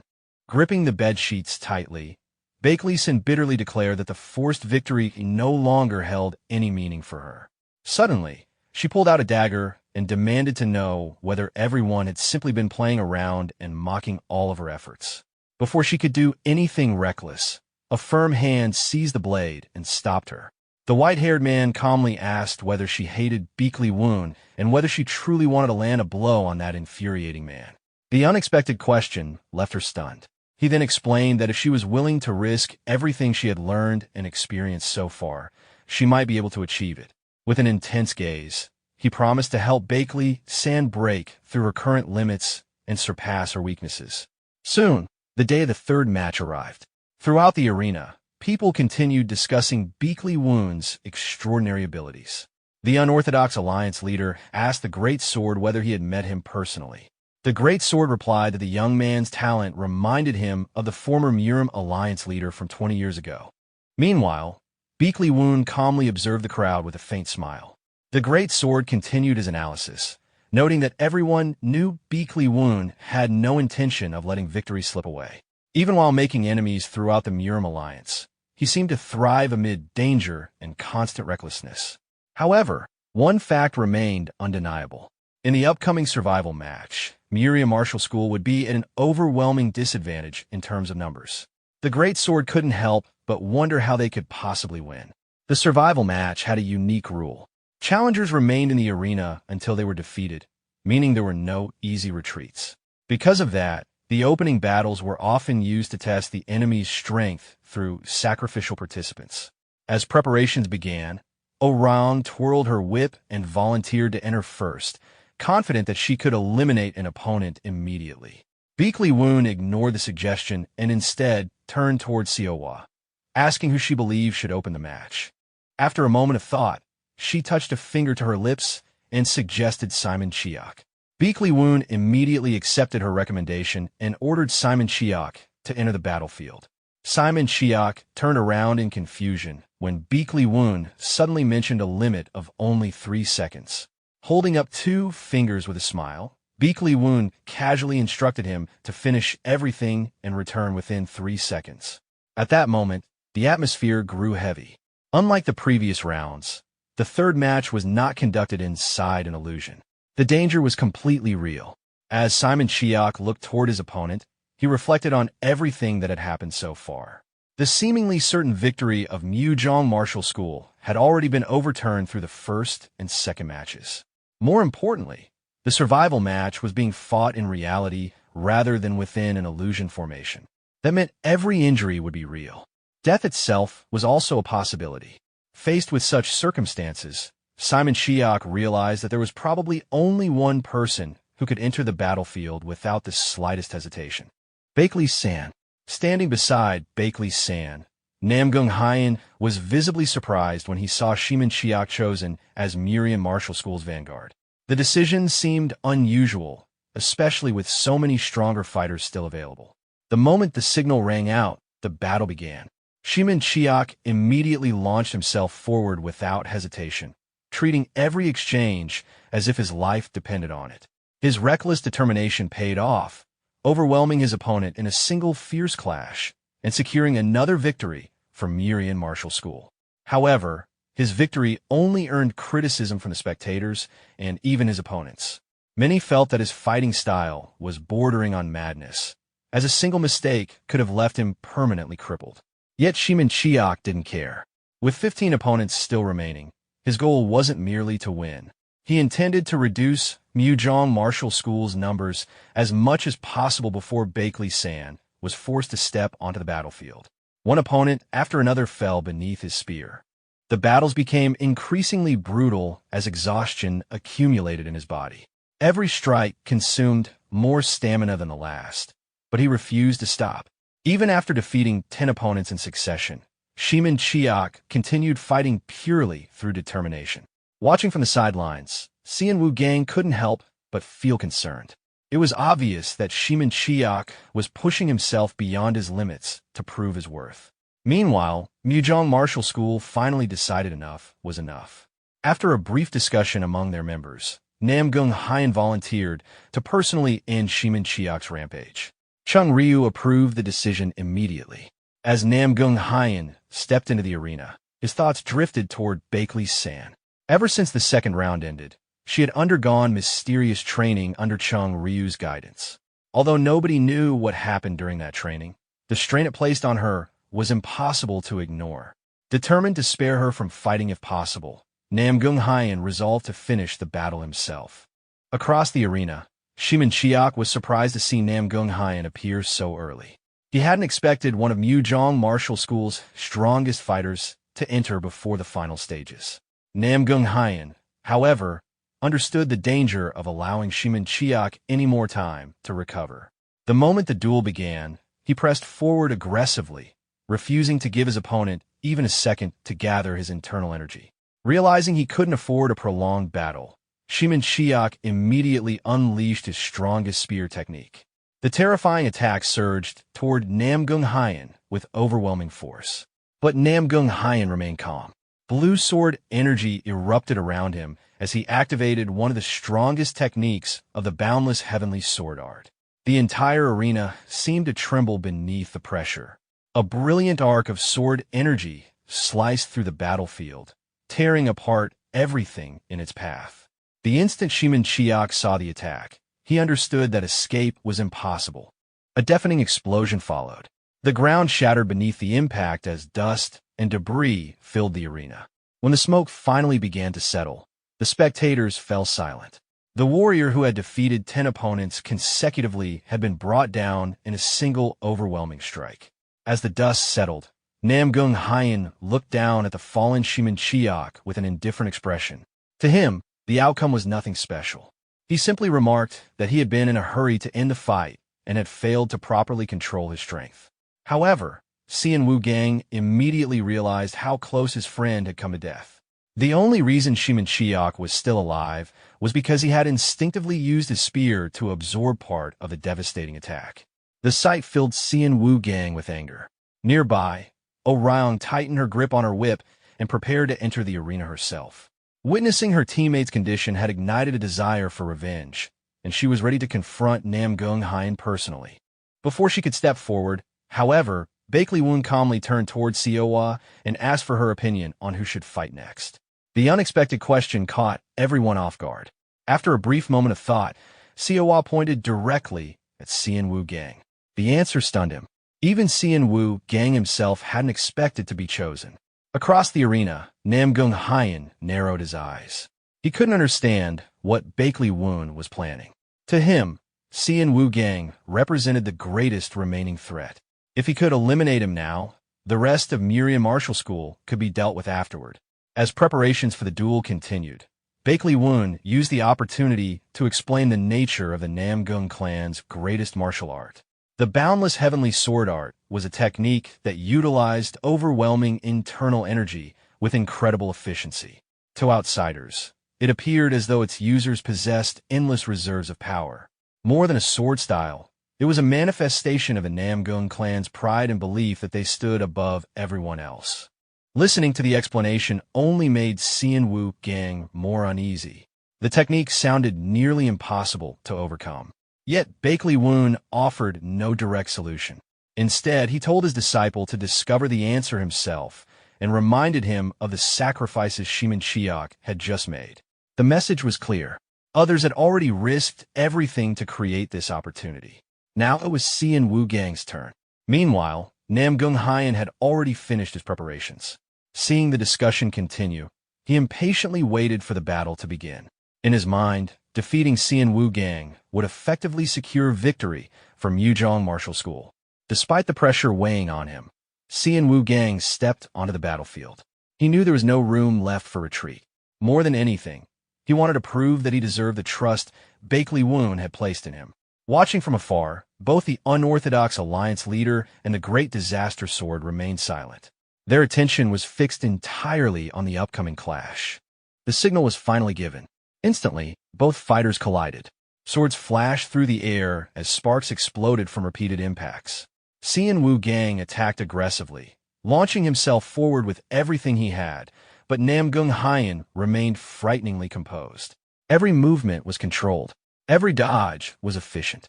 As the battle progressed, Xian Wu Gang noticed something important. Although Namgung Hyen possessed enormous reserves of energy, gathering and focusing that power still required brief moments of concentration. It wasn't a weakness, but it was something. Unfortunately, Namgung Hyen quickly seized control of the pace. Refusing to give his opponent any breathing room, he continuously pressured Xian Wu Gang while questioning whether he truly intended to rely solely on his own strength. Moments later, a brutal counterattack struck home. The impact sent Xian Wu Gang staggering backward. Refusing to yield, he immediately charged again, desperately searching for a way through the seemingly flawless defense. Then the arena shook. A brilliant blue aura erupted from Namgung Hyen's body, sending violent shockwaves across the battlefield. From the sidelines, Bakley Woon calmly observed the exchange and pointed out that Xian Wu Gang had already lost the initiative. He continued questioning Xiaohua, encouraging her to analyze the battle herself. As she watched, Xiaohua gradually began understanding the weaknesses hidden within the boundless heavenly sword art. While the technique was overwhelmingly powerful, repeatedly unleashing such arrogant attacks inevitably reduced their precision and efficiency over time. Recognizing the principle was one thing. Finding an opening within the relentless assault was another matter entirely. Before either of them could reach a conclusion, another violent collision shook the arena. A massive cloud of dust erupted into the sky. Xian Wu Gang immediately used the cover to reposition himself, desperately attempting to regain control of the fight. Yet Nam Gung Hyen's pressure followed him relentlessly. At that moment, a memory surfaced. He recalled Bakley Woon's teachings. The best opportunity to strike was often hidden within an opponent's greatest display of strength. Remembering those words, Xian Wu Gang suppressed his presence and disappeared into the thick dust cloud. On the opposite side of the battlefield, Nam Gung Hyen frowned. The visibility had become terrible. For the first time since the duel began, uncertainty entered his mind. As he searched through the smoke, he suddenly noticed something else. His arm felt unusually heavy. The repeated use of an advanced sword technique beyond his normal limits was beginning to take its toll. And for the first time in the battle, Nam Gung Hyen felt the effects of fatigue creeping into his body. The thick cloud of dust became Xian Wu Gang's greatest ally.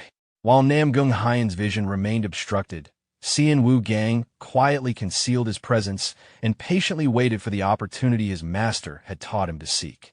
Rather than confronting overwhelming power head-on, he chose to strike at the exact moment his opponent's concentration faltered. Then he moved. Like a shadow emerging from nowhere, Xian Wu Gang burst through the smoke and launched a precise attack. Nam Gung Hyen's eyes widened in disbelief. Until that very instant, he hadn't even realized where Xian Wu Gang had repositioned himself. The battlefield erupted into another fierce exchange. Their swords collided repeatedly as both fighters pushed themselves beyond their limits. Exhaustion weighed heavily on their bodies, yet neither side was willing to retreat. The duel had reached a point where a single mistake would determine everything. As their weapons clashed once more, Xian Wu Gang suddenly altered his approach.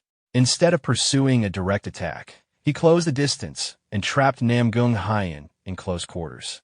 The unexpected maneuver caught Nam Gung Hyen completely off guard. Before he could recover, Xian Wu Gang used the opening to break his balance and force him into a vulnerable position. In the next instant, the tip of Xian Wu Gang's sword stopped directly against Nam Gung Hyen's chest. Silence descended over the grand courtyard. The countless spectators who had been shouting moments earlier could only stare in disbelief. The outcome had been decided. Both fighters were exhausted, but Xian Wu Gang understood the situation better than anyone. Nam Gung Hyen had already pushed his body to dangerous limits by repeatedly using advanced techniques that exceeded his current condition. Another exchange could easily result in a permanent injury. Rather than pressing the attack, Xian Wu Gang chose to offer his opponent a way out. He acknowledged Nam Gung Hyen's talent and future potential, making it clear that there was no reason to throw everything away in a single tournament match. More importantly, he reminded him that this battle wasn't solely about pride anymore. His gaze shifted toward the sidelines. Bakley San was still watching the arena in silence. Xian Wu Gang entrusted the remainder of the battle to her, believing that the future of Muzhong Martial School now rested in her hands. For a long moment, Nam Gung Hyen remained silent. Then he slowly lowered his weapon. The tension that had gripped the arena finally broke. Accepting the outcome, Nam Gung Hyen chose to surrender and place his faith in Bakley San. A moment later, the judge officially declared Xian Wu Gang the victor. The announcement sent shockwaves through the audience. Very few had expected Xian Wu Gang to overcome someone as formidable as Nam Gung Hyen, especially after witnessing the overwhelming power of the boundless heavenly sword art. Yet the impossible had happened. Standing in the center of the arena, battered and exhausted, Xian Wu Gang turned toward the final obstacle standing between Murian Martial School and victory. His eyes locked onto Bakley San. Without hesitation, he issued a challenge for the final battle of the round. However, Bakley-san's reaction was completely different from what everyone expected. Rather than showing excitement or anger, she appeared mildly annoyed by the commotion surrounding her. A moment later, Bakley-san stepped into the arena. The referee announced the start of the match, and the two competitors faced each other at the center of the stage. Before the battle began, Xian Wu-gang asked about the rumors that she had stopped eating and drinking. Bakley-san downplayed the issue, prompting a relieved smile from him. Confused by his reaction, she questioned him, only for Wu-gang to explain that she seemed to be doing better than before. Bakley-san let out a laugh at his confidence before suddenly activating the fiery white flower secret art. A tremendous wave of pressure erupted from her as the fiery world technique engulfed the arena. Wu-gang immediately responded with the seventh technique of the Tempest Sword Art, Whirlwind Surge, and the two martial arts collided head-on. As the clash continued, Bakley-san's eyes turned red with anger. She rushed forward and unleashed a series of relentless slashes. Wu-gang narrowly avoided them, but her frustration only grew. She accused him of treating the fight like a game and even dragged Bakley-woon into her outburst. Hearing her words, Bakley-woon could only stare in shock. Meanwhile, Wu-gang struggled under the relentless barrage. Sweat dripped from his face as he realized that Bakley-san was on an entirely different level from Nam Gung-hyen. The endless torrent of flames left him no opening, and he knew the battle could not continue like this forever. Watching from the sidelines, Bakley-woon calmly stated that the momentum would soon shift. Xiaohua was surprised by his assessment, since Wu-gang appeared to be losing. However, she soon explained that flames burn brightest before they die out. The fiery white flower secret art did not suit Bakley-san, and she was burning her own meridians to force out the flames necessary to fully utilize the technique. Concerned, Xiaohua questioned why nobody close to Bakley-san was stopping her. At this rate, her future as a martial artist was at risk. Bakley-woon replied with a tense expression that such interference was impossible because Bakley-san's master was none other than the head of the Bakley clan. At that moment, Bakley-san recalled her master's teachings. She remembered being told that fire naturally extinguishes once it runs out of fuel, and that only by firmly controlling herself could she avoid being consumed by it. Filled with emotion, she accused Wu-gang of pretending to care while never truly paying attention to someone like her. Another memory surfaced. She recalled Chung Ryu explaining the two paths available to her survival. The first was abandoning her yang cultivation and switching to yin cultivation, sacrificing some proficiency but greatly increasing her chances of success. However, when he realized she could not abandon her pride, he presented a second option: burn away all her meridians and destroy her enemy together with herself. Returning to reality, Bakley-san unleashed the chain flame will strikes. She rejected the idea of stability entirely, declaring through her actions that surpassing her limits mattered more than preserving herself. A massive explosion erupted across the arena. When the smoke cleared, Bakley-san stood panting heavily. Veins bulged around her eyes as exhaustion overtook her. Wu-gang pointed out that her body had already reached its limit, but she refused to care. Seeing her condition, Wu-gang seriously urged her to forfeit. He admitted that he wanted to fight her at her best and even offered to withdraw himself if necessary. Instead of calming her, his words only fueled her anger. Furious, Bakley-san unleashed the ultimate technique of the fiery white flower secret art, Grand Flames. As she charged forward, she remembered Chung Ryu once more and resolved not to become a pawn in his schemes. Wu-gang desperately warned her not to push herself any further. Suddenly, blue flames surged toward him. Shocked, Wu-gang leapt aside. The energy felt neither like ordinary fire nor pure yin energy, but something entirely different. At the same time, Bakley-san grasped her sword and activated the Azure Moon heavenly art. Closing her eyes, she concentrated deeply as a blue radiance spread from her blade. The crowd erupted into confusion. Nobody could understand how she was simultaneously using yang and yin energy. Bakley-woon's eyes widened in disbelief as he recognized traces of a wudong technique. Moments later, he realized the truth. Chung Ryu had taught her the dual inner energy arts. Nearby, Chung Ryu watched with a smug grin, pleased that she had succeeded. He mocked the greed of the Bakley clan for pushing her this far. Before he could continue, a sword suddenly rested against his neck. The newcomer demanded an explanation and questioned whether Chung Ryu had truly taught Beakley-san the dual inner energy arts. He warned that both teacher and student could face punishment, depending on the circumstances. Calmly, Chung Ryu explained that he had merely pointed her in the right direction and that she had discovered the rest herself. The answer only made the man angrier. If the technique had not been properly taught, all of her meridians could have become twisted and ruined. Chung Ryu simply replied that she was already burning her entire body as though this were her final battle. The furious man shouted his name once more.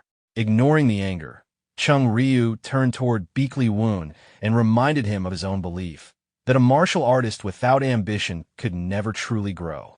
Back in the arena, Nam Gung Hyen desperately shouted for Beakley-san to stop. However, Beakley-san felt the burning sensation in her meridians gradually cooling. Realizing she could still fight, she declared that victory was finally within reach. Watching the situation unfold, Beakley Woon became increasingly tense. Although the yin energy had cooled her meridians, repeatedly switching between opposing energies would ultimately destroy them. Realizing the danger, he shouted at Wu Gang to end the fight with everything he had and prove his true nature. Hearing his master's command, Wu Gang looked back in surprise. At that very moment, Beakley-san launched herself forward and unleashed the ultimate technique, engulfing heavens. Faced with the incoming attack, Wu Gang clenched his teeth.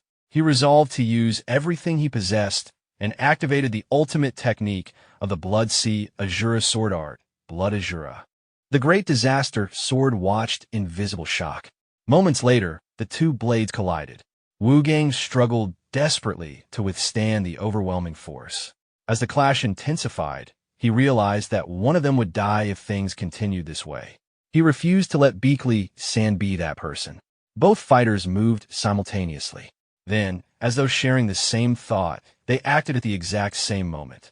Their ultimate techniques collided, triggering a deafening explosion that shook the entire arena. After some time, the dust finally settled. The spectators anxiously tried to determine the winner while the referee prepared to make an announcement. However, after taking a closer look, he suddenly stopped. Both competitors had lost consciousness. As Beakley-san collapsed, Beakley Woon appeared instantly and caught her before she hit the ground. At the same time, Oryong and the bald monk rushed to Wu Gang's side and tried to wake him. Half-conscious in Beakley Woon's arms, Beakley-san weakly called out to him and begged him not to leave. Looking down at her, Beakley Woon responded with a rare warm smile. From afar, the Great Disaster Sword observed that either fighter could easily have died. Yet their hesitation to kill one another may have been the very reason both survived. With a satisfied smile, he noted that Wu Gang's soft-hearted nature remained unchanged. The unorthodox alliance leader, standing beside him, was confused by how pleased the Great Disaster Sword seemed. Meanwhile, Wu Gang slowly regained consciousness. The moment his eyes opened, he instinctively apologized to his master before collapsing in pain again. Confused, he looked toward Shimin-Chiak and wondered why the man was standing. At that moment, several disciples descended into the arena. Shimin-Chiak immediately demanded answers. He ordered Wu Gang to personally deny the accusation spreading among the disciples. According to the rumor, Xian Wu Gang was a spy of the Bloodsword sect. Hearing such an absurd accusation, Wu Gang could only stare in complete shock. The arena descended into chaos as members of the Muram Alliance suddenly began attacking the students. Amid the confusion, Shimin-Chiak grabbed Xian Wu Gang by the collar and desperately demanded that he deny the accusations himself. However, Wu Gang remained silent, only glancing away with an irritated expression. His silence alarmed Shimin-Chiak even further, causing him to shout again. At that moment, Beakley Woon stepped in and blocked an attack from a Muram Alliance member. The man insisted that the supposed spy should be executed immediately. Beakley Woon angrily rebuked them. He pointed out that these were merely children who had just finished the inter-school tournament and had not even been given time to recover. He condemned the adults of the Muram Alliance for allowing themselves to be manipulated by the unorthodox alliance leader and called their actions disgraceful.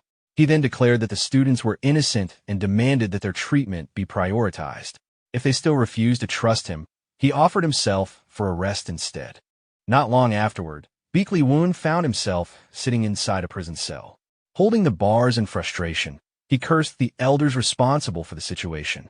Meanwhile, at the Miram Alliance Medicine Hall, Shimin Chiak explained everything that had happened while Wu Gang was unconscious. The inter-school tournament had continued without interruption. 3 students from Murian Martial School and 4 from Yuzhong Martial School participated in the survival match. Oh Ryong managed to defeat 2 opponents despite struggling, and Dan Rian also secured victory. The atmosphere remained positive until Woon Jin won the final match, drawing all the attention and leaving Oh Ryong feeling somewhat dissatisfied. According to Shimin Chiak, the real problem began afterward. Having won the bet through Murian's victory, the unorthodox alliance leader stepped into the arena and demanded the return of Xian Wu Gang, claiming him as a rising martial artist of the unorthodox alliance. Laughing loudly, he expected the Miram Alliance to honor the agreement. The revelation sent shockwaves through the crowd. The student who had displayed the most impressive performance in Murian Martial School was suddenly being exposed as an unorthodox alliance spy. This happened just as the Miram Alliance was struggling to calm those who demanded his immediate execution. As Shimin Chiak finished explaining, he noticed Wu Gang regaining consciousness. Sitting up on the bed, Wu Gang struggled to comprehend the situation. He could not understand why the unorthodox alliance leader would make such a demand. Shimin Chiak then asked him directly whether the accusation was true. Wu Gang admitted that he had originally belonged to the Bloodsword sect, but insisted that he had never acted as a spy. He explained that he had planned to leave the sect after the tournament. According to him, if he demonstrated his abilities during the competition, his master had promised to let him go. Calmly, Shimin Chiak asked whether the current situation looked like the fulfillment of that promise. He then informed Wu Gang that Oh Ryong was collecting signatures to prevent his return to the unorthodox alliance. Fortunately, the Heavenly Squad captain and the Yaoyang branch leader were also helping them. Hearing this, Wu Gang lowered his head in guilt and gratitude. He revealed that Beakley Woon had actually discovered his origins on the very first day of training. Suddenly realizing something, he asked where the sect leader was. Shimin Chiak looked away awkwardly and admitted that he had no idea what Beakley Woon was planning. Meanwhile, inside the prison cell, Beakley Woon sat cross-legged in front of a wall, muttering that his attempts to scratch through it were not going as well as expected. A familiar voice mocked him for acting superior. Recognizing the voice instantly, Beakley Woon turned toward Beakley San and asked if she was feeling better. Still upset, Beakley San folded her arms and refused to accept his concern. She reminded him that she had not forgotten how he had manipulated her during the tournament. Beakley Woon simply smiled and pointed out that everyone had managed to grow thanks to her efforts. That answer only irritated her further, causing her to draw her sword. Ignoring her anger, Beakley Woon reached through the bars and gently patted her head. He explained that the plan could never have succeeded without her and praised her growth as a martial artist. He acknowledged that she must have gone through many hardships. As Beakley San struggled to respond, Beakley Woon revealed that he had finally obtained an excuse to take her with him, something he had been waiting for a very long time. The unexpected confession brought tears to her eyes. At that moment, an elderly voice interrupted them. The newcomer remarked that despite hearing rumors about their poor relationship, reality seemed quite different. Startled, Beakley San instinctively swung her sword before realizing who had arrived. The visitor was none other than the Miram Alliance leader, Sword Saint Weiji Hack. With a smile, Weiji Hack informed them that he had heard someone was looking for him. Beakley Woon immediately turned serious. He instructed Beakley San to trust him no matter what happened and to wait at the Righteous Heaven sect. As she demanded an explanation, Beakley Woon formally requested an audience with the Alliance leader. Sometime later, Weiji Hack entered the prison cell and sat across from him. The Alliance leader remarked that it had been a long time since they had spoken like this. He recalled how Beakley Woon had always acted independently during his Heavenly Squad days and eventually left on his own terms. Beakley Woon apologized briefly before getting straight to the point. He declared that Xian Wu Gang was already his disciple and that he intended to take him to the Righteous Heaven sect. Weiji Hack questioned whether such a thing was truly possible. In response, Beakley Woon announced that the Righteous Heaven sect was prepared to withdraw from the Murim alliance entirely. The statement caused Weeji Hack to pause. He explained that the unorthodox alliance leader had requested Wu Gang as payment for winning the bet. The alliance now faced a difficult choice: return him, execute him as a spy, or refuse both options.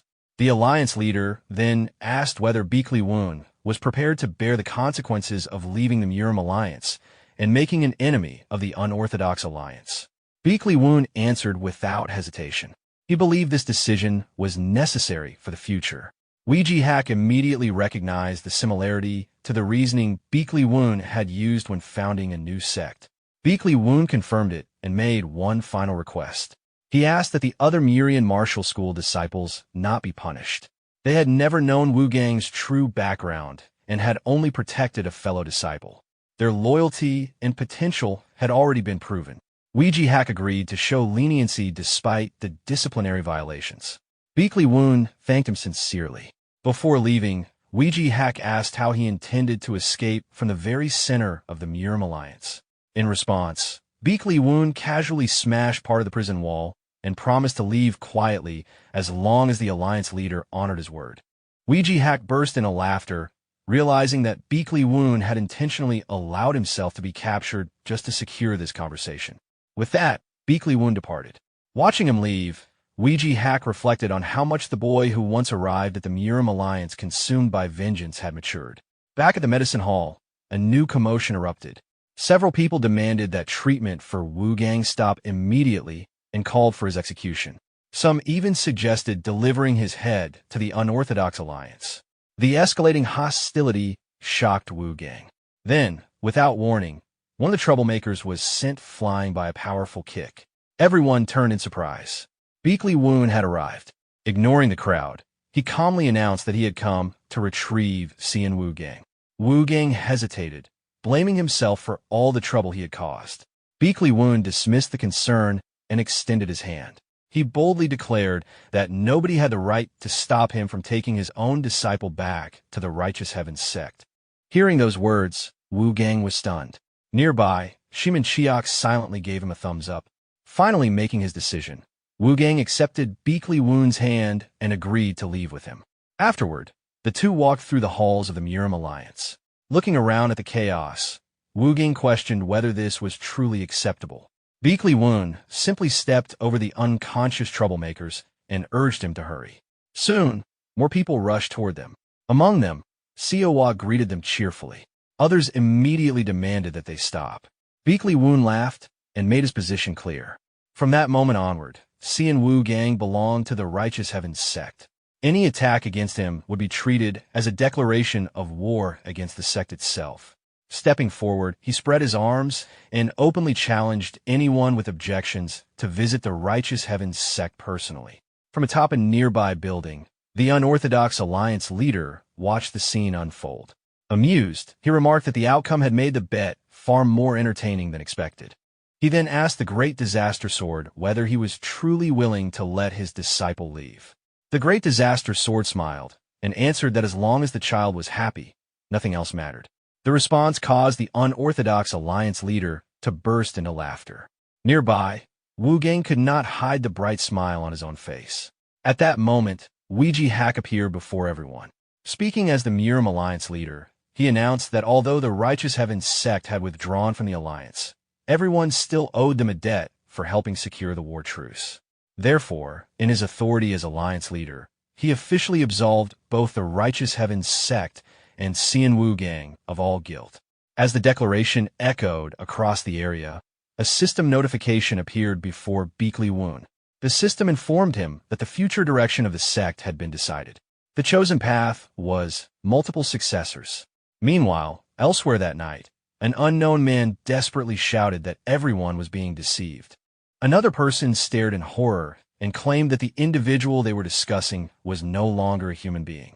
Meanwhile, Beakley Woon received a system notification revealing the chosen direction for the sect. The path selected was multiple successors, a sect built around martial masters following different paths rather than being confined to a single martial art tradition. The system explained that disciples would receive tremendous growth bonuses when learning martial arts suited to their individual talents. In addition, periodic martial art exchanges would greatly improve the creation of boundary arts between different techniques. After reading it, Bakley Woon smiled in satisfaction. This was exactly what the current Righteous Heaven sect needed.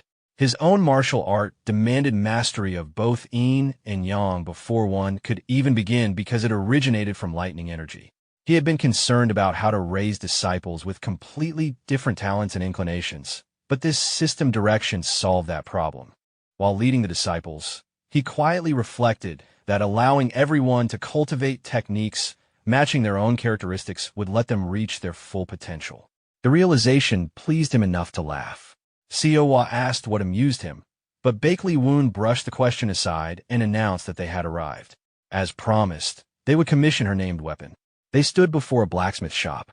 Immediately, the system displayed another notification. Leave for a new business partner. Bakley Woon introduced the blacksmith as Old Man Shion, reputed to be the greatest blacksmith in Sangshan. Instead of greeting them, Old Man Shion refused immediately and ordered them away. Bakley Woon looked confused and asked why. The blacksmith pointed at the disciples and declared that their accumulated karma was far too low. Until they earned more, he would never forge weapons for them. At that moment, a new quest appeared. What goes around comes around. The quest explained that all outcomes were determined by accumulated karma. The special attributes applied to weapons forged by Old Man Shion would depend entirely on the type of karma gathered during the quest period. Time limit, 90 days. Minimum requirement, mid-low grade karma or higher. Reading the details, Bakley Woon crossed his arms and sighed. The meaning was obvious. The greater the karma they accumulated, the greater the rewards.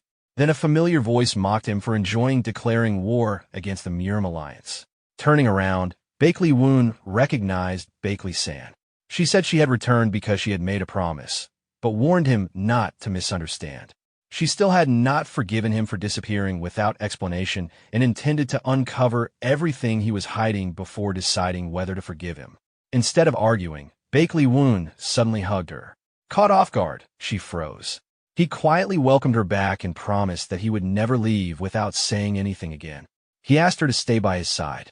His words brought tears to her eyes, and memories surfaced, childhood days when she constantly followed her older brother and demanded piggyback rides. After a while, Bakley Woon released her and gently remarked that she had grown up. Embarrassed and irritated, Bakley San changed the topic and questioned his future. Even if the Murim Alliance leader had pardoned him, his reputation was ruined and work opportunities should have vanished. She also questioned the pile of books around the sect, noting there were theory texts instead of martial manuals, and wondering if he intended to raise scholars instead of martial artists. Bakley Woon simply remarked that she had become much more nagging over the years. Ignoring her reaction, he reflected inwardly. Now that the sect had chosen the multiple successors direction, his most urgent task was creating foundational martial arts tailored to each disciple. The system began differentiating basic arts. For Siowa, who possessed the ultimate Yin body, he designed an azure art to draw out greater Yin energy.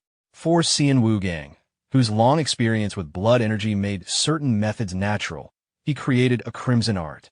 For Wang Pao, whose energy perception was weaker, he developed a reverse energy art suited to his condition. By building proper foundations, the disciples could eventually grow beyond him. The problem was money. He had already spent an entire month's food budget buying books. With more people in the household, expenses had risen rapidly. Bakley San suggested that it was not too late to return and kneel before the Murim Alliance leader.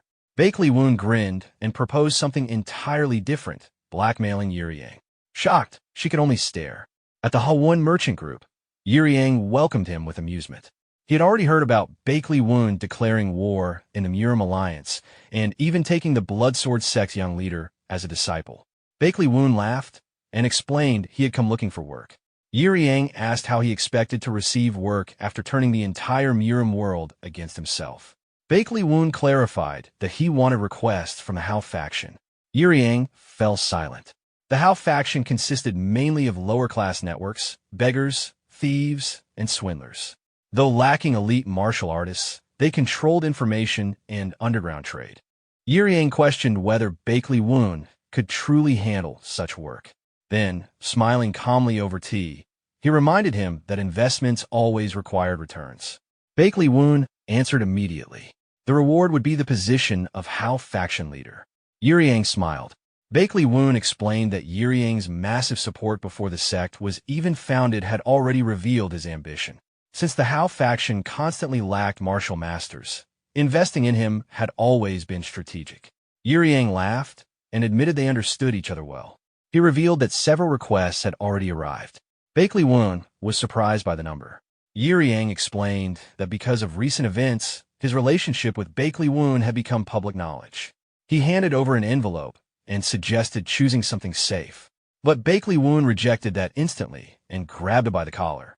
His disciples were eating too much, and what he needed was immediate income. Sweating, Yiriang hurriedly recommended a request. The sky-piercing dragon sect in Anhua County wanted help stopping Blood Eagle Manor. Bakley Woon questioned why one underworld group would target another. Yiriang explained that the sky-piercing dragon sect stood somewhere between orthodox and unorthodox factions and acted like local protectors. Blood Eagle Manor, meanwhile, was a genuine criminal organization known for atrocities. Bakley Woon concluded that the sky-piercing dragon sect would be destroyed before outside help arrived. Yiriang agreed and proposed turning them into a branch sect.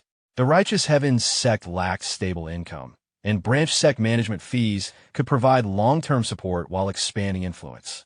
Bakley Woon considered the idea. Yiriang advised him not to decide immediately and instead visit personally to judge their character. At that moment, danger detected in request. Danger level, medium. Bakley Woon's expression hardened. Returning to the sect, he informed everyone that a request specifically naming the Righteous Heavens sect had arrived. The mission involved protecting a region and carried considerable danger. Because of that, he decided to test them. Bakley San immediately questioned why she had to participate.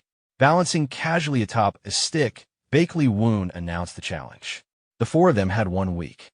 If they could work together and touch even the tip of the Righteous Heavens sword, he would bring them along. Confidently, he declared the task easy. Bakley San attacked immediately with her fiery white flower secret art. The test began. Bakley Woon remained seated and avoided the attack barehanded. Everyone was shocked. The others rushed in competitively, while Siowa tried to organize a strategy instead. Wang Pao also joined. Siowa eventually decided to exploit openings created by the others. For days later, all 4 disciples collapsed from exhaustion. Meanwhile, Bakley Woon casually ate dumplings while criticizing how slow they were.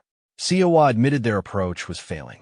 Frustrated, she wished she had enough strength to at least sacrifice herself for everyone and wondered how they could possibly win. Bakley Woon quietly watched. Eventually, they stood again.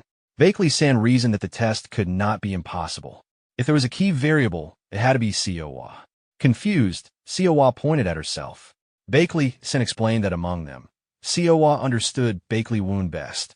She was always the person he turned to first and the only one capable of sharing his perspective. Siowa quietly repeated the words to herself. Then Bakley San questioned whether they could keep living in the manor after destroying it repeatedly. Siowa casually explained that every morning everything simply returned to normal. Alarmed, Bakley San asked whether something was wrong with the manor. Siowa casually mentioned that it had originally been famous as a haunted manor. Before anyone could react further, Bakley Woon approached.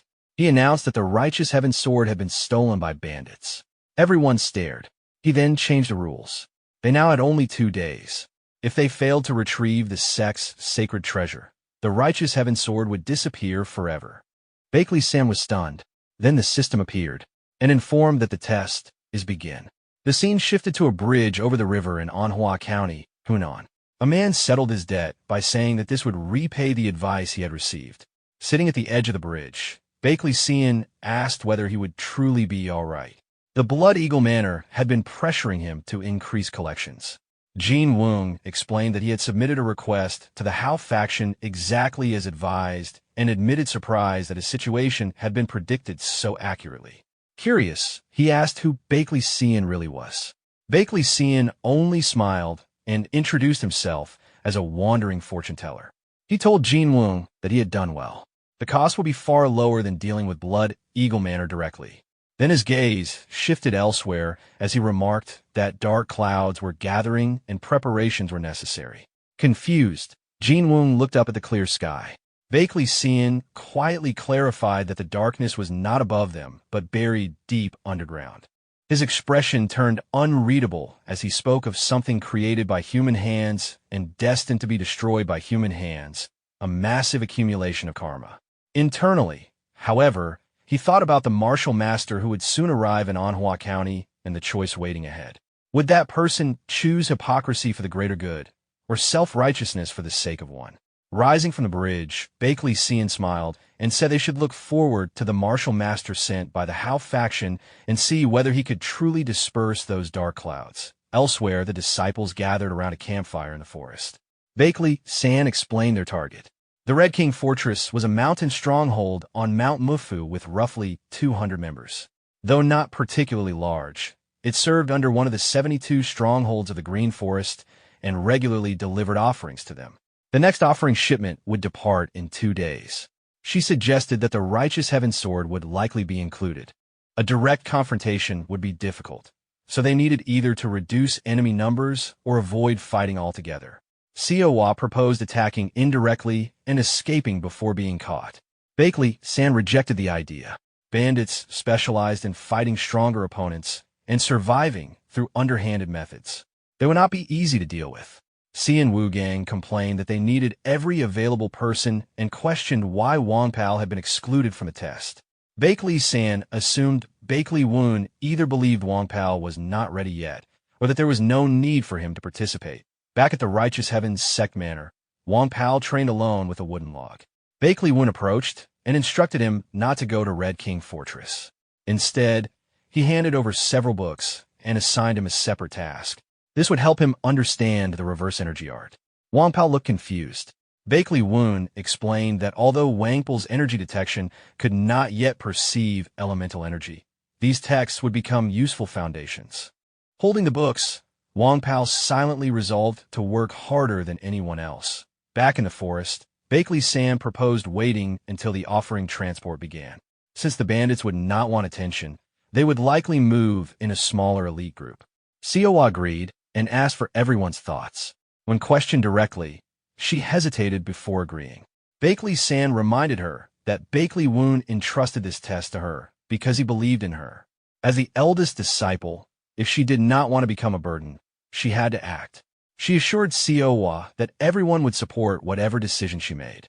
After thinking quietly, Siowa finally smiled. She proposed burning all of Mount Mufu. Everyone paused.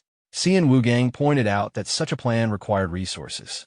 Siowa spread out a map and explained. The weather had been dry for days. There were no civilians near the bandit territory, and streams surrounded the area on all 4 sides. If they controlled the surroundings properly, they could limit the spread while creating enough chaos.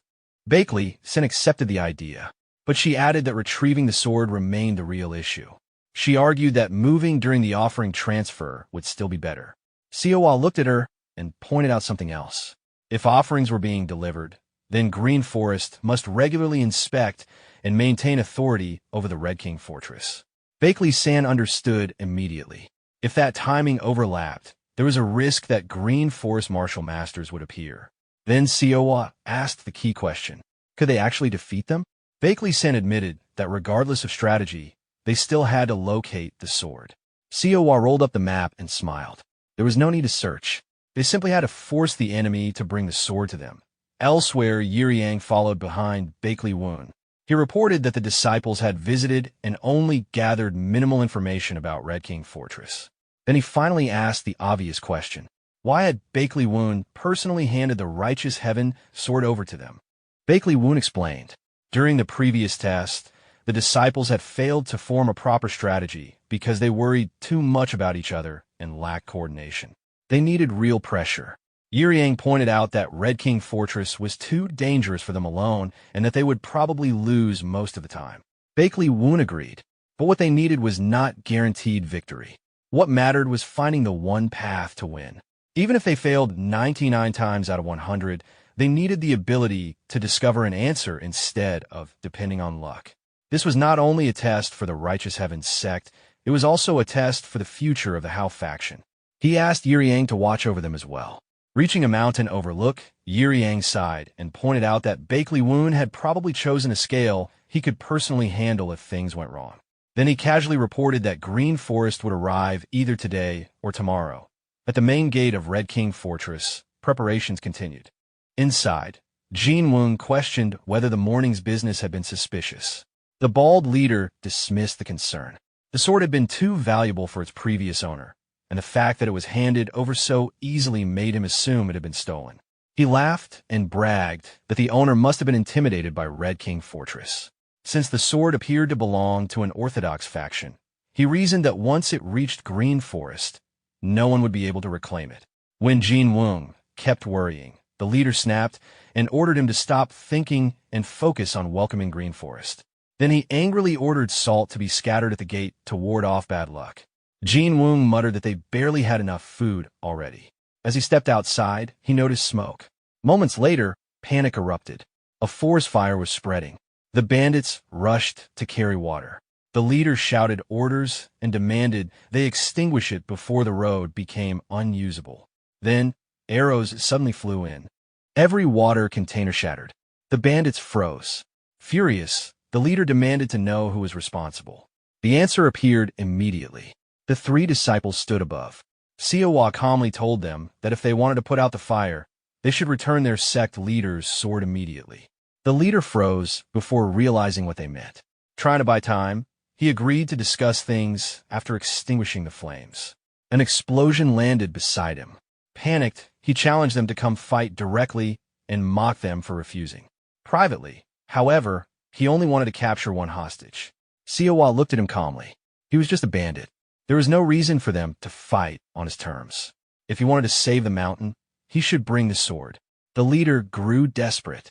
He explained that he had already reported obtaining a valuable offering and offered money instead.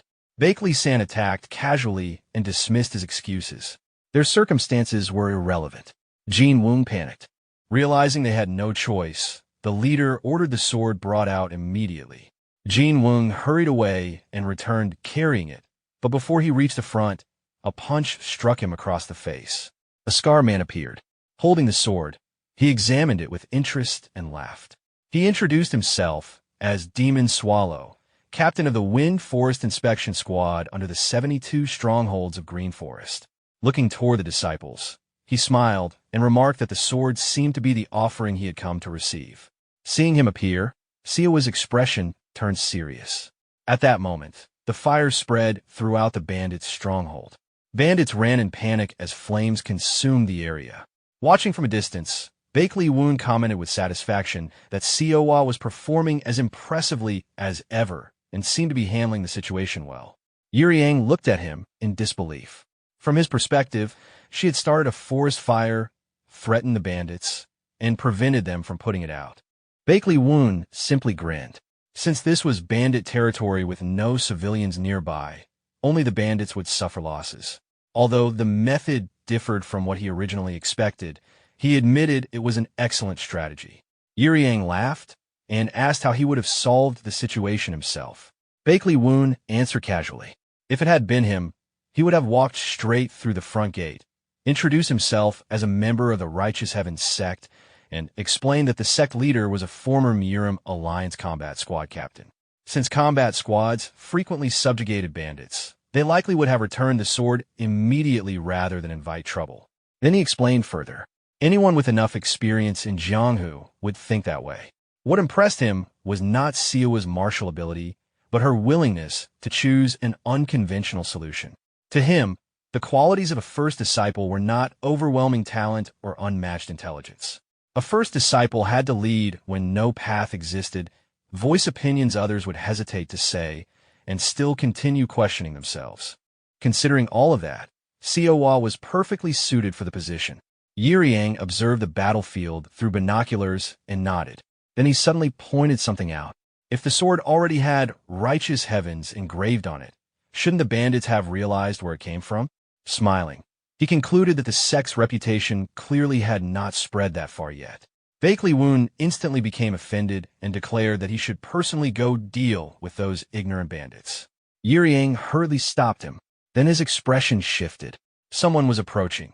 At Red King Fortress, Demon Swallow unsheathed the sword and admired it.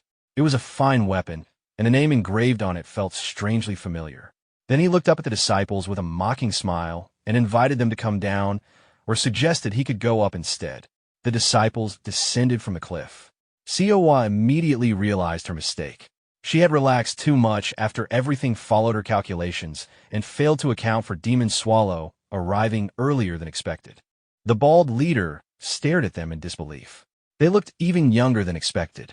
Demon Swallow smiled coldly and suggested that before questioning them, perhaps they should kill one first. The bald leader awkwardly objected. They were still children. If their sect leader came looking for them later, things could become troublesome. Breaking their limbs and crushing their spirits would be enough. Before he could finish, Demon Swallow stepped on his head and drove him into the ground. The bald leader cried out. Demon Swallow asked whether they did not realize the real problem. Even children looked down on bandits now. Bandits were supposed to inspire fear. Then he shouted at everyone to stop standing around and put out the fire before the entire mountain burned. The bandits scrambled away. Demon Swallow glanced back at the disciples. He did not care about this small fortress, but if offerings decreased, that would become his problem too. Then his smile widened. He told them to convince him. They needed to give him a reason not to kill them. Without warning, Bakley San rushed forward. The others shouted her name. While attacking, she declared that they had already expected things to reach this point, and that he was the only real martial master present. She struck. Demon Swallow effortlessly deflected her attack, moved behind her, and placed a dagger at her neck. Bakley San immediately realized how fast he was. Xian Wu Gang charged in. The moment Demon Swallow pressed the blade closer, Wu Gang changed direction and stopped. Angrily, he accused him of taking hostages. Demon Swallow suddenly appeared in front of him and grabbed his face. Then he slammed him into the ground. Coughing in pain, Wu Gang heard Demon Swallow calmly explain this was not a duel. What stood before them was a bandit. Without warning, Demon Swallow attacked Siowa next. She blocked with her sword, but was forced back. Then she grabbed his wrist and activated her martial art. Ice rapidly formed across his hand. Demon Swallow looked surprised. Immediately afterward, he kicked Siowa away. After licking his frozen hand, he looked at her with interest. She knew how to use her comrades as bait. He assumed the fire had also been her idea. Breathing heavily, Siowa retreated to regroup. Demon Swallow folded his hands behind his back. Different martial arts, coordinated tactics, he found them strangely unlike ordinary orthodox disciples. Then his expression darkened. If they survived, they would become troublesome later. And if their sect had lost the sword and only sent children to recover it, their sect leader could not be much either. He declared that he would kill them first and deal with their sect leader afterward. Siowa's thoughts raced. He was stronger than expected. Then she remembered. This was a test. If she imagined what Bakley Woon would do, then somewhere nearby, Demon Swallow activated his Wind Force kick art and launched his first technique. He mocked them and said that if they endured long enough, he might spare them. Xian Wu Gang braced himself. But suddenly, Siowa lowered her sword. She surrendered. Sweat ran down her face, but she smiled. Demon Swallow frowned. The bald leader burst into laughter and mocked her for expecting mercy from bandits. Then, lightning crashed down. Bakley Woon descended directly onto the bald leader. Heavenly lightning descent. Pressing the man into the ground, he calmly looked at Siowa. Did this mean she was giving up the test? Siowa answered honestly. She had succeeded in recovering the righteous heaven sword, but she had no way to escape while protecting everyone. She moved behind him and explained that she could not endanger her fellow disciples simply because she refused to admit defeat. Bakley Woon asked how she knew he was nearby. After thinking briefly, she answered confidently.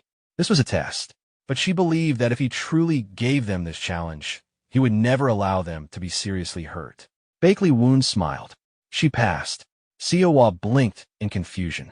Without explaining further, he turned toward Demon Swallow and said they would discuss the rest after dealing with him. Pinned beneath him, the bald leader desperately begged Demon Swallow to kill them. But Demon Swallow turned and ran. The bald leader stared in disbelief. Activating Wind Forest Stride, Demon Swallow escaped at full speed. Internally, panic overwhelmed him. What exactly had those idiots stolen? He had to get away immediately. No one could catch him once he used mobility arts. Then, something crashed down in front of him. Bakley Woon. Demon Swallow was smashed into the ground. Bakley Woon stepped on his head and asked calmly, earlier, who exactly did he say he was going to kill? At the same time, Bakley Woon quietly wondered, had this man truly never heard of the Righteous Heaven sect? The scene shifted to a dark forest. A robed figure sat silently. Someone approached and addressed him. Rakshasa. Rakshasa turned and asked what it was. The man reported that recent events had made the area unstable and cautiously suggested moving up their plans. Before he could finish, a red flash appeared. His arm separated instantly. As he screamed, Rakshasa calmly walked forward. Restless? If this was about Blood Eagle Manor, it did not matter even if the Unorthodox Alliance had begun paying attention. He stopped. 5 years had passed since the seeds were planted. Only after enough karma accumulated could the fruit finally bear results. Rakshasa revealed his face and smiled. The date of the grand plan would not change. The hungry ghosts only needed to remain where they were. With pure terror, he would tear apart filthy flesh and purify the world. Inside, his true thoughts surfaced, he would wash the world in blood.